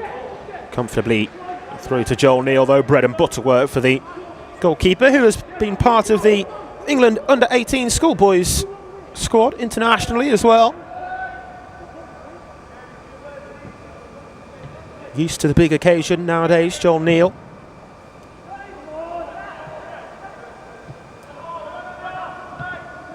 part of that squad for the recent Centenary Shield tournament, in which England participated between the home nations.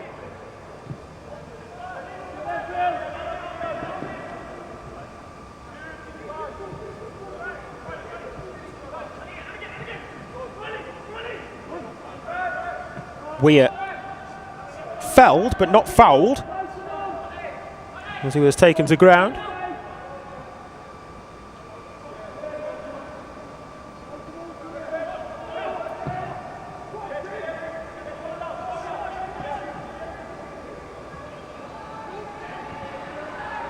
Butler's done well. Excellent determination there from Kingston Butler, and the signal is for a foul just outside the penalty area. It's going to be a free kick. Referee didn't give it himself to begin with, but the assistant was flagging for it. Pure persistence, wasn't it, from Cleveland number 7, Kingston Butler, to get the ball back and make something of what looked to be a lost cause.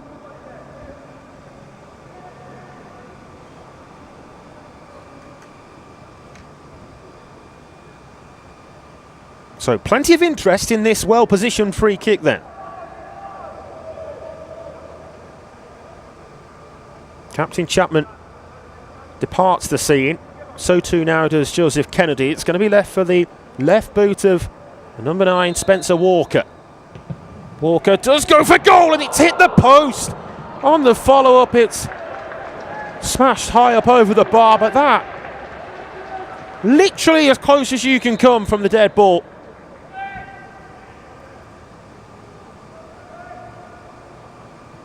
I think Palmer left it, didn't he? He felt it was going wide. Far, far too close for comfort there for the Essex goalkeeper to be doing that. I'm sure it would have been a heart-in-mouth moment as he realised it came back off the post. But also unlucky there for Spencer Walker and Cleveland, who were very close to being back on level terms.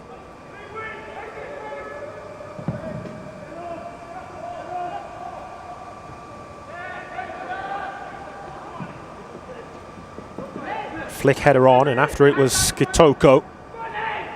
He's only gone and got it as well as he robs Jackson of possession. Jackson takes the ball away from him, but not legally in the eyes of the law.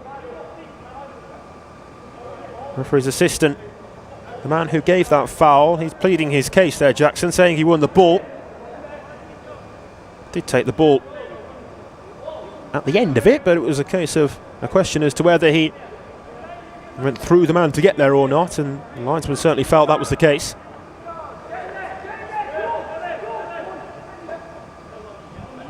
Referee McGuinness marching out the distance for the one-man wall.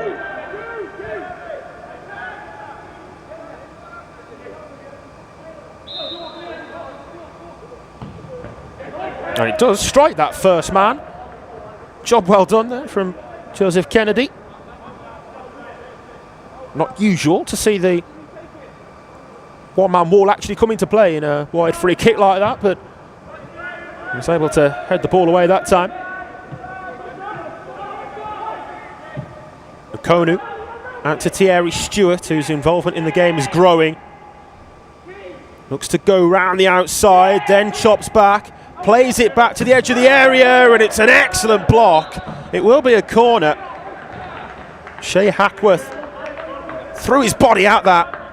Really felt he needed to as well, because it was a good cutback after great work from Stewart down the left wing. He absolutely made sure that that wasn't going to be a clean shot on goal there, Shea Hackworth. Credit to him for that block. Still Cleveland need to defend this corner. And the flick header at the near post is not far away. Good corner delivery from Morley Robertson. And Somfechi Okonu make that the third chance that he's had to score. Could have had a hat-trick on another day. Twice denied by the Cleveland goalkeeper, and that flick header at the near post there. So often you see them go in, don't you? near post corners like that. Goalkeeper can't commit until the very last second, and if it was on target, it would have been 2-0. Cleveland, just in recent minutes, coming under an increased amount of pressure from Essex and struggling to play their way out their own half. Since that free kick from Spencer Walker, which struck the post, really, it's been all Essex momentum.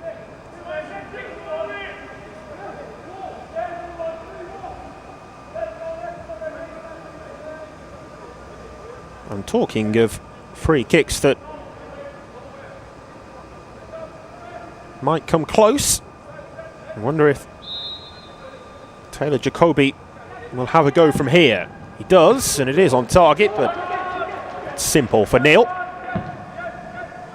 He's keen to get the attack started down the other end quickly. Second ball is going to be picked up in midfield there for Cleveland. Billy Nevitt then surrounded, though. Good work from Wale Romelu.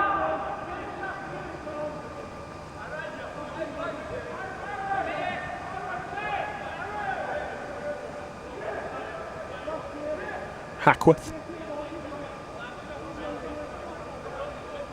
Deep-lying, ball-playing midfielder who's probably seen as much of the ball as anybody for Cleveland so far.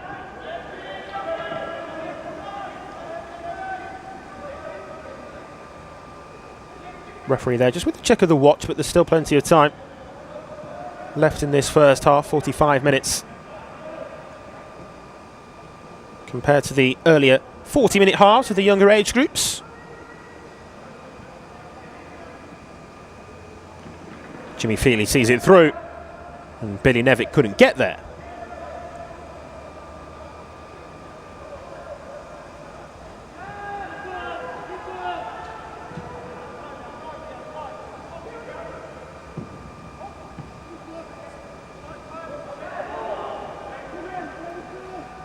Looked maybe as though that took another touch back off Weir, but the throw-in given to Essex.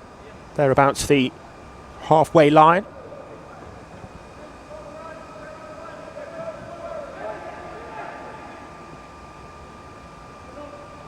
Good distance on the throw-in forward down the line, and it's put into touch again. That time Jacob Lamb rising highest.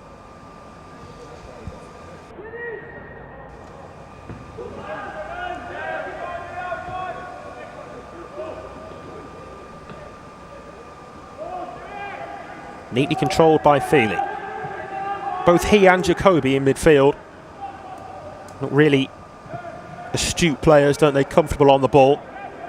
Technically good, as Jacoby emphasises that with the one-touch link play there. Goes to ground and wins the free kick. A little bit of a soft one maybe, but always likely to be given after the contact then when Jacoby did go to ground.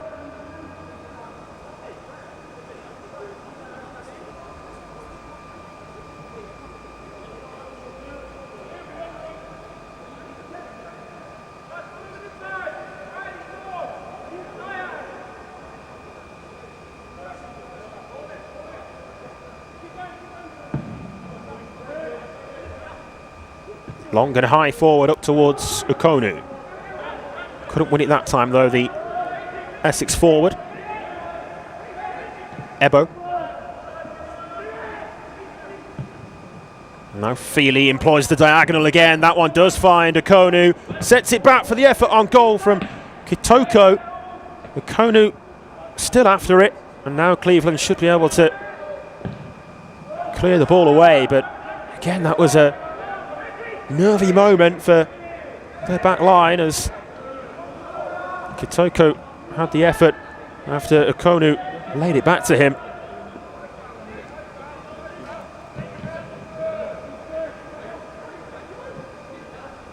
Stewart.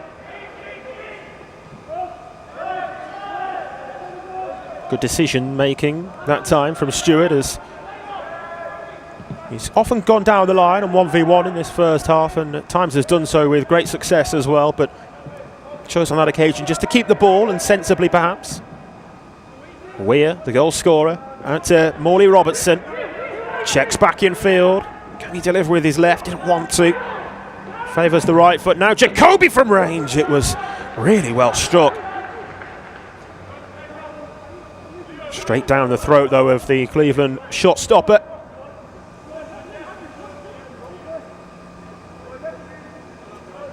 Great play that, though, from Essex to create the eventual shot on goal from Taylor Jacoby.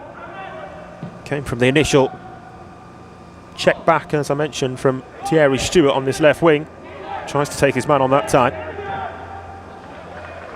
Gets the throw in the aftermath off Oscar Jackson.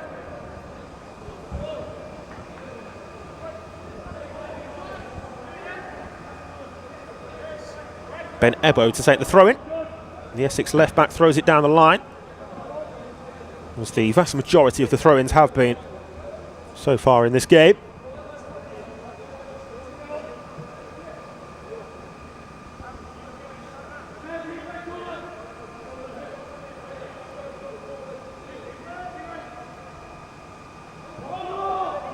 Ebo takes that one short. Couldn't keep it in play. A little bit wasteful that time. Essex with the throw-in from an attacking position.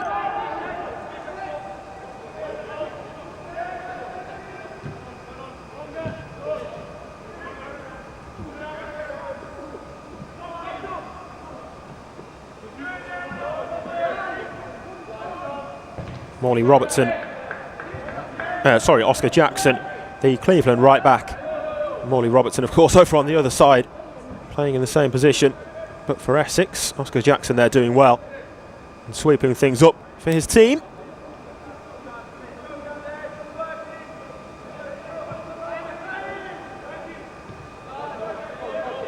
Back it goes to Neil.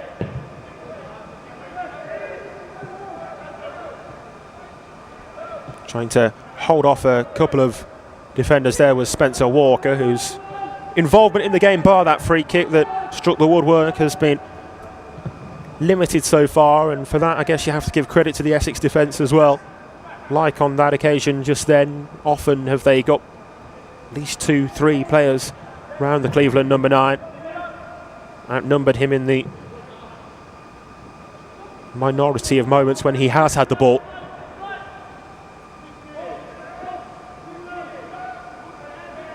Right up battle for possession there, and maybe a little pull back. The referee saw it, plays the advantage. Jacoby it was who was ultimately penalised, but by way of the advantage instead of the free kick.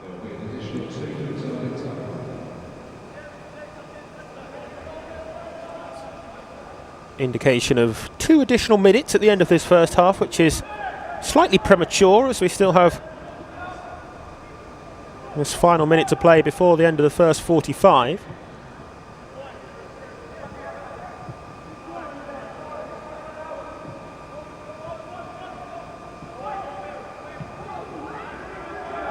Certainly time for another chance to be created before the half-time interval, though. Stewart delivers first time, and it took a deflection, and that's an awkward bounce. Not too awkward, though, for Neil. He's a definite threat, isn't he, on this left wing, Thierry Stewart. Every time the Essex players elsewhere on the pitch are able to feed him the ball in those sorts of 1v1 situations, looks dangerous. Man down here at the moment for Cleveland. The referee has spotted him, but didn't stop the game, and then sportingly it's put out of play by the Essex number 6, Jimmy Feely. And I think it's that Nevitt down at the moment there. Of course, can't see the number on his back, but I think it's Billy Nevitt for Cleveland.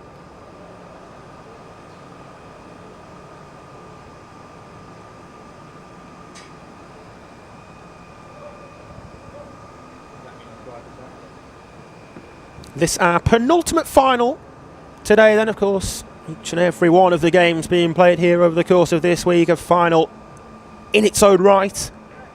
So many different categories across both the boys and girls games that the English Schools FA host the tournaments from right across the calendar year.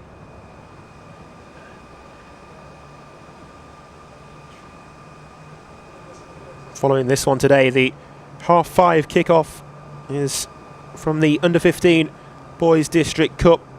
East Riding taking on Havering. And already today we've seen Hyndburn and Ribble Valley beat Wirral by 4-1 in the Under-15 girls final. And then Essex already with 1 win to their name, having beaten Northumberland 3-1 in the Under-16 boys county final earlier. It's going well for them here in this particular final so far as well. Playback underway as the ball's just thrown back to the Essex goalkeeper after it was put out of play for Billy Nevitt to be seen to. He's back to his feet and back on the pitch as well. Weir, the runner to the right, and here's Thierry Stewart as well, who cuts in onto his right foot, and it's palmed away, and it's a double save, but it's not kept out at the third time of asking. Essex have themselves a second goal before half-time, and it's that man Weir again. Riley Weir with 2 first-half goals to really put Essex in the driving seat going into half-time now. The quickest to react to the loose ball after goalkeeper Neil spilt it. He'll be disappointed that he wasn't able to hold on to Stewart's shot. It was powerful enough, but pretty central, straight down the middle. And like I say, probably not one that Joel Neal will want to see back, but Weir was quickest to react. And after a great reaction save, in fairness, from Neil to deny him to begin with, the first time of asking on the rebound.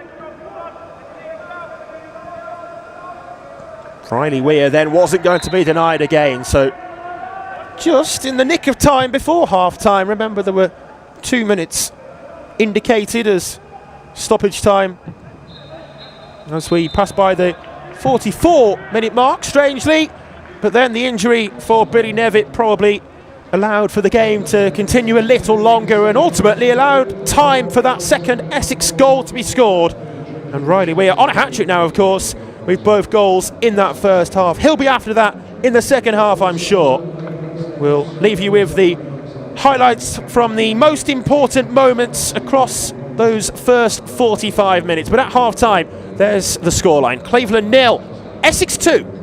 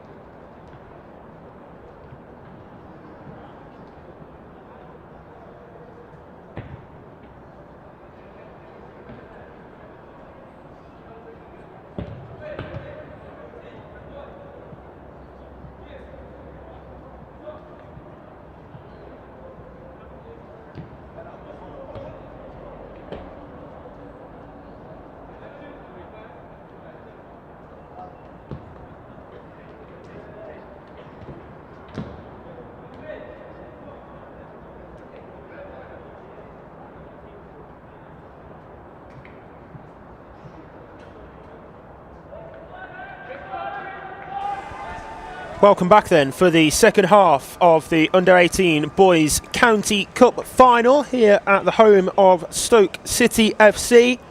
As you can see, the half-time score there, it's currently Cleveland 0, Essex 2 at the midway point. Both goals having been scored by the Essex number 9, Riley Weir. Ultimately, the difference between the teams at the midway point, but still plenty of time for twists and turns in this final yet.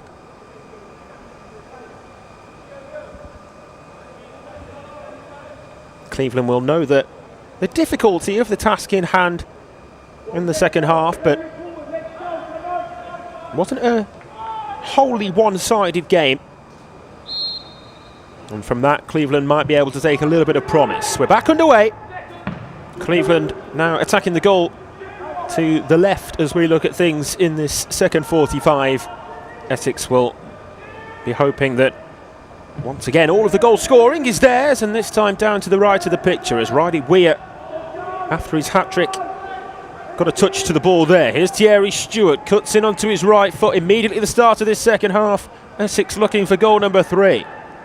Remember, it was only just before half-time that they got the second, when Stewart's effort was eventually put home on the rebound by Weir. There was a save from the Cleveland goalkeeper in between and amongst all that as well.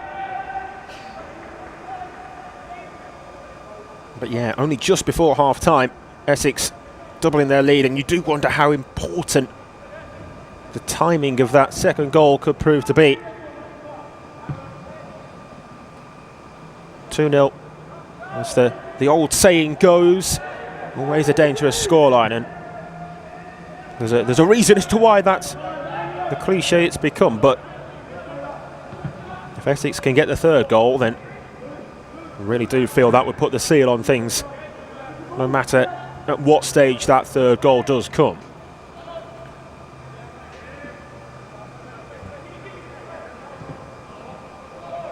Two players down there at the moment. Jacoby is one of them.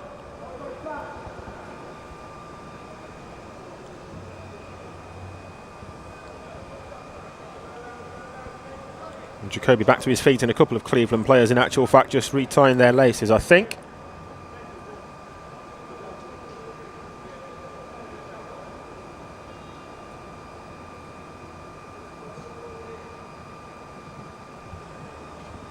Mentioned in the first half that the Cleveland goalkeeper Joel Neal represents England. Well, he's actually just one of 4 in the Cleveland squad who have been with the under-18 international England side in the recent Centenary Shield. Joe Kennedy, Jack Wallace and Patrick McGowran, the latter which of 2 are amongst the Cleveland substitutes today, so some firepower perhaps in the form of international experience ready to be brought on off the Cleveland bench.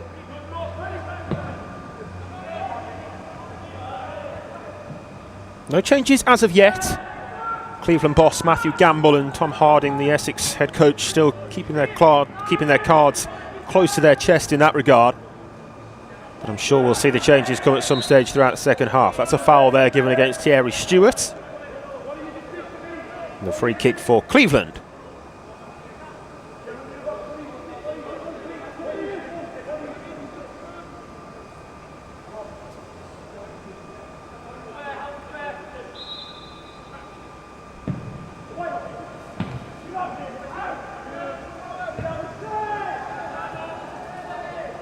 Ball forward proves to be nothing more than a clearance away there from Thierry Stewart.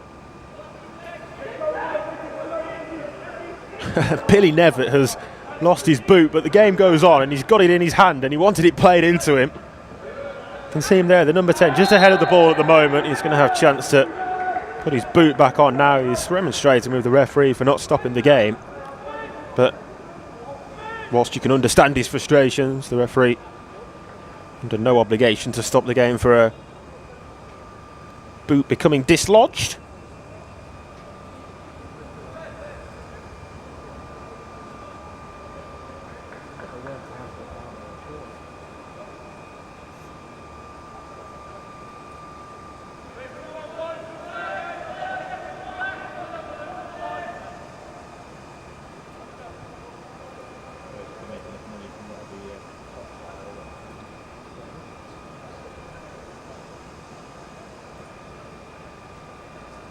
Essex goalkeeper just having been told to wait for Nevitt to get that boot of his back on, is going to be allowed to take this free kick long forwards now.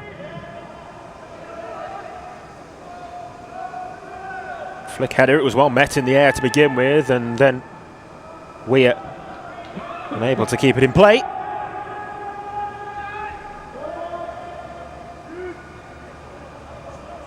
Such a lively forward line and department of the team they have, isn't it, Essex, with the twice goal scorer Weir, Mfechi Okuno, who had 3 chances himself across the first half, and of course Thierry Stewart, who was heavily involved and particularly increasingly involved as that first half wore on.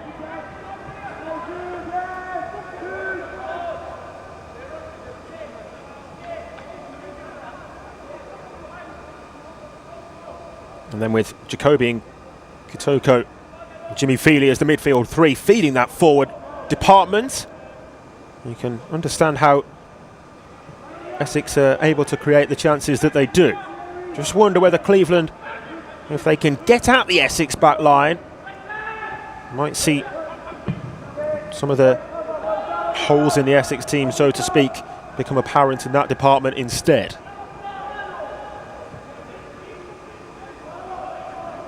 Now, they're not happy there, Cleveland, because they feel that Okonu was in an offside position and interfering with play. The referee's assistant didn't raise the flag because Okonu didn't touch the ball. Of course, you don't have to touch the ball to be committing an offside offence. I think if he was in an offside position, then the flag certainly should have been raised there.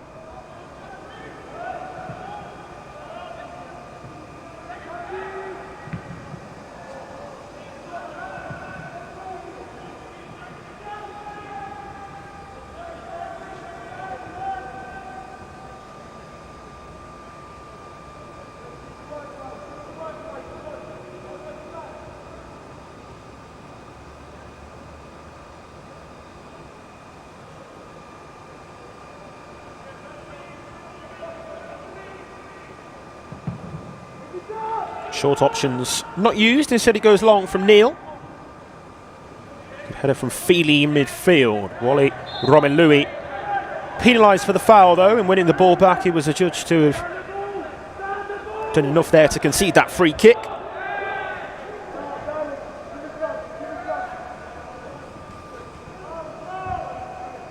think referee Ian McGuinness did well to keep a lid on things in the first half. As I said, during it there were quite a few stoppages with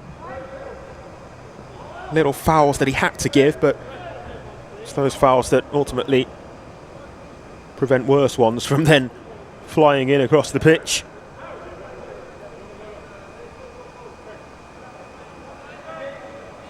There was a yellow card shown in the first half as well, wasn't there? Didn't actually end up being able to clarify as to who was cautioned there. It was a strange one because I've seen it back at half-time as well. It was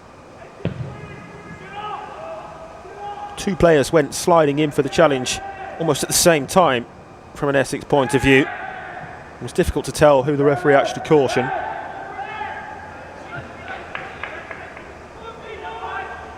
Here's Butler now for Cleveland. Handball.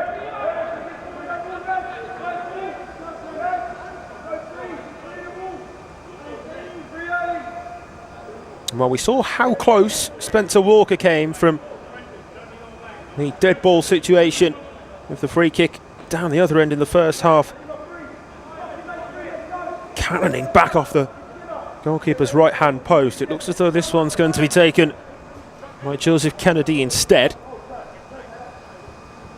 Different sort of position for the free kick, of course, with Walker striking his left-footed and Kennedy here with the right. It doesn't beat the 3-man wall, who did their job well. I think it was Weir, the player in that wall, to make the block. Corner to follow.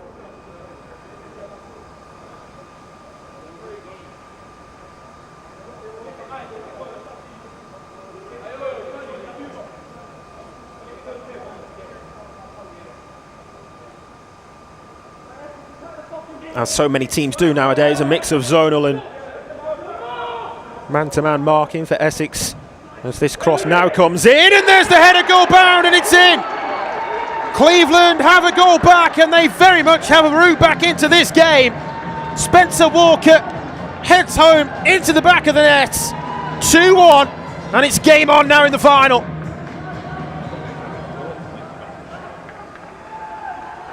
Really well worked, short corner. The Essex goalkeeper came but didn't get there. The cross was pinpoint, and so too was the header into the back of the net. Goalkeeper left in no man's land after not coming to claim it, and not being able to claim it, having come for it. And that then could be a momentum shifter, a moment to turn the tide maybe. So a goal either side of half-time, really. That one coming within 10 minutes of the second half restart. Not quite as close to the break as Weers was before half-time, but still, nonetheless, that goal means there's a long time to go now. And a large portion of this game to be played still, as the game at the moment hangs in the balance. And you can see the pressure that Essex are under with that sort of clearance from Preston Palmer.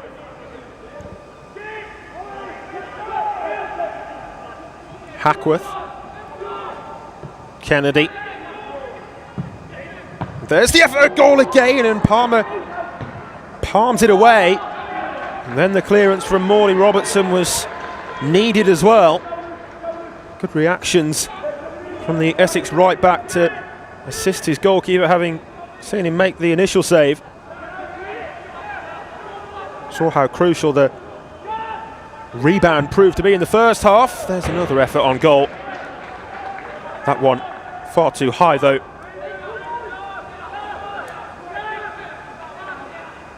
Never going to be troublesome for Palmer that time. But yeah, it was a good reaction from Morley Robertson, who reacted quickly to the save from Palmer after the rebound goal from Riley Weir in the first half. Down that same end of the field.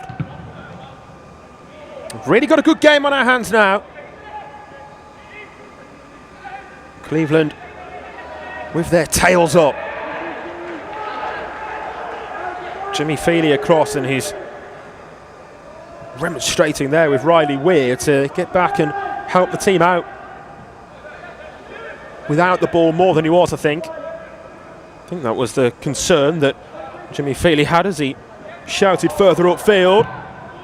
A long-range effort on goal again isn't held to begin with, but that time it was controlled in the parry away and didn't need to be from Palmer.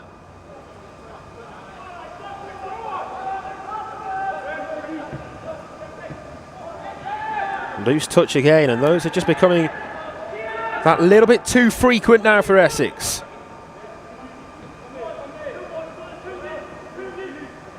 Jacoby sweeps up the immediate danger, but the throw-in's been taken quickly. Here's Kennedy. One of those four aforementioned England internationals, as Kennedy opted to pull the trigger. To a few in quick succession that Cleveland have had long-range shots like that from outside the penalty area, but each one of them speculative efforts, you have to feel.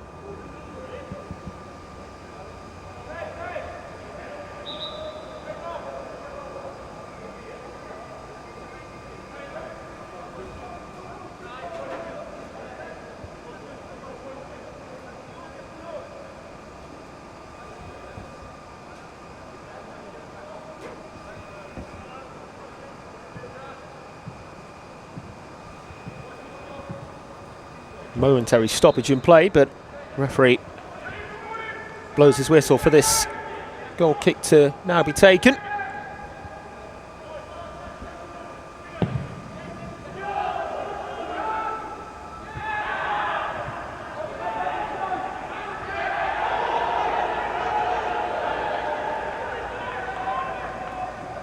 Throwing given to Essex with nearly reached the hour mark.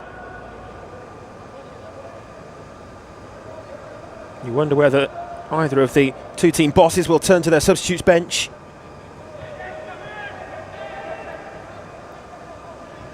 Always a difficult call, isn't it, for a team coming back into the game like Cleveland are, as to whether it's necessary to change things and bring players on off the bench like Matthew Gamble has the option of doing so, or if he wants to leave the same contingent who have improved since the first half out there to, from their point of view, hopefully continue doing so as the rest of the half progresses. Difficult call. Here's Pollard. Straight to the Essex defender, though, who was able to clear. Now Okonu. Driving forward down the right, but wants to keep the ball on that favoured left foot of his. There was certainly a tug back at his shirt, but didn't go to ground and was able to keep the ball despite having 3 red shirts around him. Okonu looking to loft one in centrally for Riley Weir. Bounce through instead to Neil.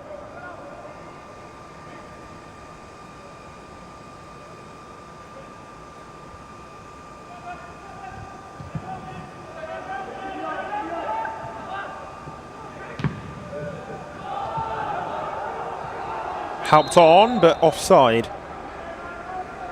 there against Weir. And we are going to see a substitution here. I think there's going to be a change. Referee indeed just pausing the game for this change to be made then. So it's going to be a switch for Essex. Idris Namisi is the player coming on. The number 16 introduced into the attacking midfield role.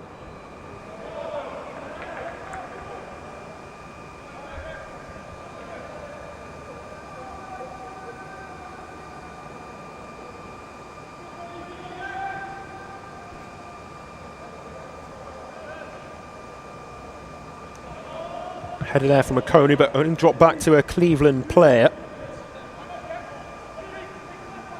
And where they were losing those duels in the first half, they're winning a higher percentage of them in the second half, certainly Cleveland. Stewart couldn't quite keep the ball in play, and after the whistle had gone, he kicked the ball away there, Thierry Stewart. So, well, he becomes the second player cautioned in the game. Foul on Billy Nevitt. There's been a spark, hasn't he, Nevitt, but he's always sort of been on the fringes of things. I feel that he's just ready to provide that pace of creativity that Cleveland are after from a central attacking midfield role, but as I say, just on the fringes of the game largely so far, despite the quality that he's shown in the moments where he has had the ball. Pollard, that's a lunge and a foul and a yellow card surely here for Morley Robertson. The intention was to play the ball. Ultimately, only caught the man. 2 bookings in quick succession for 2 Essex players.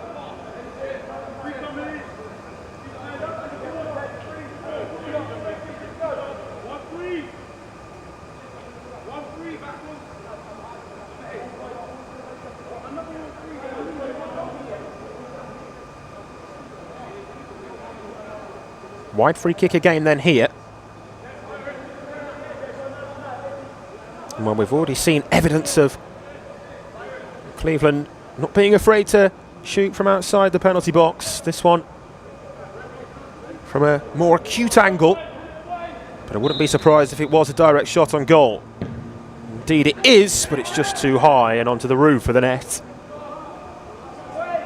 On that occasion from Kennedy.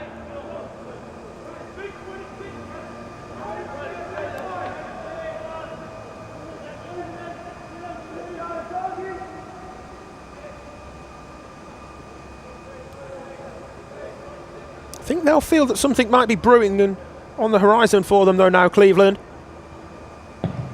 A Remember, 2-0 at half-time. They've halved the deficit since that point with the goal from Spencer Walker.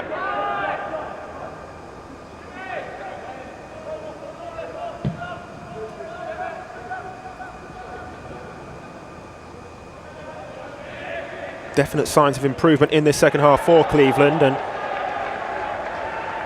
in turn, on the other side of the coin, potentially an arguable drop-off as well from Essex in some aspects of their game. Morley Robertson's header back forward over his head then. Weir is going to give it his utmost to keep the ball in play, which he couldn't. He then kicked it away, but well, it was bordering on the line of trying to delay the restart. Referee lenient on that occasion.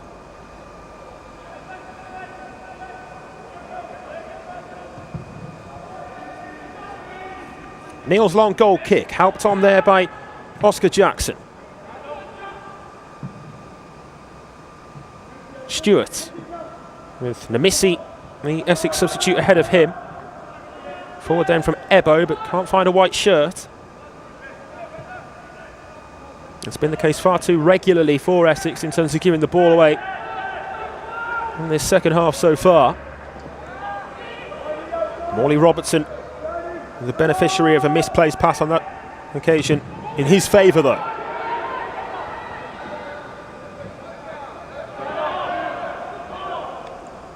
Tried to employ a skill or two there, Kingston Butler, but ultimately only run the ball out of play.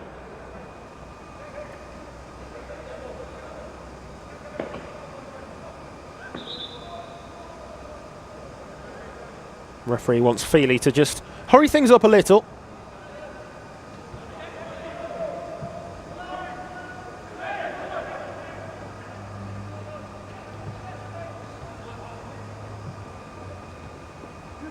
Good challenge. Jacoby then takes possession for Essex. Tries to feed Ikonu. Cleveland defender round on the cover from centre back, and then the foul given for that challenge on Butler.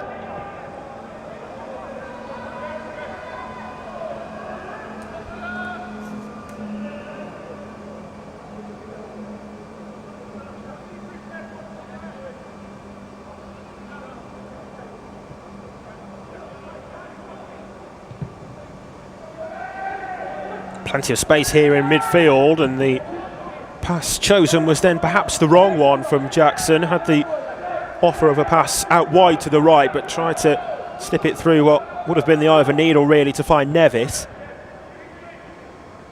Hackworth.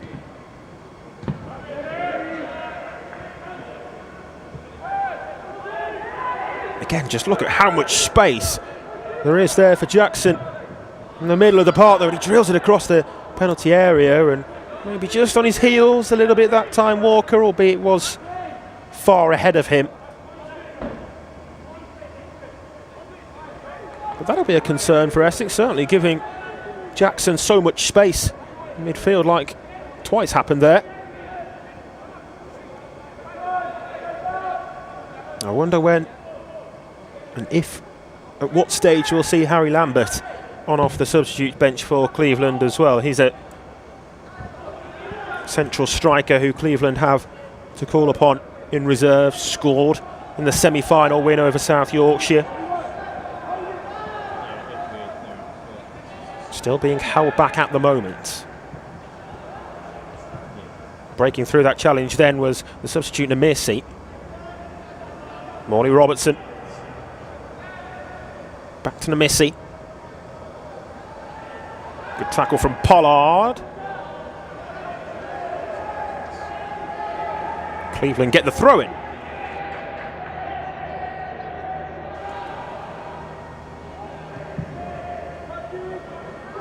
Kennedy tried to play a risky long diagonal, and I say risky because it dropped in his own half of the field to a white shirt and didn't end up where he wanted it to. Good in the air again there, Riley Weir. Neither of his goals coming that way, but he's despite his height, shown his aerial dominance at times with those flick headers, aerial jewels like that in the game. And there is a substitution to be made now. Cleveland making a change. Coming on here is that man I mentioned, Harry Lambert, right on cue. Is being brought on here by Matthew Gamble, the boss. So, Lambert, one of those in the Cleveland squad who play for Trinity Catholic College. Could he prove to be the difference maker off the bench, I wonder?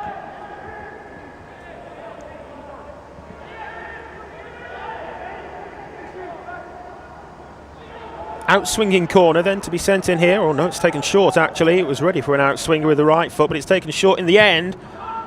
Breaks out onto the edge of the penalty area here to Kitoko with his less favoured left foot. He wasn't afraid to send it goal bound, but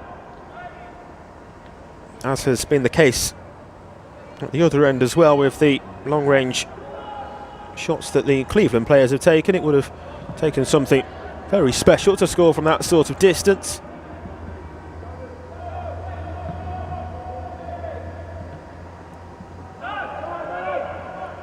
Kitoko over the top, but too close to the goalkeeper.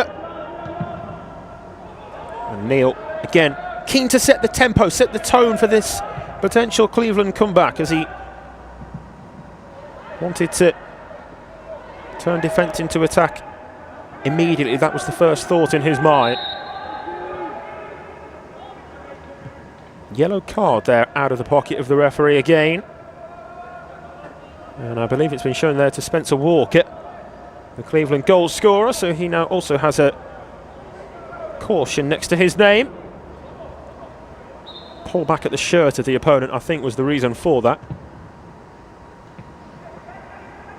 Again, doing well in the air, that time taking it down the chest was Weir, and the effort at goal is against the post from Okonu. Oh, so close to restoring the 2-goal lead for Essex. When that left his boot, he must have thought it had a good chance. Goalkeeper got absolutely nowhere near it. And just the woodwork to the rescue there to keep the score at 2-1 for Cleveland. He'll feel very hard done by that he's not on the score sheet, won't he, Samfechi Okuno? Had the 3 chances in the first half, and now to have struck the woodwork as well.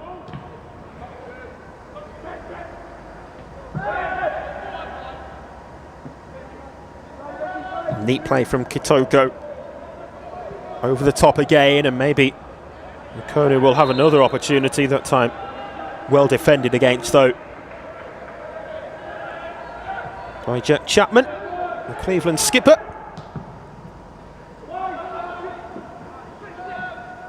Breaks on the edge of the penalty area for Cleveland, but the shot then from Spencer Walker not at all troublesome for the Essex goalkeeper, who was keen to waste away a few more seconds, but it's a little bit early to be doing that, you feel.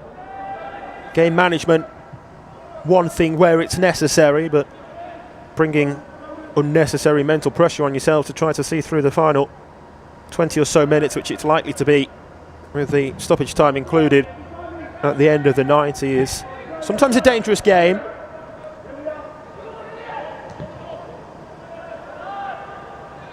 Okuno, no foul on him, says the referee, despite the contact in the back.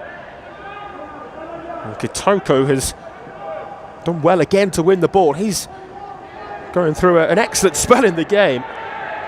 Kimani Kitoko just helped swing things in terms of the momentum more so back towards the favour of Essex.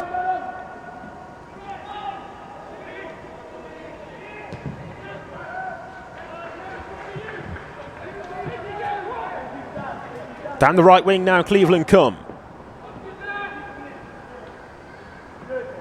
Trying to go around the outside, but no way round, and it was a great showing defensively there from Ben Ebo.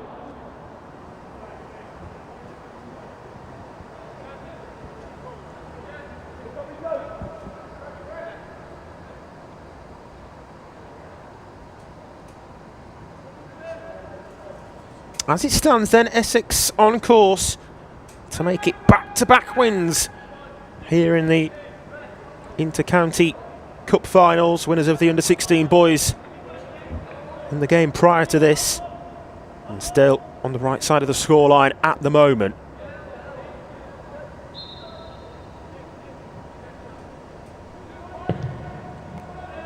Trophyless as a County Scotts FA in the last 4 seasons, Essex. That wait now over after the game prior to this. And it could get even better for them. It's set to. There's still work to do. Wanted a foul throw in there, did Cleveland, but it wasn't given. Now Jacoby. Out to Morley Robertson. Jacoby just holding back from joining the attack, perhaps wary of a potential transition. Morley Robertson hangs up the cross. It was a good delivery. Then it's there on the follow-up, and it's in! Wonderful goal! Well, what a strike that is from Riley Weir, and what a way to round off your hat-trick. Take a bow, young man. Won't score a better goal than that all season.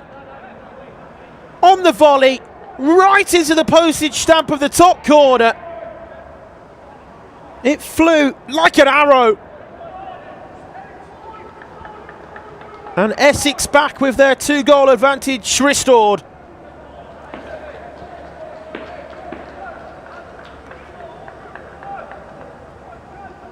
The technique on that strike is of the highest quality. To keep it down and hit the target at all, never mind fire it into the top corner of the net like that. Unbelievably well done. And could that be the goal that ultimately wins this under-18 boys county cup competition for Essex? Would be some way to do so.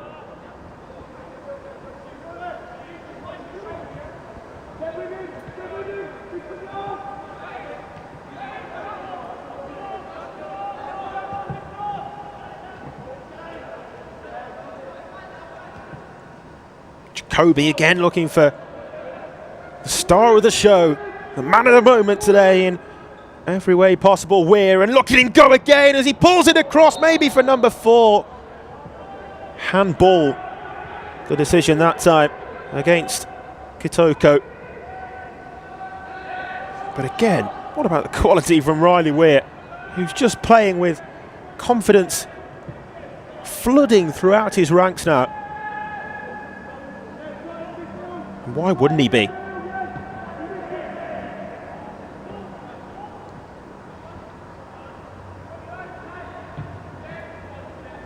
Kitoko taken down, and again he's done very well there.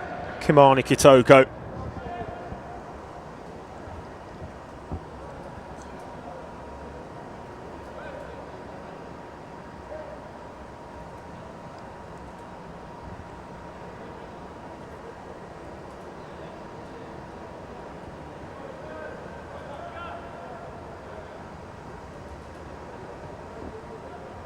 Weir went down momentarily then, but he's back to his feet and is going to be able to carry on as well. There are changes happening here, hence the break in play.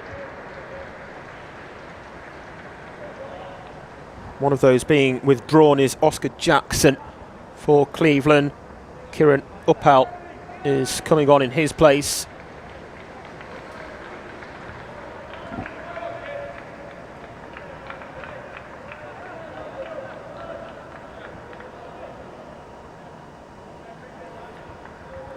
Jacob Lamb also withdrawn there for Cleveland. I'll try to clear up who the other player coming onto the field is. And for Essex, you can see there Chinedu Duru and Ronnie Hardy Both of those two are coming on here and making way. One of the two players to be taken off there, Riley Weir. What a splendid performance from the Essex number 9. Certainly a name to remember.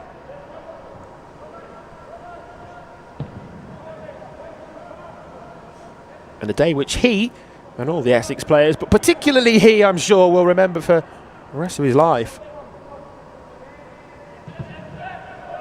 To score a hat-trick, to be the hero on such a big occasion like this today is very much a moment to cherish.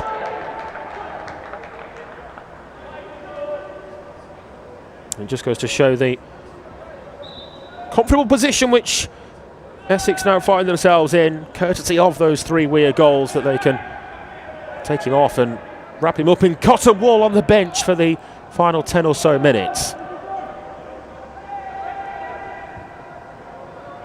So Duru will lead the line, having come on in Weir's place.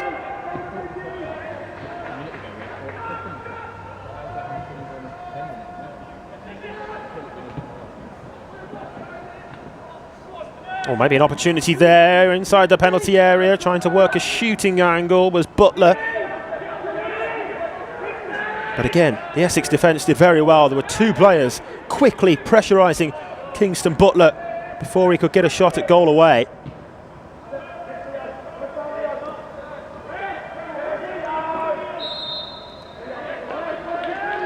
Pollard fouling Leo Morley-Robertson.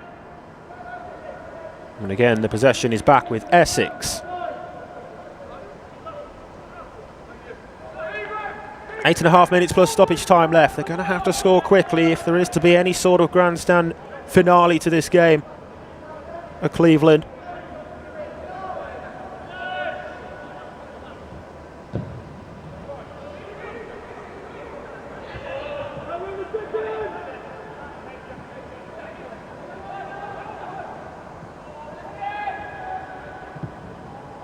Hardy. Back again to Ronnie Hardy under pressure from the Essex front man.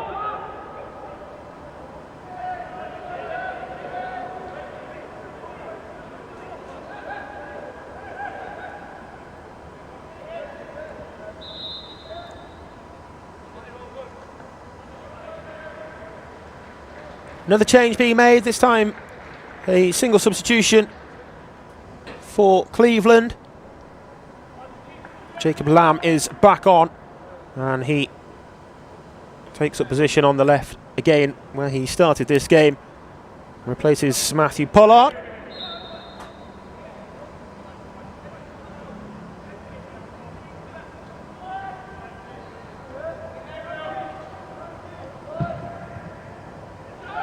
Long from Palmer.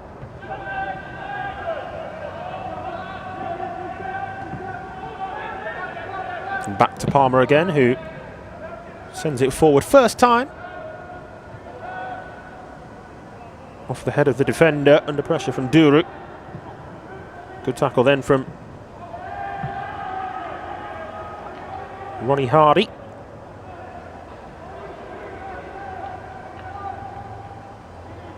Remember, still one more game to come today. The Under-15 Boys District Cup Final will round today's action off. East Riding taking on Havering in the final game. 5:30, the scheduled kick-off time for that one.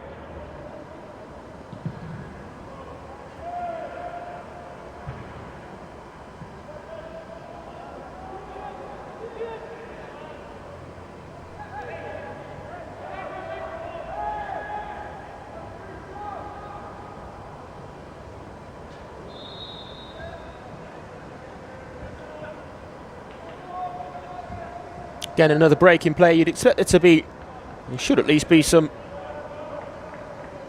stoppage time added on as a result of all of these changes. It's going to be a double switch here for Essex. Mendy Fernandi is coming on to replace the impressive Kimani Kitoko.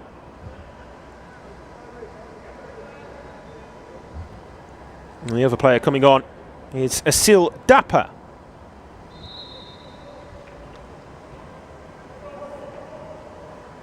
Straight into the feet of Dapper, as well as he's immediately involved following his introduction. Corner kick. Well won there by Hardy. So all of those who started on the bench today for Essex, Fernandi, Hardy, Duru, Dapper and Namisi, all introduced.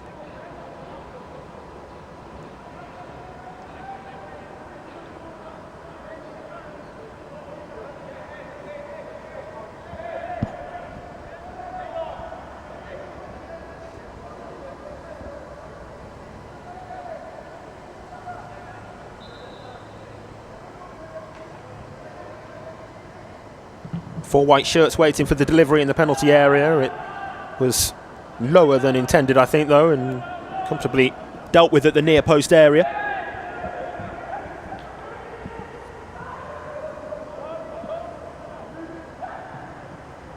Ebo to Morley Robertson. Morley Robertson takes it to the byline and tried to use the outside of his right foot to curl it back into the danger area.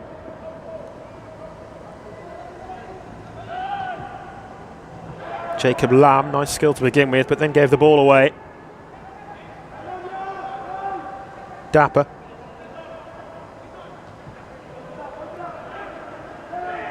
Back to Feely, who's impressed as well in midfield for Essex.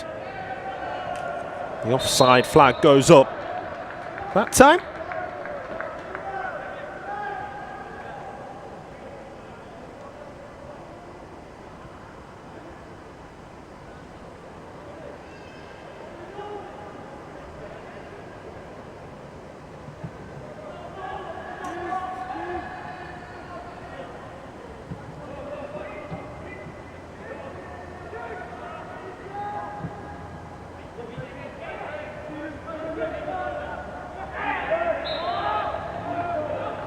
Foul again there, simple decision for the officials between the linesman and the referee, both in agreement.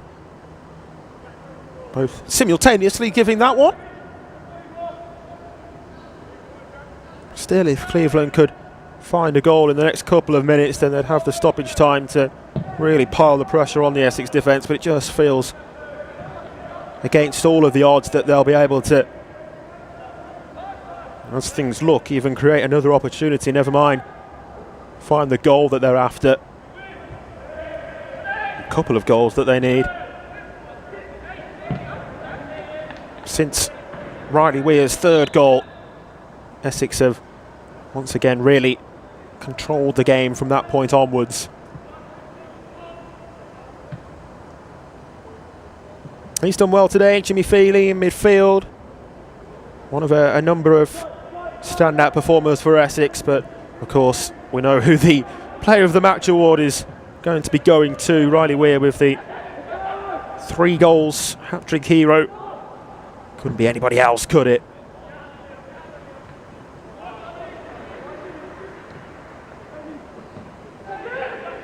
But as I say, plenty of impressive performers for Essex. And behind the defence, but only because he's gone too early there, Duru. Probably the simplest offside call that our linesman will have to give today. It's the final 90 seconds of the 90 minutes. We wait to see how much stoppage time will be added on at the end of it as well.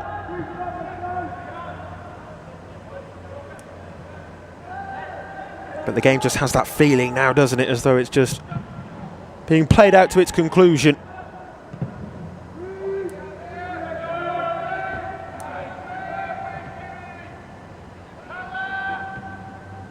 Header onwards. They're asking for a foul against Ebo, but it's not given. See, he won the ball there, Ebo, but there was, I think, a push in the back before.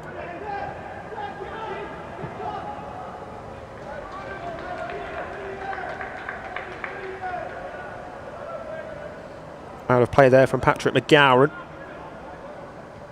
for Cleveland, who was up against it 2v1 actually, so had to make sure that definitely went out of play.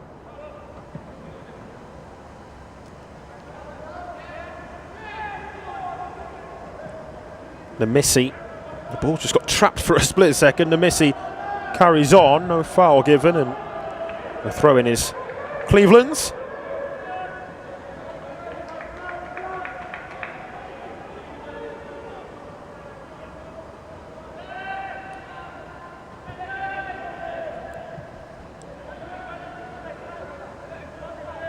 So we've passed by the 90-minute mark. 5 minutes of added time indicated by our fourth official, Rhys Evans. So 5 minutes of stoppage time.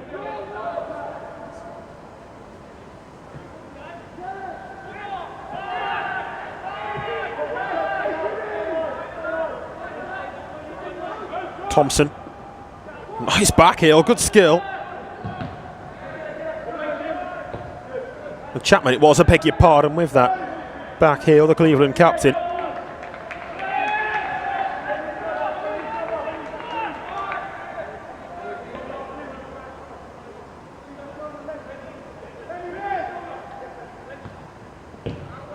Throw was taken by Lamb. And Essex will now break, and they'll look to add their number 4.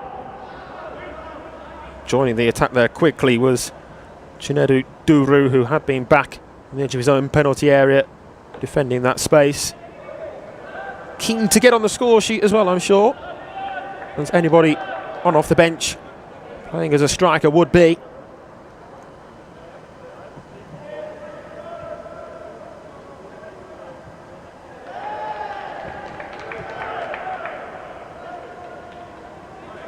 Goal kick, and they'll fight until the very last whistle, I'm sure, Cleveland.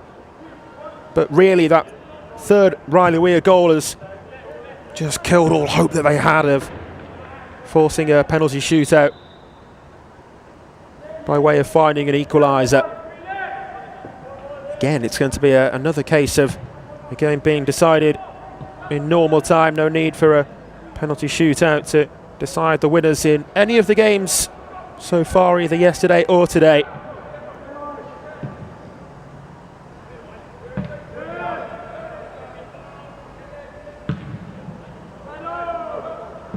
And incidentally, if it stays this way, it will be yet another case of a half-time scoreline of one side winning to 0, and a second half with both teams scoring, but ultimately, of course, the same winners as were in front at half-time. First game was 3-0 at half-time, finished 4-1. Second game was 2-0 at half-time, finished 3-1. So too this one, as it stands. So they've followed a familiar pattern. And again, as I mentioned at the start of this game, that pattern emphasising just how important making a fast start has been to the teams who have gone on to win.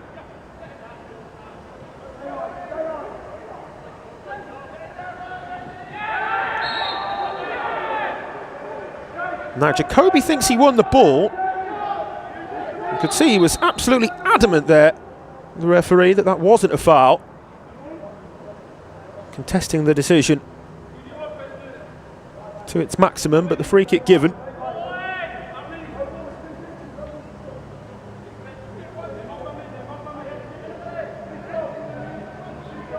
Have to wonder if things might have been different for Cleveland had that free kick from Spencer Walker found the net in the first half. It was 1-0 at that stage, so an equalising goal maybe would have seen them with the momentum going into half-time, and at least level on terms, on level terms I should say, at the break. It's 2v1 here on the attack for Essex. It's cut out, is it? Just about, with enough of a deflection to see Joel Neal able to then intervene and clear. But yeah, I'm sure that free kick will be a moment that they look back on, Cleveland, and feel that, you know, had that hit the back of the net instead of the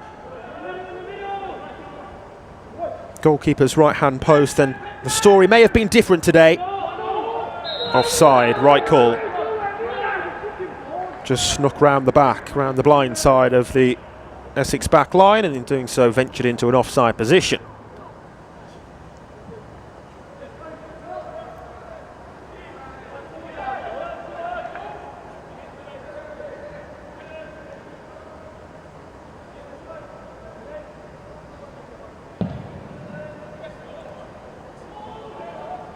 Oh, a slip at the back, and it might prove costly for another goal here. Good recovery from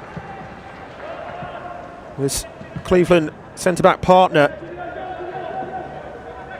who swept up the danger for him. Again, Duru's eyes must have lit up when that slip happened in front of him, and maybe he thought that was the chance to get his goal that he wants, but not the case. There's a lunge, and a heavy lunge at that as well. Again, it's the nature of the challenge, I think, there that the referee is very much taking issue with, and rightly so. We've played the 5 minutes of stoppage time. You imagine this will be the final action after the yellow card is shown, the free kick to be taken.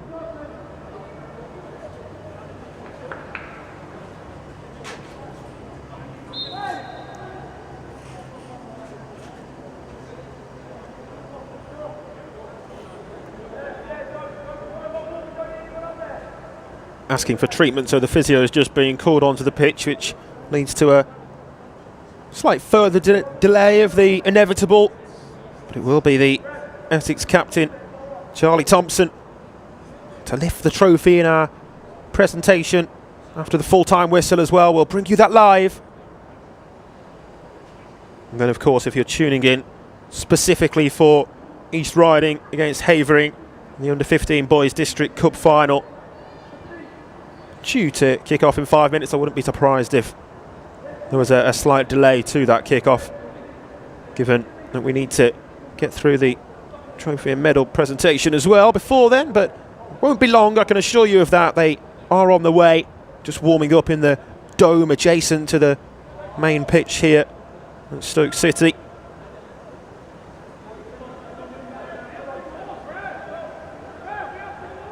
Yellow card there, of course, shown to Ben Ebo, and after receiving the treatment he needs to leave the field of play as well.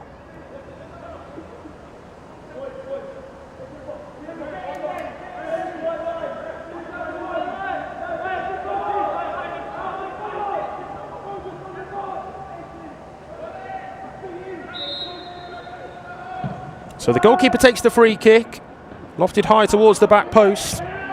There's the clearance away, and there is the full-time whistle.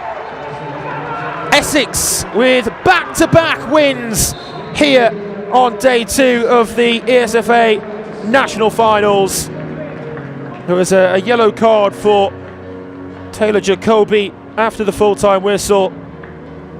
Not quite sure what that was given for, but ultimately Essex can celebrate. Riley Weir, the man of the match. 3 goals, hat-trick hero, and the third of them as good a goal as you will see here all week long.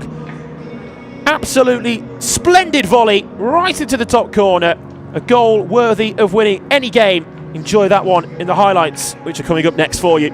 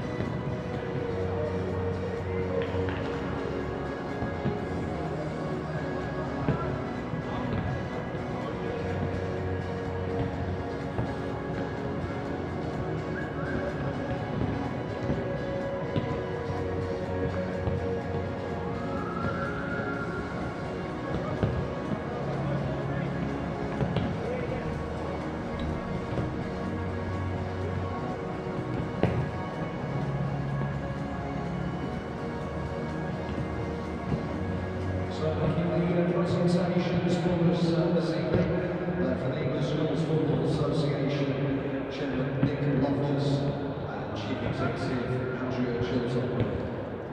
Before we proceed, just a quick round of applause for both our teams in the companies for today's match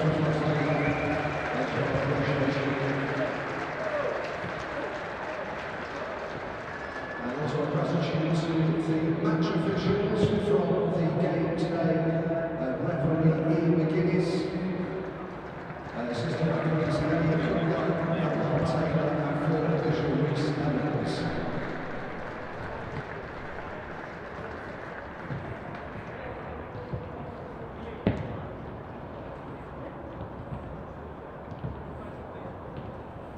So our presentation from the last final ongoing then before we get the final game of today's schedule underway. But a huge congratulations to Essex with back-to-back 3-1 wins. They beat Northumberland in the under-16 boys final, and they've now beaten Cleveland in the under-18 boys final as well.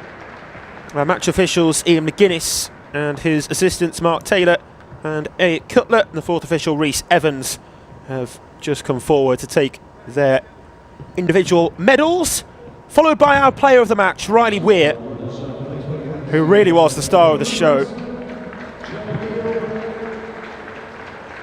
And that third goal is one which he'll clip for social media, I'm sure, and rightly so. So Cleveland come forward to take their runners-up medals, not what they came for, not what they wanted. It wasn't for a lack of effort at all today that they've come out on the wrong side of the result, but ultimately just came up against a very strong Essex side. And a player in red-hot form in Riley Weir.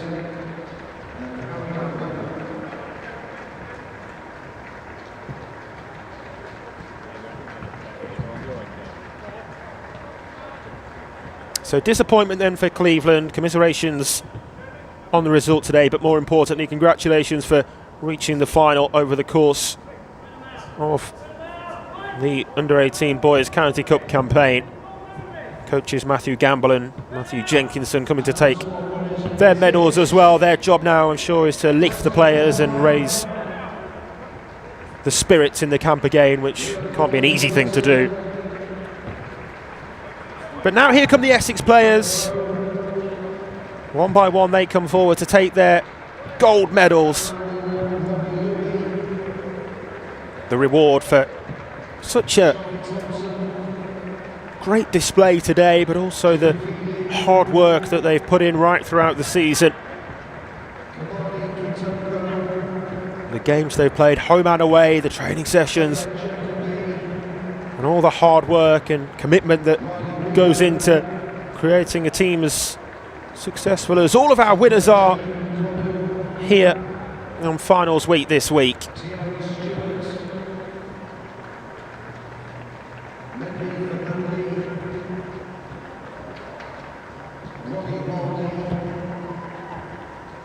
Like I say, plenty of standout performers in the Essex team, as well as just Weir. Thierry Stewart was great on the left wing. Sanfechi Ukonu, can't believe he didn't score today given the chances that he had, and it was only really a case of him being so unfortunate, the reason as to why he didn't. Kimani Kitoko, particularly in the second half, was outstanding in midfield. Molly Robertson, Jimmy Feely, and of course the captain Charlie Thompson, who will soon now get his hands on the trophy. The long wait for Essex County Schools FA to get their hands on silverware is over. Thompson lifts the trophy high. Essex crown the champions of the Under-18 Boys County Cup competition. A huge congratulations to them. Commiserations to Cleveland. And I'm sure they'll be back next year. But for Essex, well, the celebrations can continue long into the evening as well. Look at what it means to them. Essex have won the Under-18 Boys County Cup.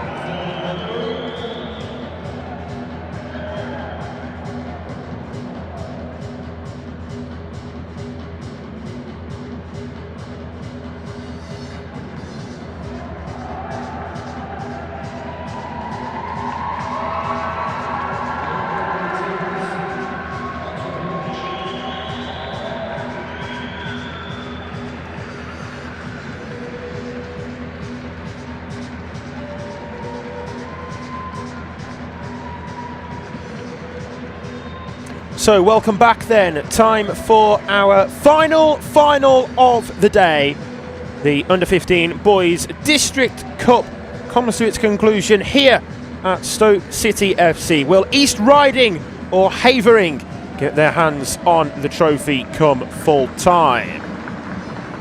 Well, the teams are out onto the pitch, as you can see. And I'll run you through how they both line up. Starting here with East Riding and their goalkeeper Zach Page. And then outfield they have Harry Bangs, Konstantinos Cullen Penis, George Wiles, Reuben Wilson, Harry Butler, who captains this East Riding team, Callum Thompson, Benjamin Hodgson, Wilf Rogerson, Noah Shan and Charlie Redshaw. Lee Hodgson is in charge. As for Havering, led by their boss Peter Drew, Louis King is the starting goalkeeper, then Dinai Rooney, Henry Lee, Charlie Gadsden, Roman Boyce, Matthew Mear, Leo Smith, Tommy Ferreira the captain, Jamie Pink, Carolis Barkus and Oliver Spence make up the rest of the Havering 11. On the substitute bench, starting with those on the bench for East Riding, they have Oscar Jacobs, Ben Carmichael, Thomas Moore, Riley Hunt and Isaac Rands.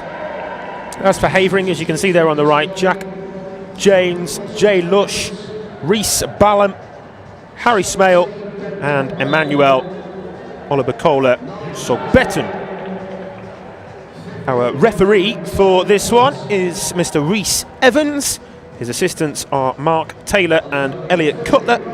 And the fourth official, having just taken charge of the last game, is Ian McGuinness. So it's East Riding in the blue, Havering in the yellow. Captain Tommy Ferreira there with the number 8 on the back of his shirt for Havering, and quite a bit of noise coming from the main stand here at Stoke, as well as the two teams are announced by our stadium announcer. The referee just laying down the law with the two captains, as I say, Tommy Ferreira with the armband for Havering and Harry Butler is the skipper, you can see there, for East Riding.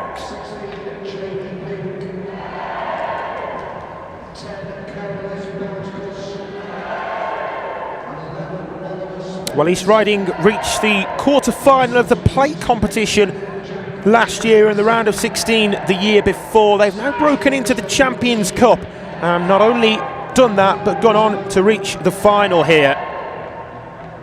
Havering, on the other hand, their under-15 boys made their first national final appearance in a grand total of 50 years, last appearing back in 1975.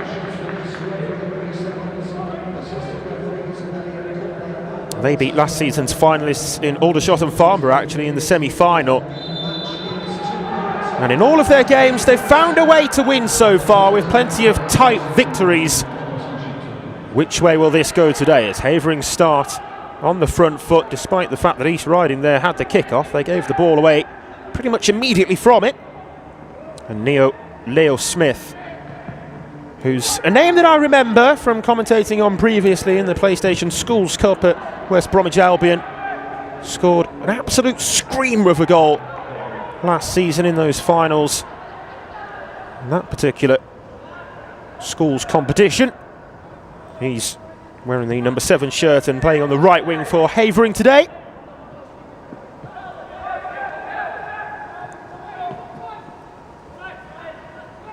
Two periods of 40 minutes for the under-15 boys.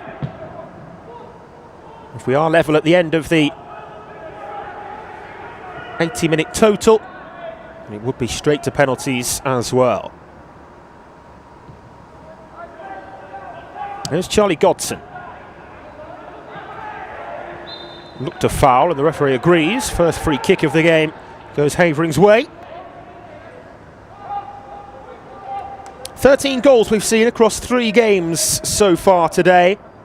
It's been a bit of a goal fest in truth, with 2 3-1 results and then the 4-1 scoreline that got things started in the under-15 girls final earlier.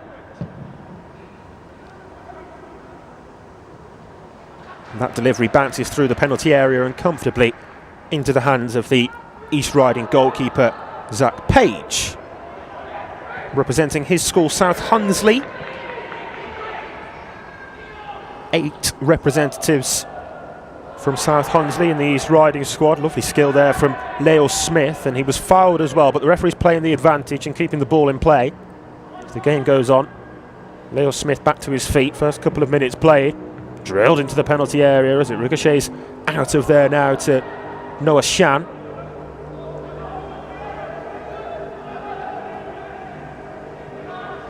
And East Riding look to maintain possession.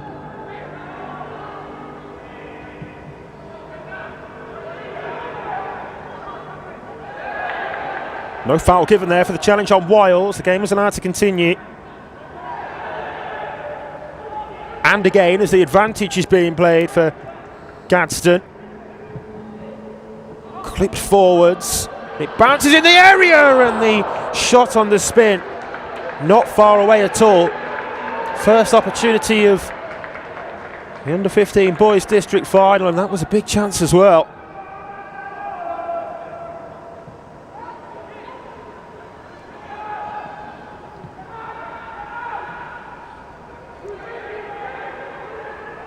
Under pressure here, East Riding, from the intensity of the Havering pressers. East Riding tried to play their way forwards.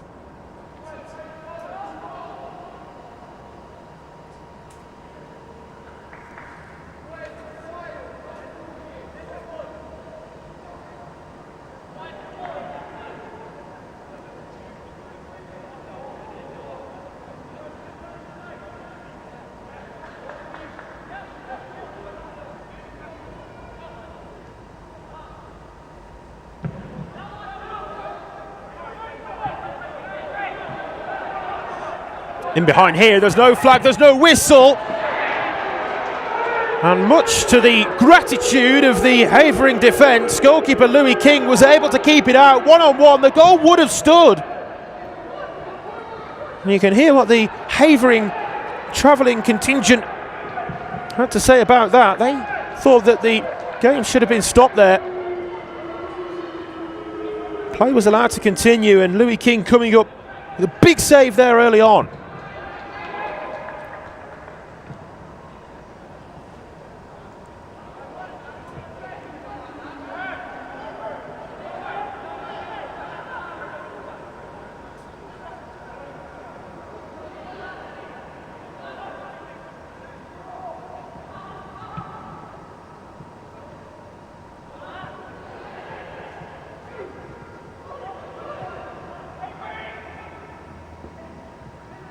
Around the edge of the penalty area as they try to play their way forwards, and Havering see it end up all the way back with their goalkeeper. And just clarifying what the confusion was there between the Havering back line, and it was because Havering had the ball when the game was stopped, and then I think East Riding were going to give the ball back to Havering, and somewhat unsportingly East Riding went through on goal there.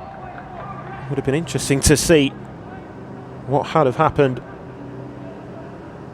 had Louis King not made the save, but yeah, the referee without the ability to stop the game, I suppose. The ball's in play after the drop ball, but it was meant to be just sent long back to Havering's possession, and very nearly led to the East Riding goal. I don't think he quite got the memo, the East Riding front man, whether it was done intentionally or not. Only he will know. But he was denied anyway. Louis King with the save. And we rightly go on at 0-0.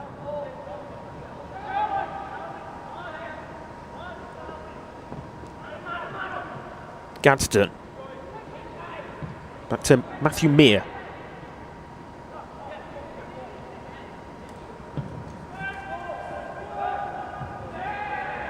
Up there towards the focal point of the Havering attack.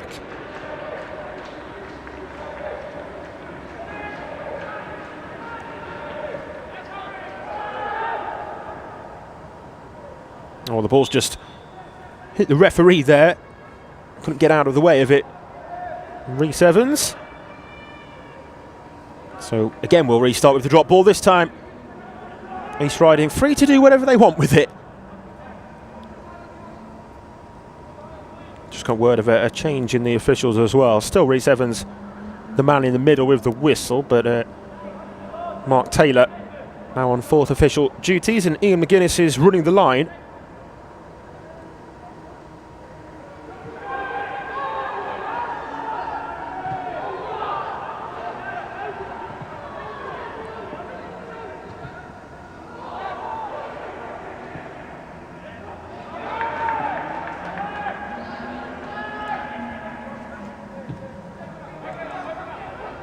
Possession round about the halfway line now then for Havering. Up to Leo Smith.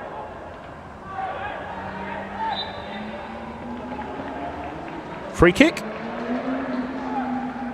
It's been a lively start to the game. Both sides will feel that they've put their strongest foot forward early on. It's been a competitive start.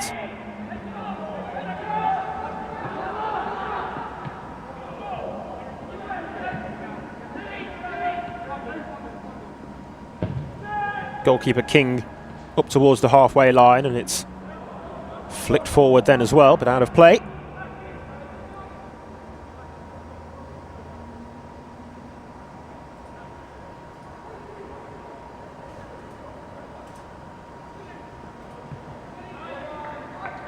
Throw in there, taken forward down the line, and out once more for take two as East Riding make a bit of ground down that right wing.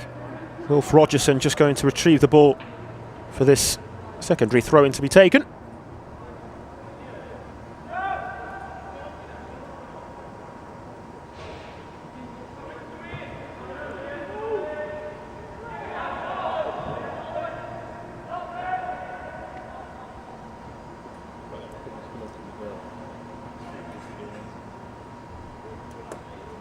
Havering themselves with the throw-in now as it's taken up to Ferreira, but he couldn't keep hold of possession.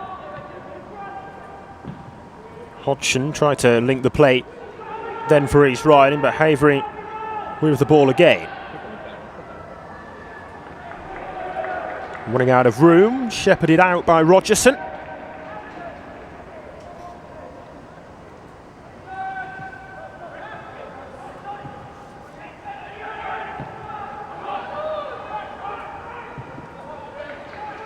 Out now to Leo Smith. Tries to slip the through ball pass forwards, but it's just wayward of where he meant it to fall. It's a firm challenge, but a fair one in the eyes of the referee. Tommy Ferreira asking the question of referee Evans, but he was happy with the tackle.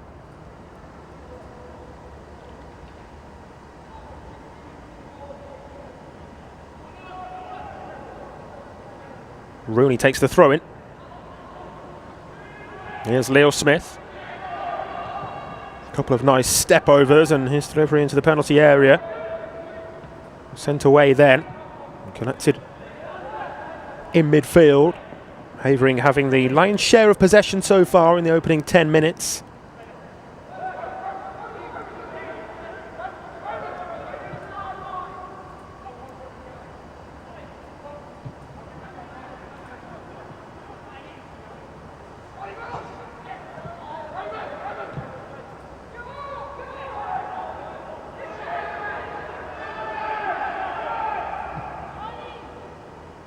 Godston.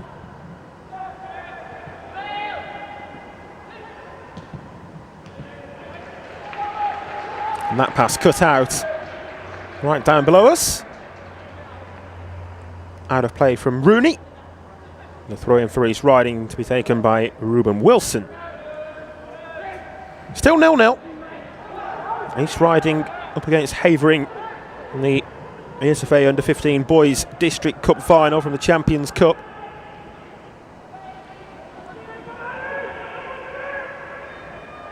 Good tackle to disrupt the flow of the latest Havering attack, but they have won themselves a corner. And the opportunity to load the penalty area now then. And we'll see what they have by way of a delivery into the danger zone. Leo Smith is making his way across from right to left and looks likely to take it. Five yellow shirts waiting in the penalty area at the moment.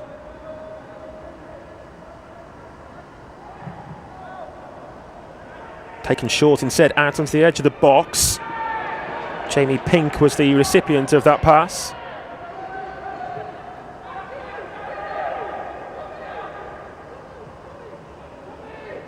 Rooney. Meant as a cross, I'm sure, but ended up being straight down the throat of the East Riding goalkeeper Page.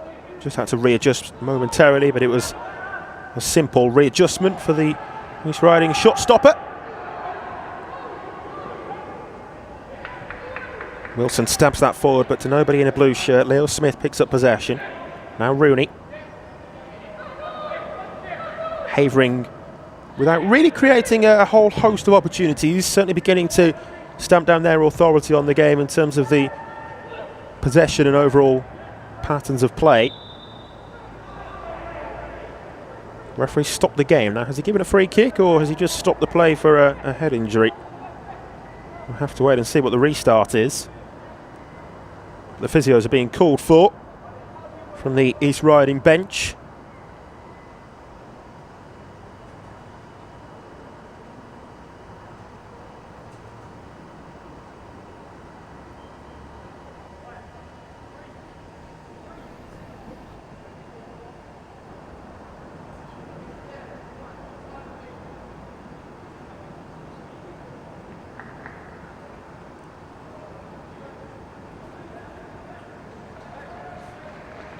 Good to see him getting back to his feet there, Wilf Rogerson.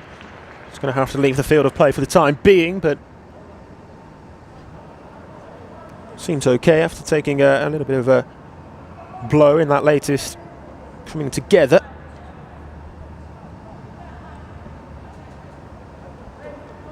And yeah, it will just be the drop ball restart, the third of the game.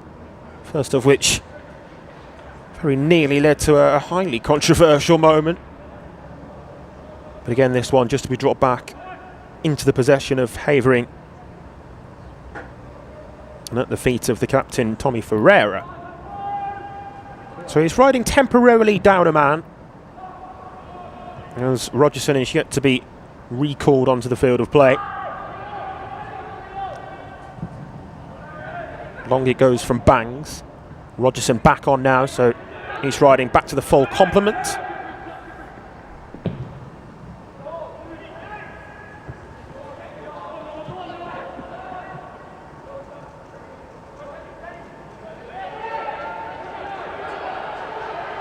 Here's Leo Smith. Good work from him as he goes round the outside and can deliver a cross here as well. More up than away, really, for the East Riding defence, and it's still bouncing around their penalty area.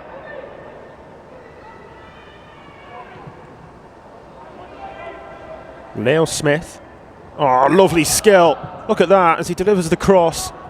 It's probably not quite of the same quality as the initial skill was, but it was great to begin with from the wide man, and after it now down the other end is Benjamin Hodgson, and he might just make something of this as well. It looked a lost cause to begin with. It was a difficult bouncing ball though for the Havering defence, and particularly Bryce, who sweeps it up in the aftermath. Was nearest to it to deal with though. Just confirmation for you as well that Oliver Spence, who was due to start this game, is actually amongst the substitutes, and Jack Janes is leading the line. Hefty coming together, definite foul, and will there be subsequent punishment for that? I think indeed there will be. We're going to see the game's first yellow card, and this is the reason why. There you go, late challenge from Bangs. No complaints really he can have with the decision to show him the game's first caution. Went in for the ball, but certainly missed it by some way.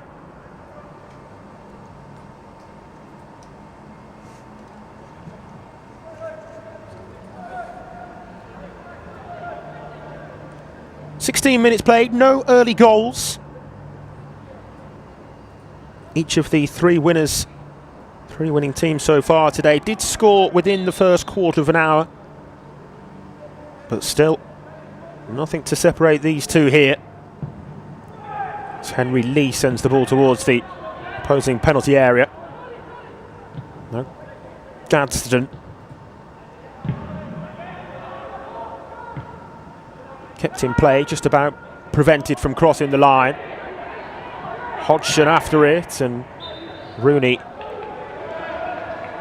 got his toe to it, but the foul's given anyway for the challenge on Ferreira. Free kick taken from the wrong position, and as well as that. Just struggling at the moment is Benjamin Hodgson, holding his arm, I think. Seems in some distress there, actually. Might have just been caught by a boot or landed on. Looks okay, and he'll try to run that off. Leo Smith.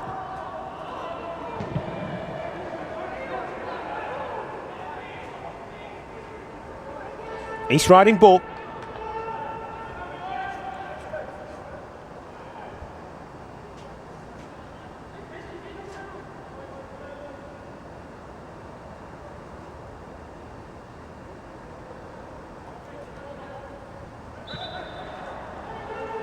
It's another foul.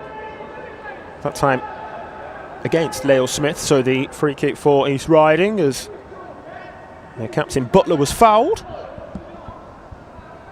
1-2-0 in their semi-final victory over the Wirral, did East Riding. Also came through the quarter-final with a narrow 1-0 victory away at Liverpool. Beat North Tyneside 2-0 before that, Rotherham 3-0 prior to that. Doncaster 6-0 in the game before, and they've only conceded 1 goal in all of the games they've played to reach this final today, and that was in the 9-1 convincing victory over Bradford Metro in game week 2. So generally, East Riding a side with a very, very solid defensive structure. That's what the stats would suggest, at least. Of course, perhaps up against a team with greater quality, it's difficult to say how the quality of the teams that they've faced so far compares to what they're up against today. But one thing which clean sheets do breed is confidence. And they'll certainly have that for the final. And you look at Havering, on the other hand, they've found a way to win in all their games, but they're yet to keep a clean sheet. Did need extra time as well in the round of 16 as they overcame Thurrock. 2-1 wins in the quarter-finals and semi-finals against Barnsley, and then Aldershot and Farnborough.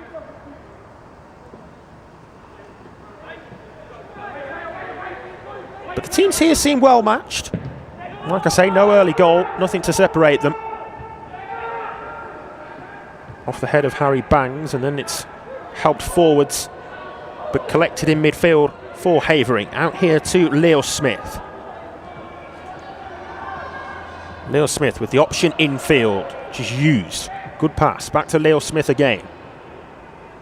Step overs 2, 3, 4, 5. Inside he goes. Toying with the opposition defence.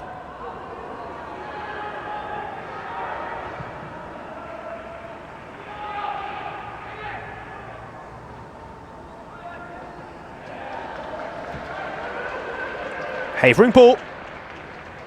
Midway through this first half now.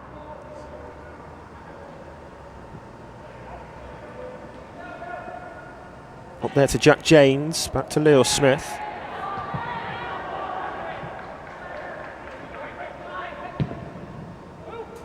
Long from King, who made that save one-on-one earlier, remember, in the moment when East Riding went through, despite the seeming intention to give possession back to the opposition after the referee stopped the game with Havering in possession. What you would say there is, in actual fact, in the letter of the law, the referee should be dropping the ball back to the team who had the ball.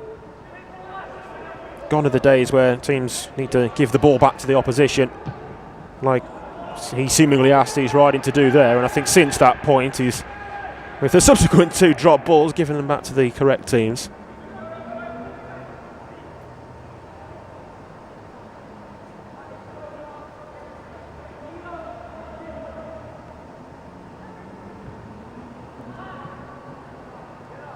Hooked forward there by Cullen Penis. Number 12 for East Riding, Konstantinos Koulompinis, just playing in the central defensive midfield role, just screening that defensive department of the team in terms of the back four. Bangs again with the header. Now the dangerous Leo Smith. Short pass though. Misplaced as he tried to find Rooney. Good recovery then though from Leo Smith as he covered for Rooney, who was higher up the field.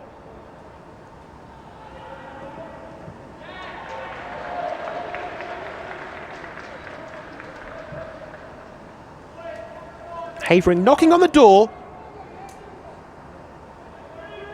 Plenty of possession in the midfield and defensive areas and out wide, but they're still struggling to really find that final ball, the probing pass perhaps to unlock the so far resolute East Riding defence. Leo Smith's throwing. He sets it back to James, who's drifted wide. James driving into the penalty area now, clips it into the centre. Important block, still not fully clear. And still, as it's bouncing in the 18-yard box, should be able to clear their lines now, and they do to an extent. Rooney, the recipient of the clearance to begin with, and Ferreira. Oh, nicely done, and the left-footed delivery to the edge of the penalty area finds Jamie Pink. Just lost his footing at the crucial moment. Perhaps it was too far ahead of him. Leo Smith goes for goal, and that's bread and butter work for Zach Page in the East Riding net. But better when I mentioned that they needed a little bit more quality in the final third. Certainly more like what their boss, the Havering manager Peter True, will be asking for of his team.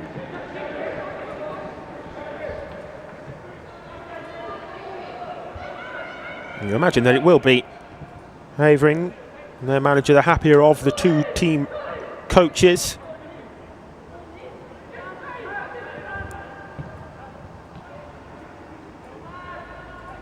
Long way to go yet, of course. Bartkus.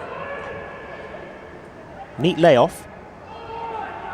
Now Gadsden. Rooney. Space to operate in as well, which is risky from an East Riding point of view. They just afforded Matthew Mear perhaps too much space there. Now can East Riding hit Havering on the counter-attack? That's their intention, but the offside flag goes up and the effort was wide anyway in the end from Benjamin Hodgson.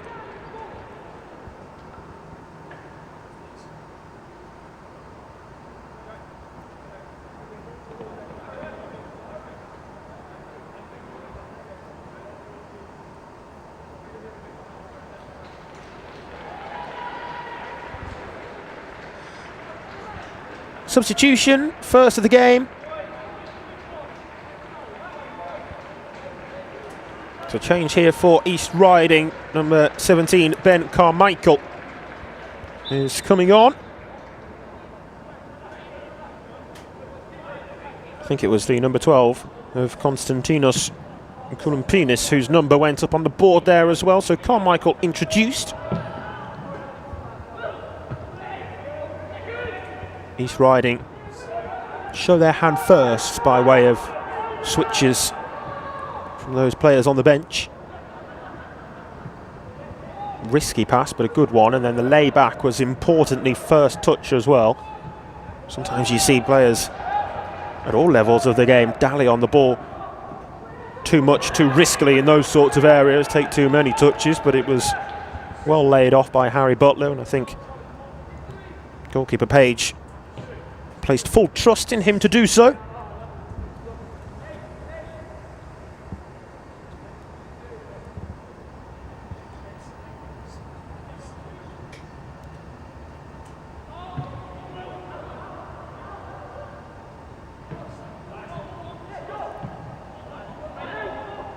Hodgson. Nice footwork. Wriggled a route away from the pressure from Gadsden and then was fouled by the Havering man.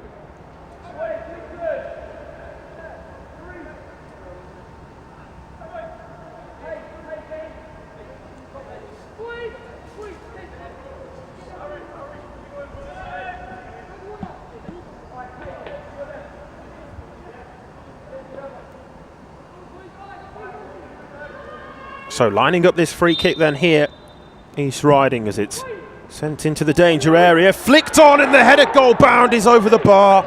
Huge opportunity there for Harry Bangs. Difficult one.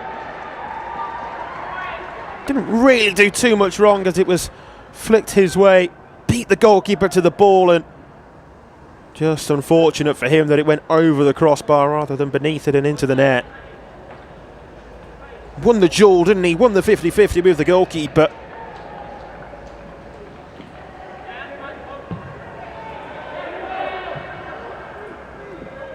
Chance that though for East Riding, and a sign that they themselves can create opportunities on the opposition goal as well.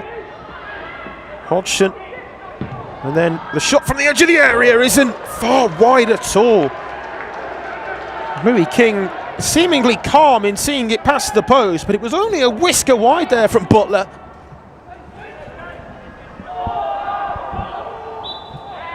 That's 3 good chances that East Riding have had now.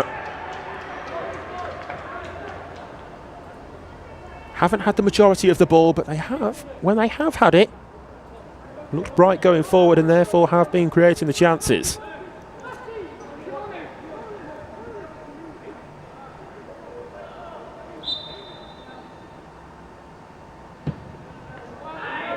Hodgson's delivery, we've already seen how dangerous they can be, East Riding, from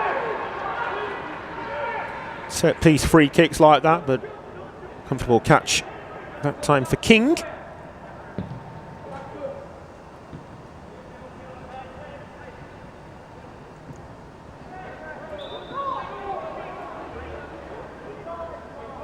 They're complaining there to the referee, but it's definitely a foul. This was given against Thompson. Handball that time against George Wiles.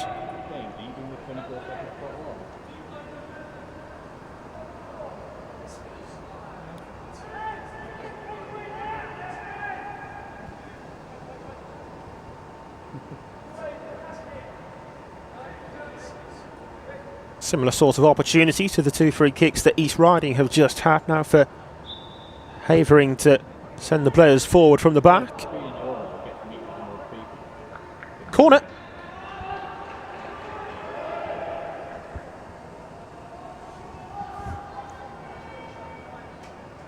Again, it's going to be Leo Smith to make his way across to take this. Half an hour played. Who will get the breakthrough goal? Could it come here from this corner, I wonder?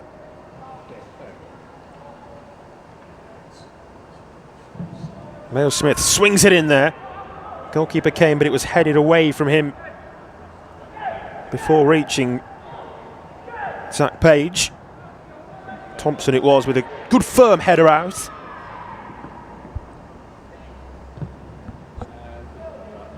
Rooney tries to switch the play.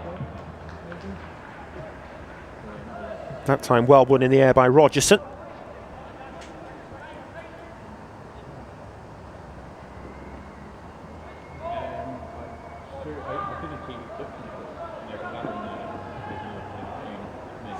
Possession then taken in midfield by Ferreira.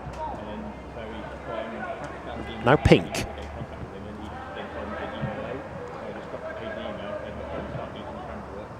Bryce. Havering again, comfortable in keeping possession in their back line, and doing so just working the East Riding players around when they're out of possession as well. Will all contribute to the second half fatigue levels, I'm sure, as the game progresses.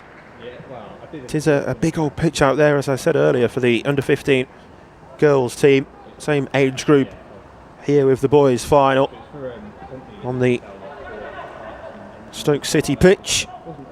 Wonderful occasion, it goes without saying really, for these players to be taking to the field at a stadium like this.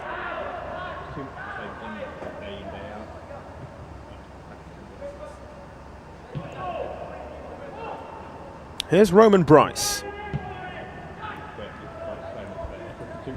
Progressive pass was a good one, but then so too was the tackle from George Wiles. Didn't have it for long though, then he's riding, and likewise another overturn of possession, and again should go back to the goalkeeper. And King has the ball at his feet. Rejected the shorter pass that time because he saw and executed very well the longer clip pass out to the left.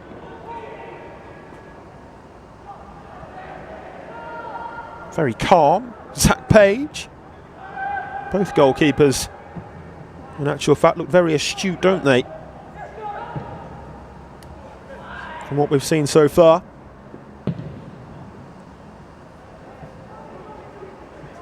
And King that time with the long clearance. Just under 7 minutes until the end of the first half, the first 40 minutes, and then we'll see how much stoppage time is added. It's been a relatively free-flowing first half, though. It has had a good flow to the game as well. Referees contributed to that with the advantages which he's at times tried to play.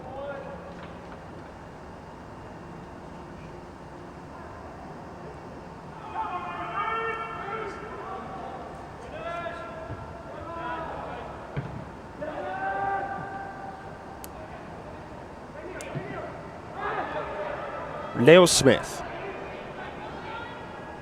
loves a step over, doesn't he? The Havering number 7 took a tumble but quickly back to his feet. That's the ball again and evades the first challenge. Skip by that. There's options over to the left here for Leo Smith. Heavy touch though, couldn't play the pass if he wanted to because the ball was too far away from him. Just holds back out of this attack now, Leo Smith, as Havering go on without him. He looks to cover the midfield department again.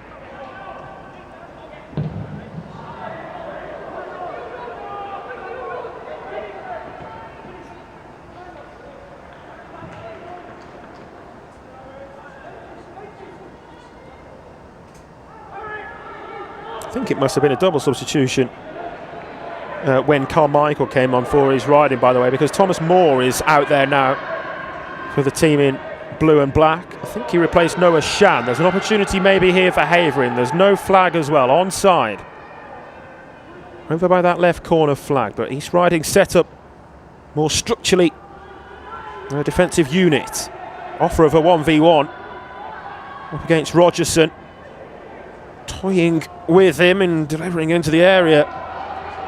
There was Bartkus. Another forward-thinking Havering player who looks very lively when he gets the ball. Leo Smith. Forced to check back and then play the pass into the path of Jamie Pink.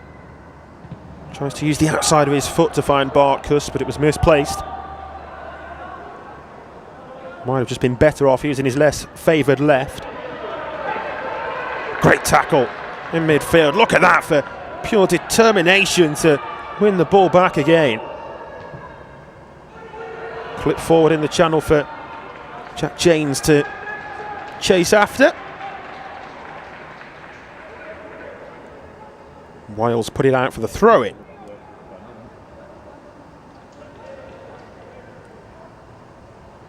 Will this be the first of the finals here at Stoke this season, over the course of the games yesterday and today, to reach the midway point with no goals? That one's hit the bar! So close to what might have just been goal of the day. Take a look at this again on the replay. Drove inside Rooney, and it just didn't quite dip enough in time. Goalkeeper was not able to get anywhere near it at all. Nearly ever so precise.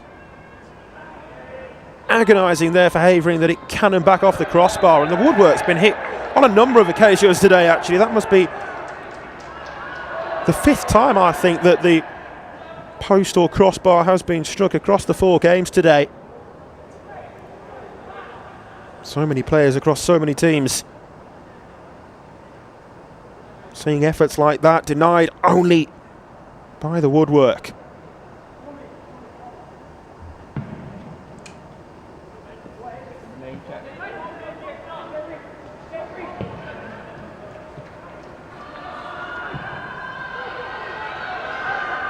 should be dealt with by the East Riding defence, but under the pressure from the Havering fans that you could hear just increase the decibel levels a notch or two as James was after that, albeit up against two defenders, might have just made things a little bit more difficult for the East Riding defence to deal with, but they were able to do so comfortably. Yeah, would have been some goal, wouldn't that, from Dini Rooney, as the right back cut inside onto his left foot. Thought, why not, I think, take a shot at goal like that. And well, we saw an absolutely spectacular goal in our previous game today. I think that one might have rivaled it. Ultimately, it stays 0-0. Nice couple of touches in midfield. Here's Butler. And back to Thompson, who had those touches a couple of moments ago.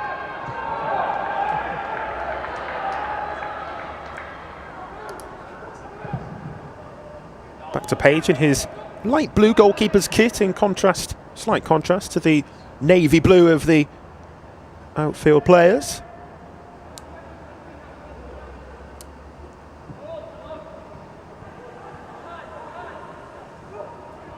Wouldn't expect there to be too much stoppage time, if any at all, really, at the end of this first half. Still time for another chance at least to be created, though. Leo Smith plays that one in field. Up to him again, misplaces the layoff. And Carmichael finds a route out with the ball.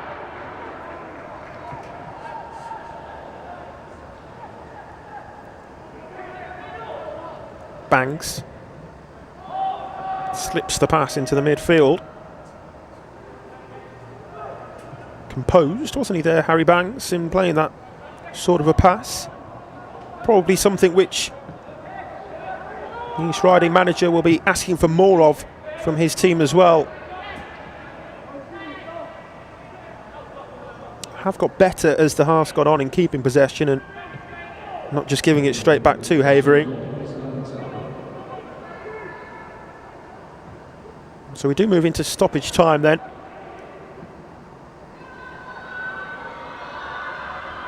Promising, but a good tackle from Bangs, who's done really well in that right back role. I think it was 2 minutes, if I heard that correctly, that was announced as the stoppage time there. Might have been 1. We're into stoppage time anyway, either way. Likely to see this through to half-time with the 0-0. Still as we are. Palmed away that time by goalkeeper King. The referee's given the foul. Slightly soft one maybe, but you can see why he's given it because of the slide for the tackle.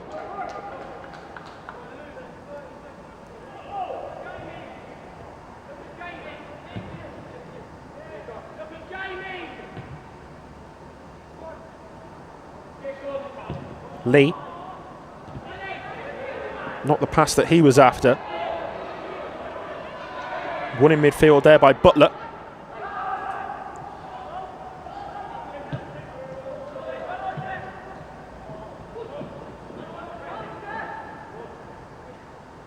Butler's still here for East Riding. Evades the sliding first challenge. Wonder whether the referee will come back to that. There's a chance here, and the effort from Ben Carmichael. It was goal bound, and it was a really necessary defensive block. Some of the East Riding bench were ready to celebrate then, but how about that for a block from the covering Havering defender? We have played 2 minutes of stoppage time now, but still there's time left for this corner to be sent in. Presumably the final action of the half. Lofted high, centrally. There's a man down with a head injury, and in fact the referee's given a free kick as well. Not quite sure what happened there. Be interesting to see a replay of that. Dino Rooney is down holding his face. Now, I don't know if the linesman has given the free kick. I say that because the referee didn't give it immediately.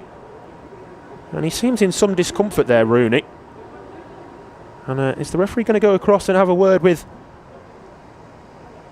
his linesman here? I think he's gone across to talk with his assistant. Referee currently in conversation with his linesman, and it'll be interesting to see what comes as a result of this. Still being seen to there, as you can see, the referee's assistant. And here's the replay for you. Well, that was the incident. I'm not sure there was too much in it. I'll show you it again.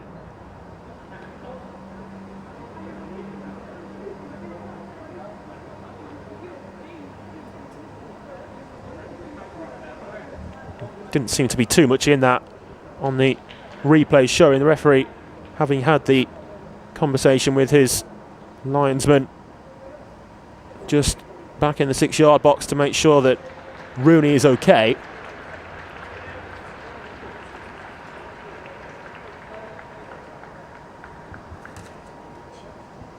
And that should just about see us through to half-time, I think.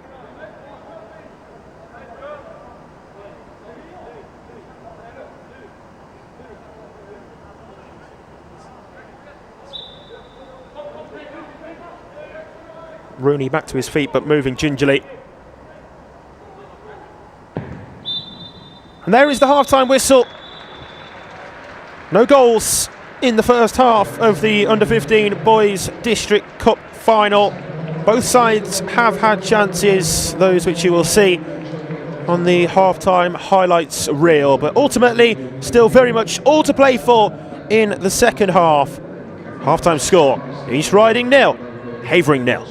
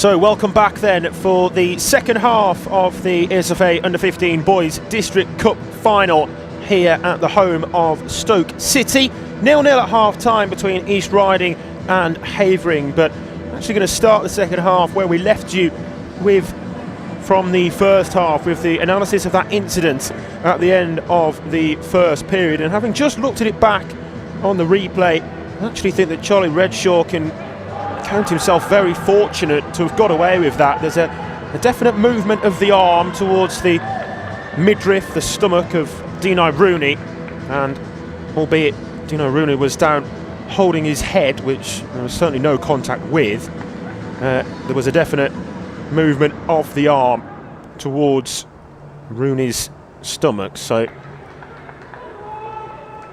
potentially one to keep an eye on in the second half, I think that's fair to say, between the East Riding number 11 Charlie Redshaw and Havering's Dino Rooney, as we are just about to get underway here at the start of the second period. So Havering in the yellow, attacking the goal to the left. Here in this second half, they'll feel that they had the better chances in the first period, although saying that, East Riding did create themselves their fair share of opportunities as well. Havering certainly had more of the ball, more of the play, but in terms of the chances that were shared between the teams, perhaps on second thought it was more fairly even.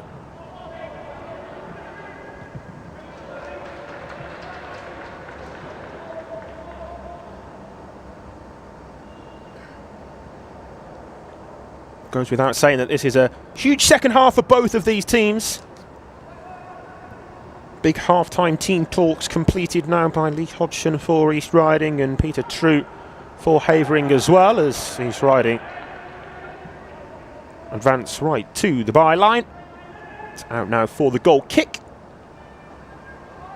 Havering have scored 11 and conceded 7 across the 5 games that they've played en route to the final today. East Riding, as I mentioned in the first half,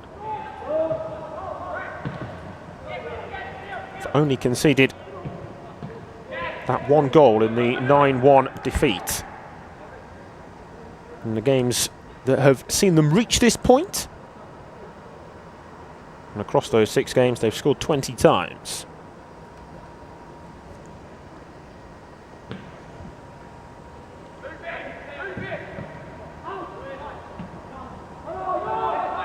Clearance away was from Callum Thompson to begin with, and then Hodgson helped it on its way as well. Forward now from Butler, but it should be dealt with by Bryce.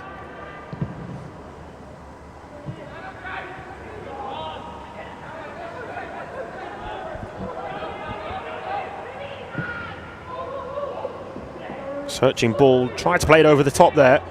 Breaks instead for the shot from distance, and Tommy Ferreira's effort bounces wide, but only by a yard.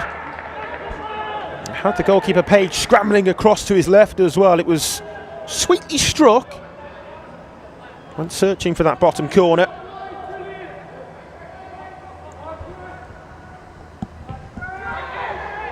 Goal kick taken short by Page.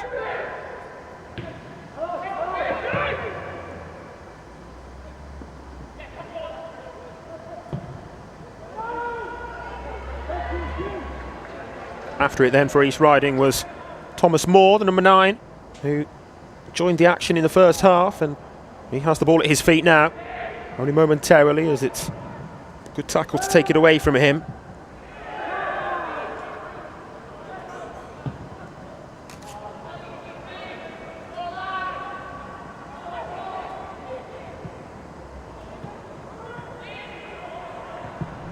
Into the area it goes, and it's a golden chance for Thomas Moore, and he puts it the wrong side of the post.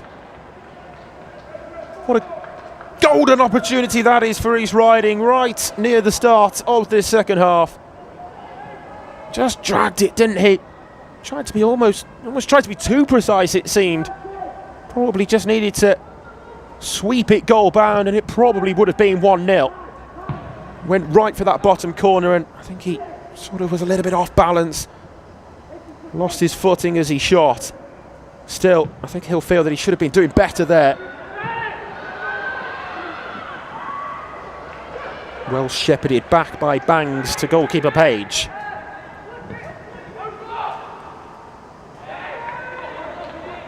Miscontrol from Wilson.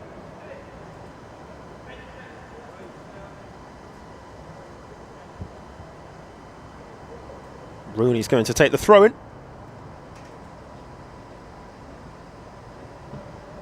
Short to the feet of Gadsden. Back to Rooney.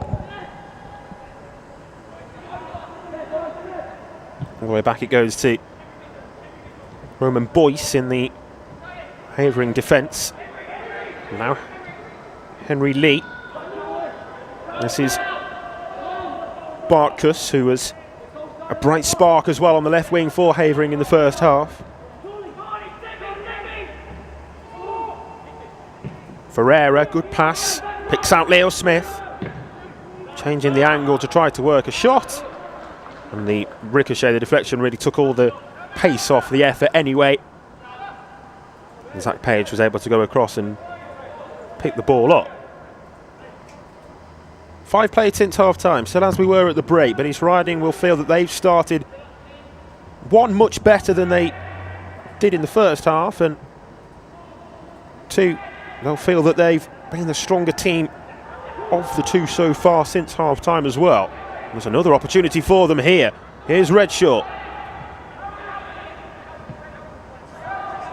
Butler wants it back. Hodgson instead goes left to Wilson. His delivery from deep would have taken something special to create a goal-scoring chance.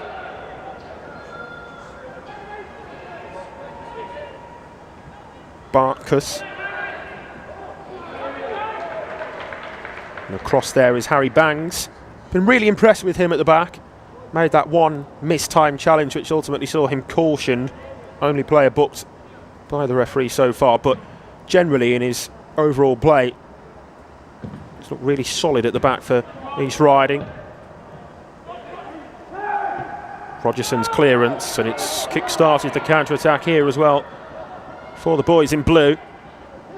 Redshaw urged to continue, then doubled up on, and at that moment he chose to try to win the throw-in and succeeded in doing that off Henry Lee.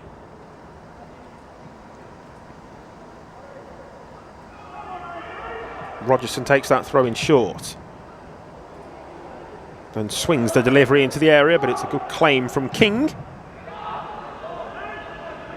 Great distance on that kick forwards, but too much distance on it in the end because it's past the Havering front man Jack James and then headed back to Page by Banks.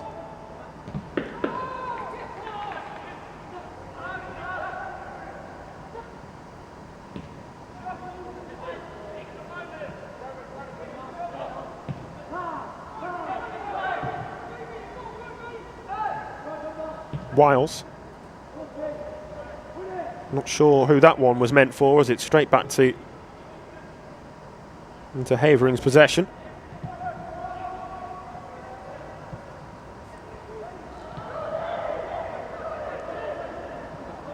Again, calm in possession, aren't they, Havering? Been impressed with the way in which they're comfortable playing out from the back, but almost a case of commentator's curse there. It was right on cue, they've given it away. Butler. Forced wide though, ends up driving towards the corner flag. Keeps it in play, couldn't keep hold of possession. And Havering get away with that. One of the few occasions where Havering have given the ball away in their own defensive department. Certainly not the area of the pitch that you can usually afford to be giving possession away like they did there. Substitution for East Riding. Oscar Jacobs is coming on to replace Ruben Wilson.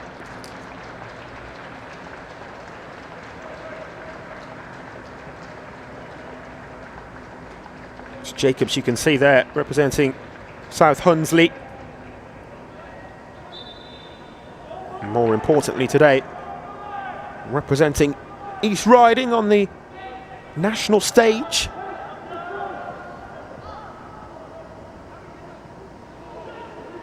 Wiles just pulled out of the challenge as he realised he wasn't going to get to the ball. Oh, and he's got to be careful there. He's already been booked, Bangs. Is the referee going to let him off? I think he's going to go to the pocket. He's going to be sent off here, Harry Bangs. Well, the East Riding bench aren't happy with the call, but he really shouldn't be diving in on a yellow card like that. It's a second caution, and Harry Bangs is dismissed. East Riding are down to 10. Just as I'd been singing his praises, and commentator's curse comes into play again.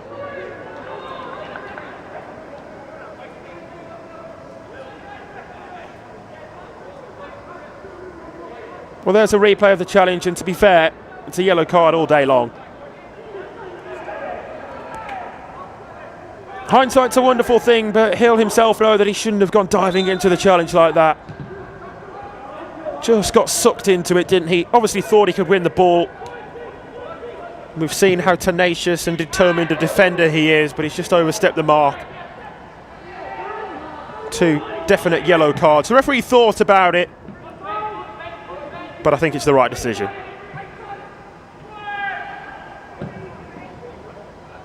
Going for the overhead kick on the spectacular. Breaks instead here to Barkus.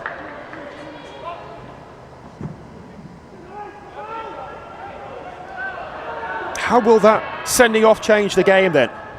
Will East Riding make a change to switch things up? I'm not quite sure how they've changed things tactically so far. Now they're down to 10. Obviously Bangs was playing as the right back, so you presume somebody will have to fill into that role, or they'll move to a back 3. Stay themselves coming forward here though, and the effort on goal was just too high, but again, a really well struck shot.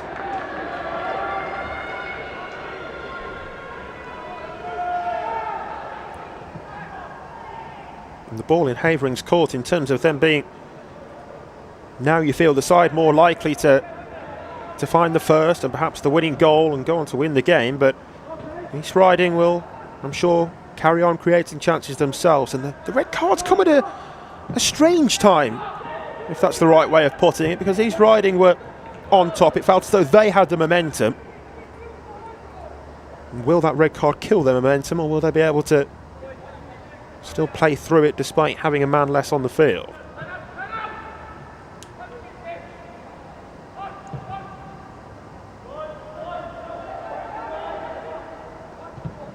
The other thing you'd question, I suppose, is whether the East Riding coaching team could have withdrawn Bangs before his second yellow card, but you can see why they wanted to keep him on the pitch, and I think they trusted him to not get drawn into a challenge like that.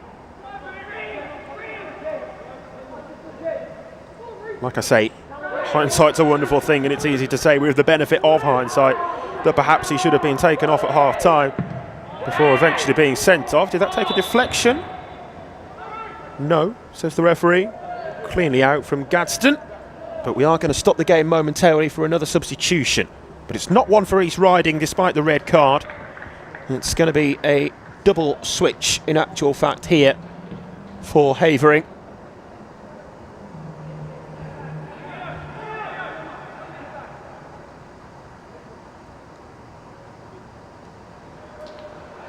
So 2 players coming on now, looking to change the course of the game.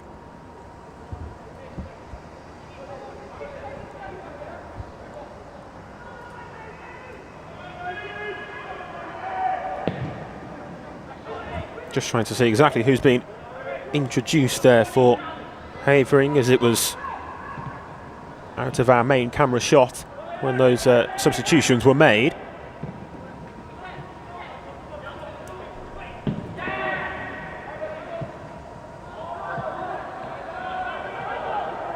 It's East Riding who are on the attack now.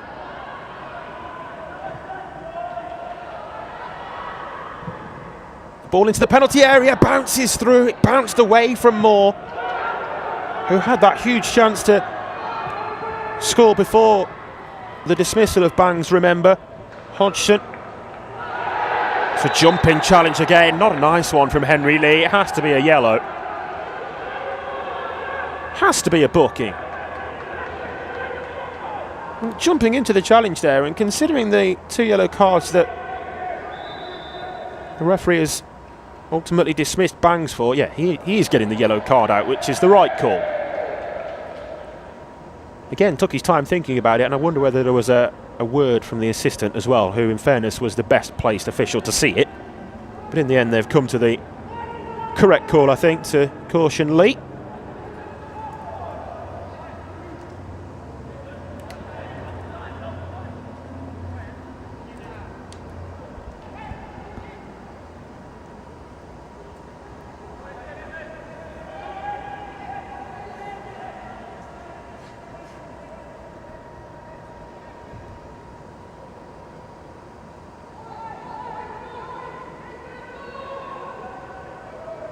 Hodgson looks set to send this free kick into the danger zone then. It's punched away by King, who got 2 fists to it.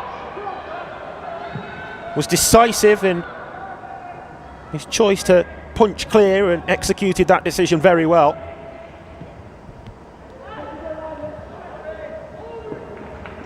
Well-timed sliding tackle that time from Harry Butler.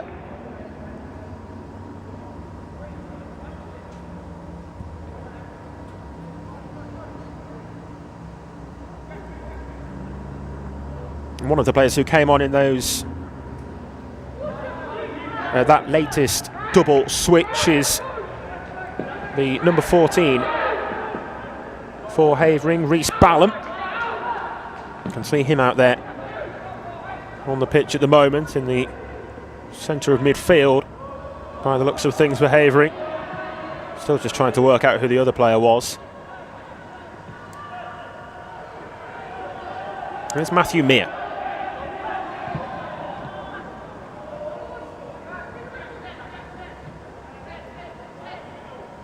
Lee.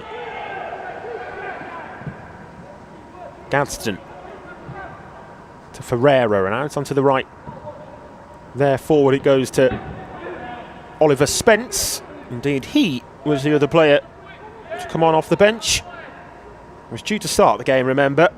Listed in the initial starting 11, but in actual fact he began the game amongst the substitutes.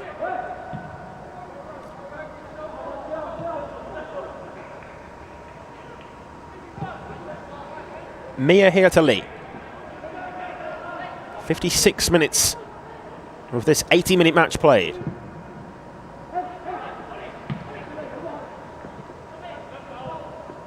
So far, the red card hasn't really changed the course of the game.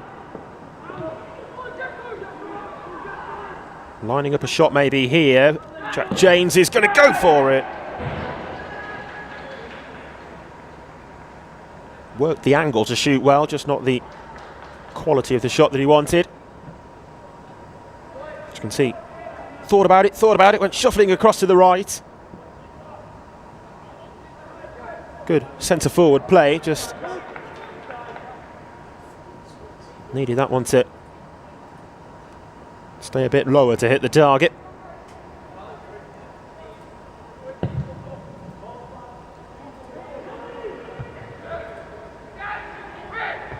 So it's a very narrow back three there at the moment for East Riding after the red card for Bangs. No substitution to directly replace him, but instead they've just ultimately kept the same system, but well, we'll see here up against the right central defender in Rogerson as Leo Smith cut inside onto his right foot, but it was a wild effort from his right boot.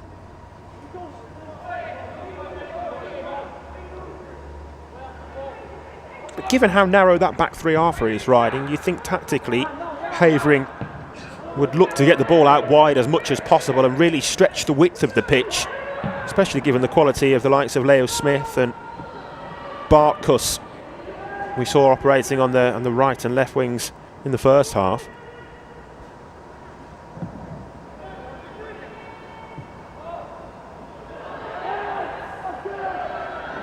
Good touch there from Spence.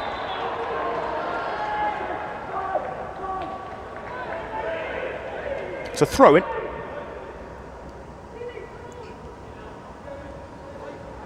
Question of whether that was going to be given as a free kick, but just the throw-in awarded. Neatly controlled. Gadsden to Lee.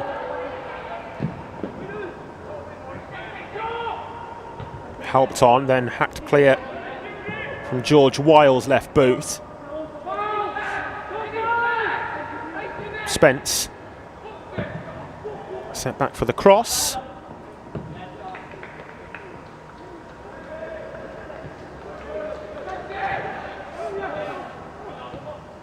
Still very much a case of defences being on top, and the chances have dried up in their frequency a little. Oh, he was away there. Was Charlie Redshaw. Just not found with the pass though. There was a crucial interception. Benjamin Hodgson, it was, I beg your pardon, who would have been away down the right wing. The interception prevented the ball from reaching him. Ferreira. Leo Smith. Good pressure on him from Rogerson, but Leo Smith keeps hold of the ball. And it's 3 against 2 if they can get the ball forward. Now he's riding back with plenty of blue shirts in the defence.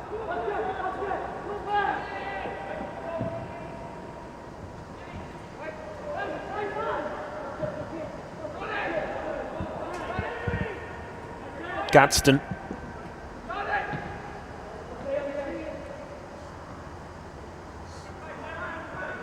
Back to Charlie Gadsden once more, and he offloads possession again. Now Mia. Now they get the ball wide with Henry Lee, but not the needed quality of delivery. Zach Page very grateful to see that one sent straight through to him.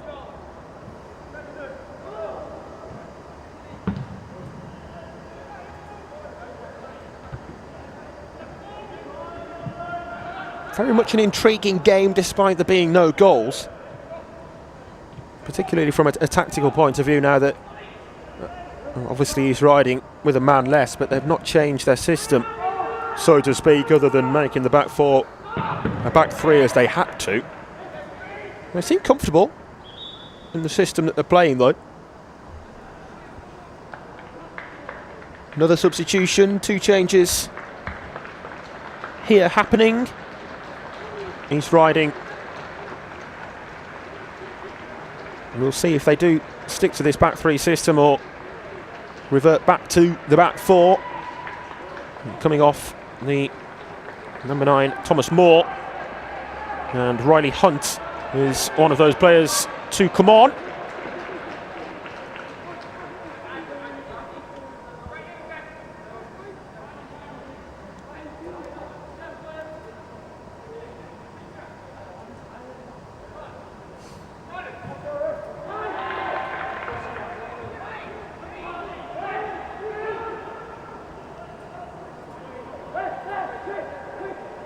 Isaac Rands, the other player to be introduced as well there for East Riding. So numbers 15, Riley Hunt, and 16, Isaac Rands, both now on.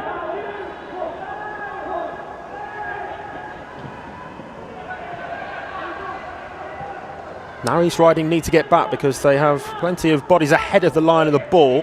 Tried to commit to the attack, which you can understand, but they need to be wary of the threat and danger which they face going the other way, although they have very much nullified those threats well so far, particularly since the red card, and as a whole in the second half.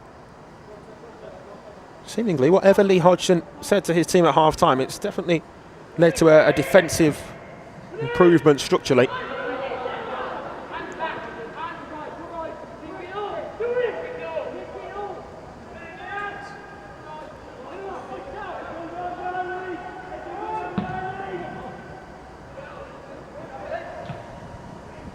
Battle for the ball in midfield was won there by Hodgson. And Hunt controls. And then lays off possession back to Hodgson, who did very well.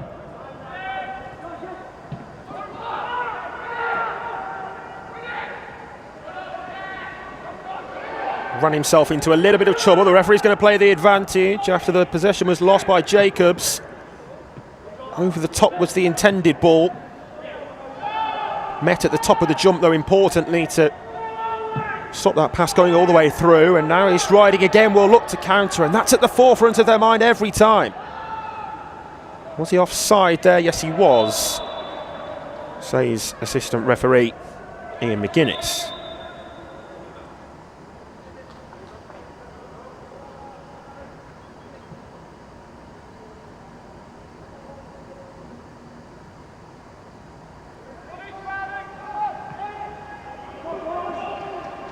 Free kick taken short there by King.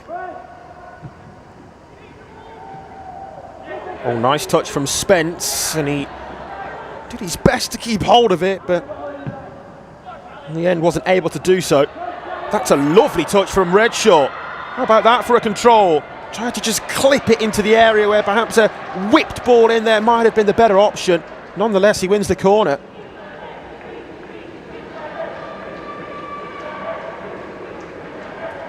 Really impressed with how his riding have continued to go about the game plan which was set out for them with 11 men, even after the dismissal.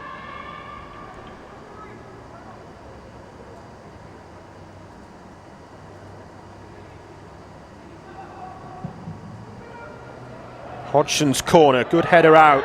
Still inside the penalty area though, and then it was a rushed effort, it seemed, from Wiles, and a wild effort in the end from Carmichael.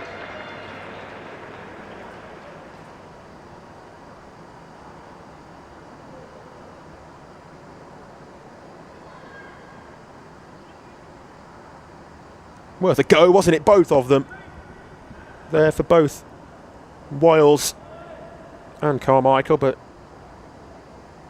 neither of them ultimately with the effort that they were looking for. Another change, this time for Havering. And you can see the number 20, Emmanuel Olubakola Sogbutan, is the player to come on. And I think he's just going to sit in defensive midfield. Often left as the spare man sometimes when teams are playing with 10 men, but it hasn't been the case here because of reasons I've already suggested, with the lack of adaptation from the system that he's riding we're already playing with. Well, there's confusion here. There's an extra man coming on, is there? As Riley Hunt was called back onto the pitch as the ball was in play. I'm not sure whether they were trying to make a substitution or if he'd been made to leave the field of play for another reason, but either way, they're back up to 10 players. They were down to 9 momentarily as Hunt was sidelined. Spence. Rogerson under pressure, under an increased amount of pressure, as the determination was clear to slide in and block the clearance, as happened. It could have ended up anywhere and ultimately broke back to Page.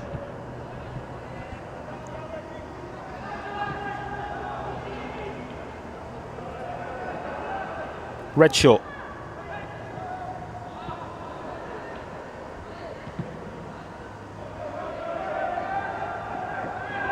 Definite foul, and I think a yellow card as well. Benjamin Hodgson going to be cautioned.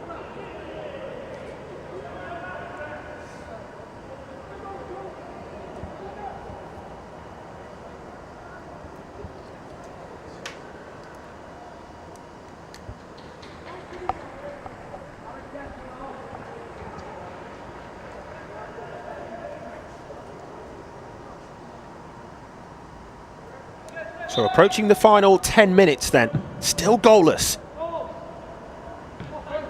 Oh, lovely control there by Leo Smith.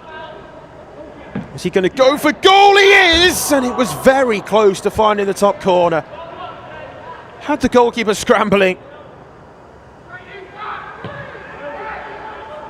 Great control to begin with, and it was really not far away at all.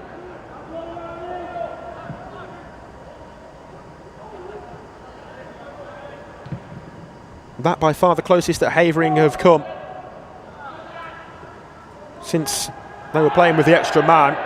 Referee says advantage, although I'm surprised because, well, in fairness, he could come back and bring it. Oh, he's going to bring it all the way back. What I was alluding to was maybe bringing it back to show a yellow card afterwards, but he's brought it all the way back now for a free kick as the flag went up for an offside offence. Referee allowing the advantage to go on for a fair while. But as the flag went up for offside, he chose to bring it back all the way for the free kick. And quite rightly, there will be a yellow card for Emmanuel Olubukola Sugbeaton. So Olubukola Sugbeaton becomes the latest player to be shown yellow. It's been a feisty old game out there, hasn't it? Particularly when you add into the boiling pot of all that the incident between Charlie Redshaw and Denai Rooney. The back end of the first half, Redshaw. And the replays that we saw at half time, it was difficult to see to begin with. Looked as though might have swung an arm towards Rooney's midriff, and although a free kick was given, you can only presume that the referee didn't actually see what happened, because had he have done, I think he would have brought out a card of a different colour to the yellow, which has so frequently been shown.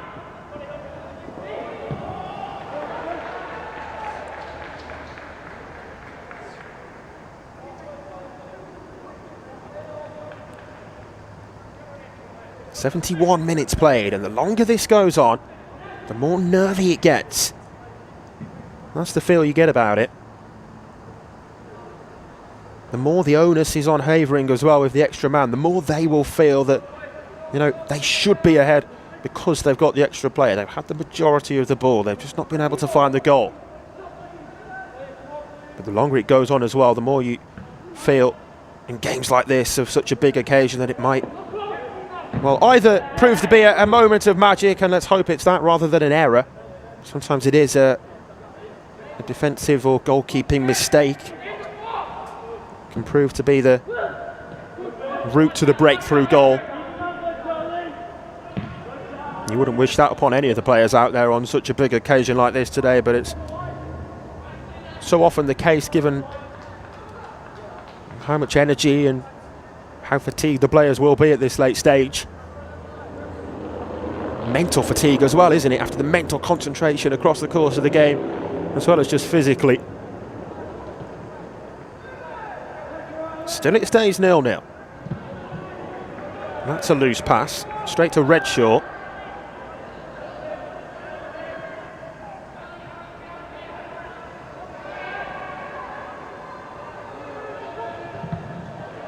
Done ever so well there, Redshaw, to win the corner. Fired the cross against Henry Lee. And gets another set piece for his side.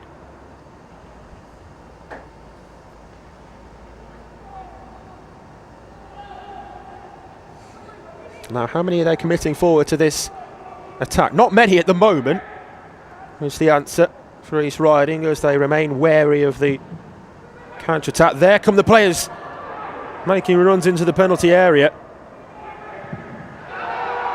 3 late runners into the box, joining the attack there as the corner was sent in. Havering trying to break away down the other end. It was Jack Janes who was disrupted, though. Wilf Rogerson, I think it was, again with the important piece of defending. Approaching the stage of the match where I will soon have to think about my player of the match as well. Difficult one, but I'll hold on for a little bit for the time being. We'll see if anything changes in this game, at least for a few more minutes. Butler. There's a man down here for East Riding. It was clipped towards the right wing. Well, momentarily they're playing with, once again, another man less, aren't they? As he's struggling there, Benjamin Hodgson. Importantly for them now, the ball's out of play, so Hodgson can be seen to. But even more so importantly, if he's not okay to continue, then they'll want to get some fitter, fresher legs back onto the pitch, because they need every ounce of energy. And you can see he's struggling there with cramp.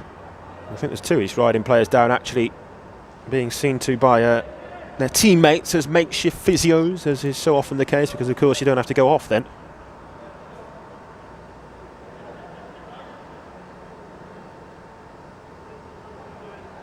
It's a loophole in the rules, isn't it, really? But there we go, it's something every team does.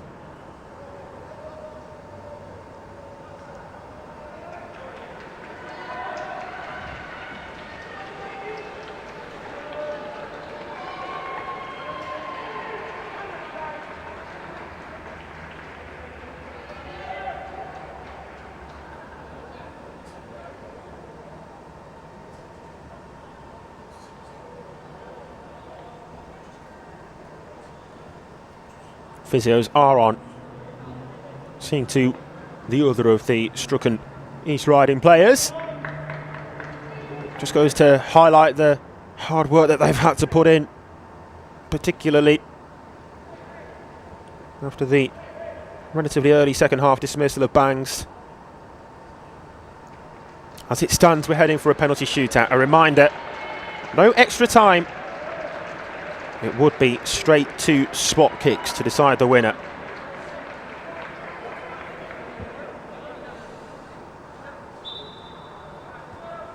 So the change there sees the reintroduction of Konstantinos Koulompinis, the number 12 for East Riding.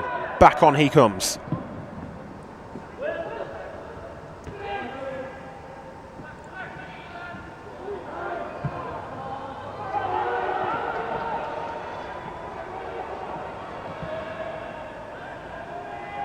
King.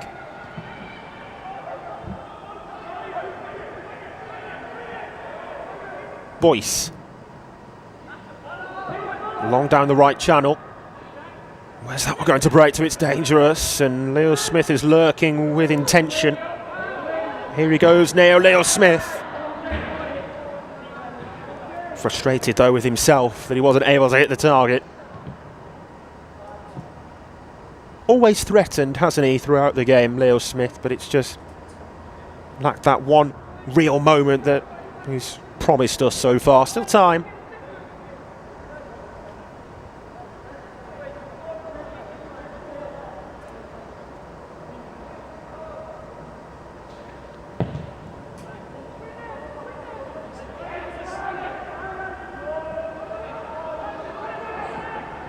Rands. Tenacious does well, but he's surrounded by, well, at least two, maybe even three at one moment there. Yellow shirts. Still somehow East Riding keep possession, but now they've lost it. Butler was pressured in midfield. 2.5 minutes until the end of the 80. With every passing moment we are nearing a penalty shootout. I wonder how much stoppage time we'll have as well. Whatever happens from now, it's going to be dramatic, I can promise you that. Whether it's a late winning goal or, of course, the ultimate lottery of a penalty shootout. Offside. Promising moment there for East Riding. Quickly, swiftly put a stop to by the linesman raising his flag against Hunt.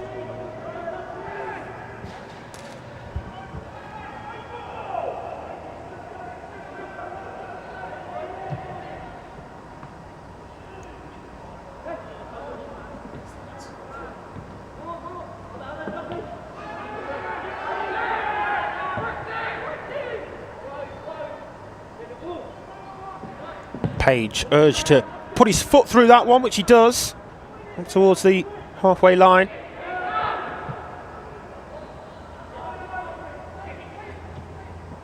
Leo Smith now fed the ball again in this wide area.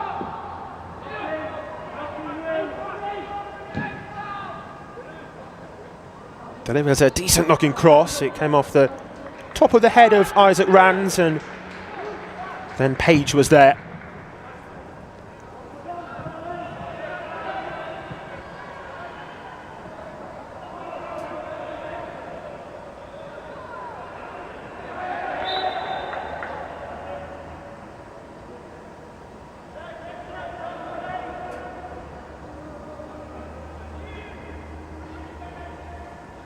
So we'll see how much stoppage time we'll have then.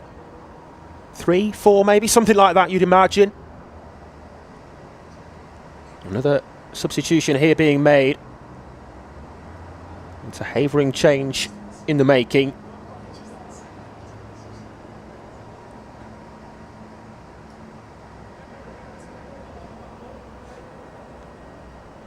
And Harry Smale is coming on here, and it's the substitute who came on being substituted.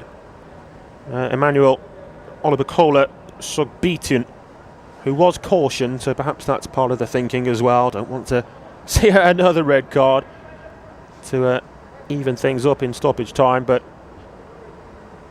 yeah, Olibacola Sogbeaton is withdrawn and Harry Smale is on. The other thing it could be is with a penalty shootout in mind. Certainly expect two managers to make penalty shootout specific substitutions as we move now into 3 minutes of additional time. 3 minutes added on at the end of the 80 minutes. And with that, the noise levels rise again, and suddenly the Havering support have found their voice. Ever so loud before the game and at the start. And I think the fact that their team haven't been able to find the breakthrough goal that maybe they feel they deserve, whether you agree with that or not is questionable, but the fact that they haven't found the breakthrough goal anyway has meant that things have just quietened down on that front from the Havering support.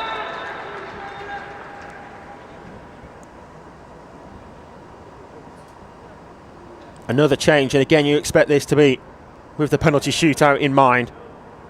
Rooney coming back on, and Rhys Ballum, another one of the substitutes who came on off the bench, being withdrawn again. I think he's just being told there as well it's with the penalty shootout in mind. You'd expect that's why this change has been made.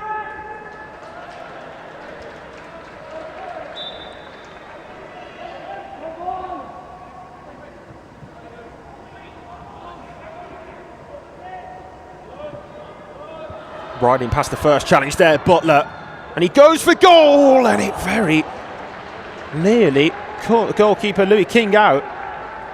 It did, in fairness, he was off his line, just not on target. Did well to ride the first challenge, as you can see there on the replay from Henry Lee, who's a very lucky boy because he's already been booked, and had he made contact there, I think he would have been given his marching orders as well. Didn't win the ball or take the man in the end. I'm going to commit to a player of the match, and it's this man who's just played the ball back there, Wilf Rogerson. Been really impressed with his display, particularly in the second half after the dismissal of Harry Bangs. But we'll come back to that in a moment because there might be an opportunity. There will still be an opportunity. It's going to be a corner. And the chance for a very last gasp winner. But yeah, the player of the match is going to go to Wilf Rogerson regardless of what happens from here on in. After the dismissal of Harry Bangs, he's had to play a slightly different role and has really done well against ultimately Havering's biggest threat as well in Leo Smith. Talking of Leo Smith, he's going to take this corner. Swings it in there, high towards the back post. Headed out of the danger zone for now. It's another corner kick. All those nerves are jangling now, aren't they, for these riding players?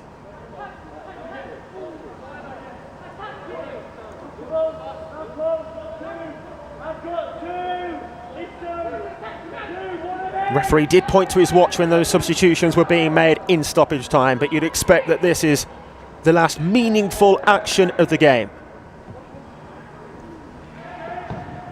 Henry Lee's delivery. Header goal bound. It was met by the defender who kick-starts the counter-attack here, and he's riding charge forwards, and it's a really important piece of covering defending because they were away there, 2v1. It was almost a rugby-style kick forward and chase after the ball, but ultimately no goals. And we are heading for a penalty shootout. Do not go anywhere. You'll be on the edge of your seats, I'm sure. No goals in the under-15 boys district cup final. It will be a penalty shootout to decide the winners.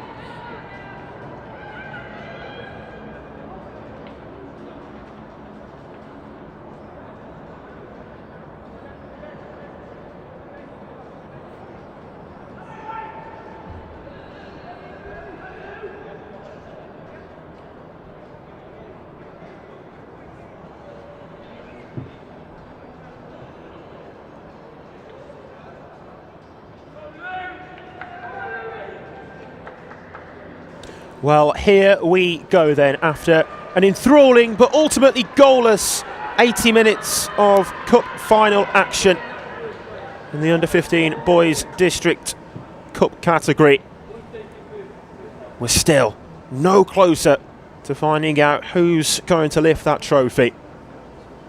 What an opportunity for the two goalkeepers as well. Zach Page and Louis King with the opportunities to make themselves a hero. It's going to be East Riding to take first. Harry Butler, the captain, is taking on responsibility with the first spot kick.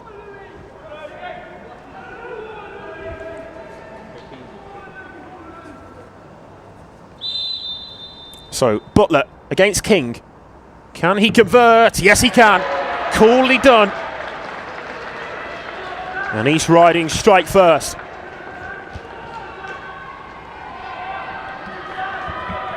Tap of the hands with the goalkeeper there, Zach Page as well.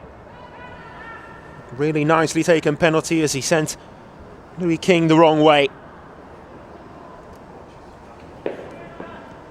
Stepping up now with the first Havering spot kick, Henry Lee.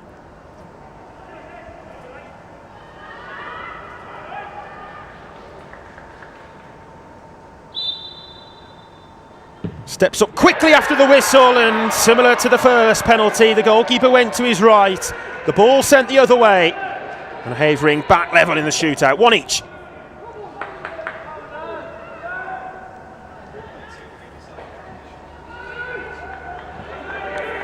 So up next now then, moving swiftly on to Ben Carmichael, who started the game on the substitutes bench, but had a relatively big impact on it.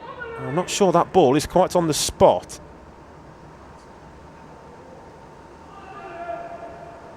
Just being asked to replace it by the referee, which can only increase his nerves. I'm sure his heart is pounding now. Ben Carmichael with a big intake of breath, and he smashes it home. Great penalty. Keeper stayed down the middle. East Riding, having taken first, get their noses in front once more.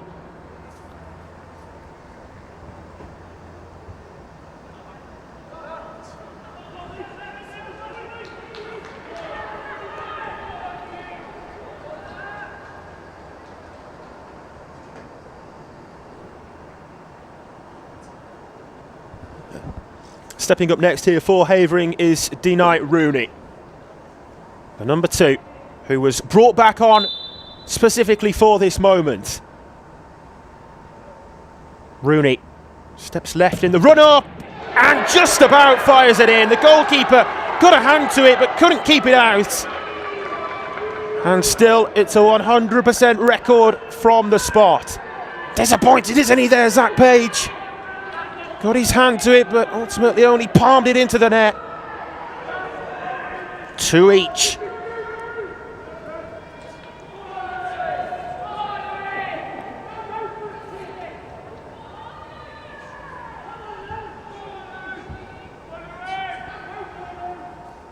So, Ruben Wilson, the number 5 for East Riding. Left-footed. Oh, and that one could have been saved as well. Somewhat like the last. The goalkeeper got his hand to it, but again, ultimately couldn't save it. Not the most precisely struck penalties, but they all count the same. And it's a big, big sigh of relief there for East Riding, and particularly there, Ruben Wilson.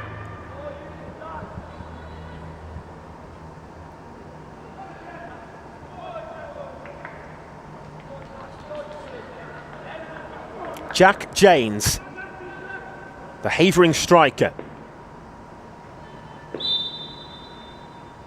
Up against Page, and he slots it away, does James. 3 each.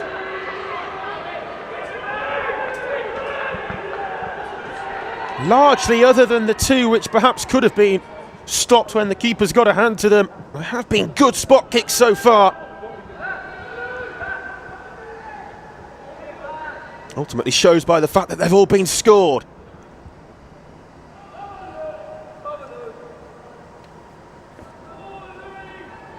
Charlie Redshaw.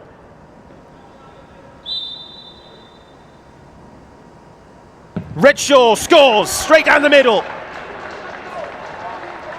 East Riding back in front, and it's at this sort of stage where you start to feel the benefit of taking first. Again, the ball is metaphorically back in Havering's court. The pressure back on them.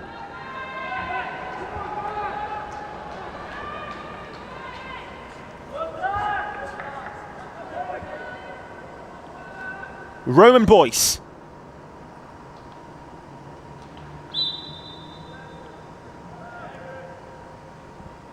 Up against Page. Boyce! Great pen!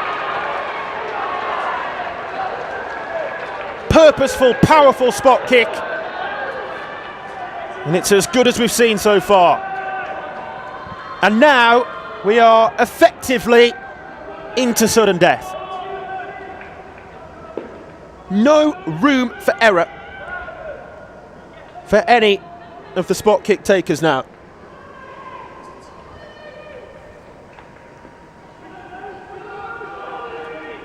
Noah Shan scores.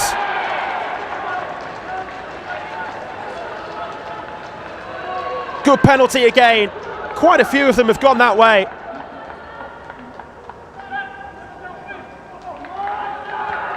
And you can see what he's saying to the goalkeeper, Zach Page there. Save this. If Zach Page can keep this spot kick out, then East Riding have won it. And this is as big a pressure penalty as they come for Tommy Ferreira. The East Riding captain took the first. The Havering captain takes the fifth, and he scores it. Good penalty again. 10 penalties taken. All of them scored. And now we're into the territory of the players who perhaps didn't want one.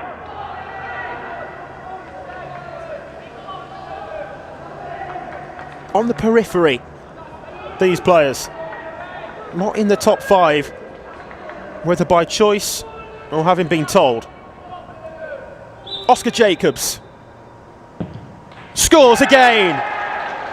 Goalkeeper was close to starting off his line there as well, which is the other factor that we need to keep an eye on as well, remember. Linesman keeping a keen eye on that. But again, it's another good spot kick. And Havering, once more, must score.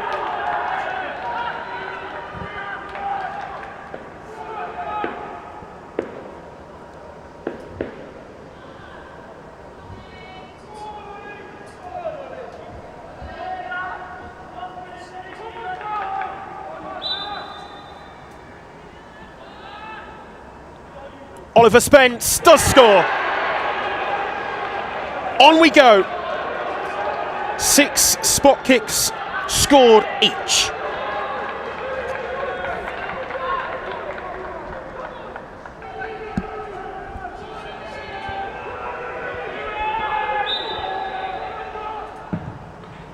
Oh, what a penalty that is.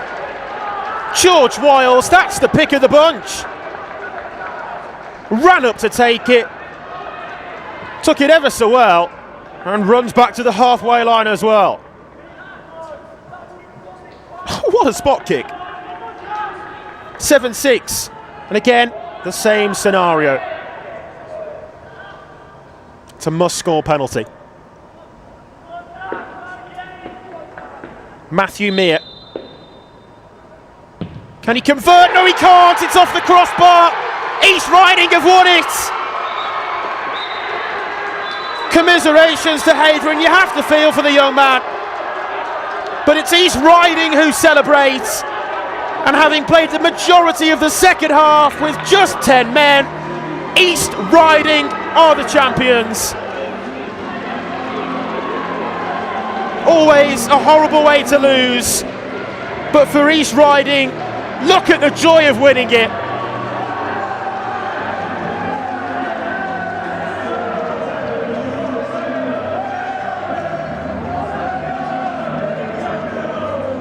Mia understandably distraught.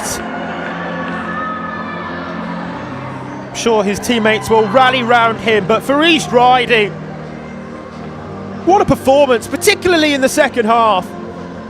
They were on the back foot in the first 40. In the second half, they started the better of the two teams, but then when Bangs was sent off, it looked as though the momentum was very much in Havering's favour. They couldn't find the goal. East Riding were absolutely out on their feet come full time, but still had enough to score every single one of their 7 spot kicks in the shootout. And any team who does that deserves to win on penalties. East Riding have won it in dramatic fashion. They're the champions in the Under-15 Boys District Cup Final, and we'll have the presentation coming up next.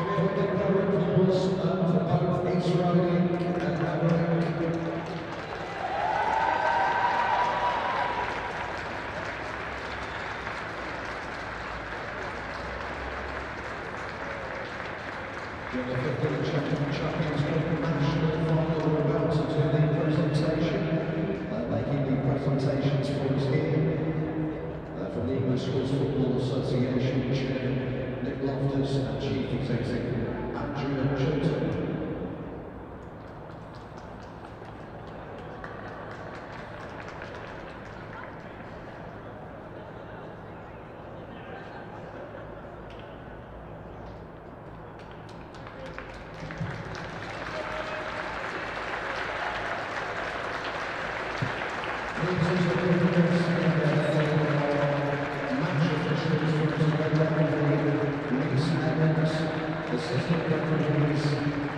So presentation time then to round off what has been an excellent day of schools National Cup finals. It really culminated in the drama there late on in the day. We've gone the distance to the first penalty shootout of the week. Not only to the first penalty shootout, but all the way to sudden death as well.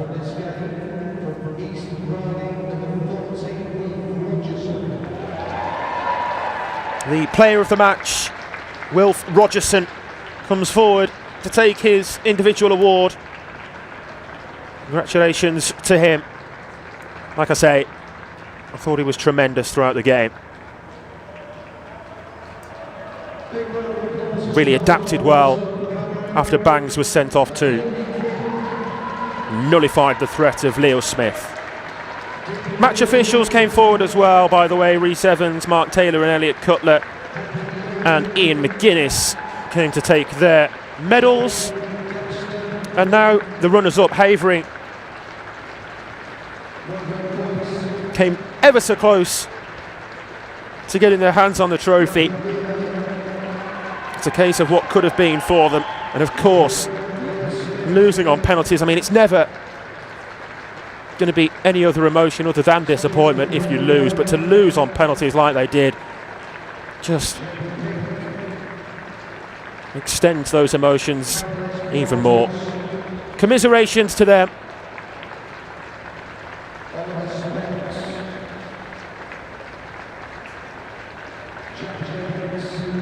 Good to see the winners East Riding applauding Havering. I think they'll feel hard done by to have not won the game in 80 minutes, particularly in the first half with the chances that they created. They had opportunities.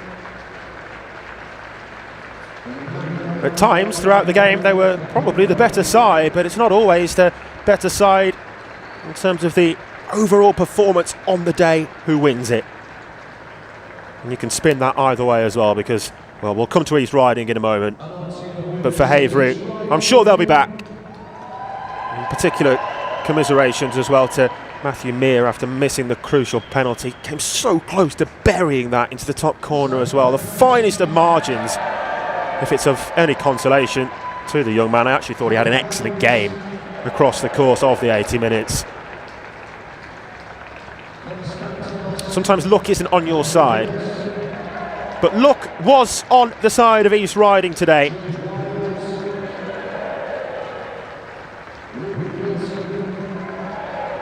Oh, just a word there for George Wiles. His penalty was perhaps one of the best I've ever seen. The way in which he ran up to the ball as well before smashing it into the top corner goes some way to showing the mentality of the young man as well as the technique in taking the penalty like he did. But as every single one of the East Riding players come forward to take their medals, they're all truly deserving of them. The way in which they stuck together, stuck to the game plan, stayed determined, didn't let the red card faze them right throughout the second half was more than admirable. Took it to a penalty shootout and had the quality to win it. I think pretty much all but one of the 7 penalties that they scored in that shootout were pretty much unstoppable. The coaching team there of Lee Hodgson and Rich Thompson taking their well-deserved medals as well. Well done, gents. You've led the team to victory here today. As the captain, Harry Butler, who converted his crucial spot kick to get the scoring started in the shootout, takes the trophy. East Riding, the champions in this year's English Schools FA Under-15 Boys District Cup. Huge congratulations to them. Once again, commiserations to Havering. But for East Riding, the celebrations will continue this evening, I'm sure. Thank you very much for joining us today. Really appreciate you tuning in, whether for this game in particular or across the course of the 4 games that we brought you throughout the day. Plenty more action still to bring to you from Stoke City's ESFA live finals, live on ESFA TV for you throughout the rest of the week. But signing off today from Stoke City as East Riding continue their celebrations. Congratulations to them.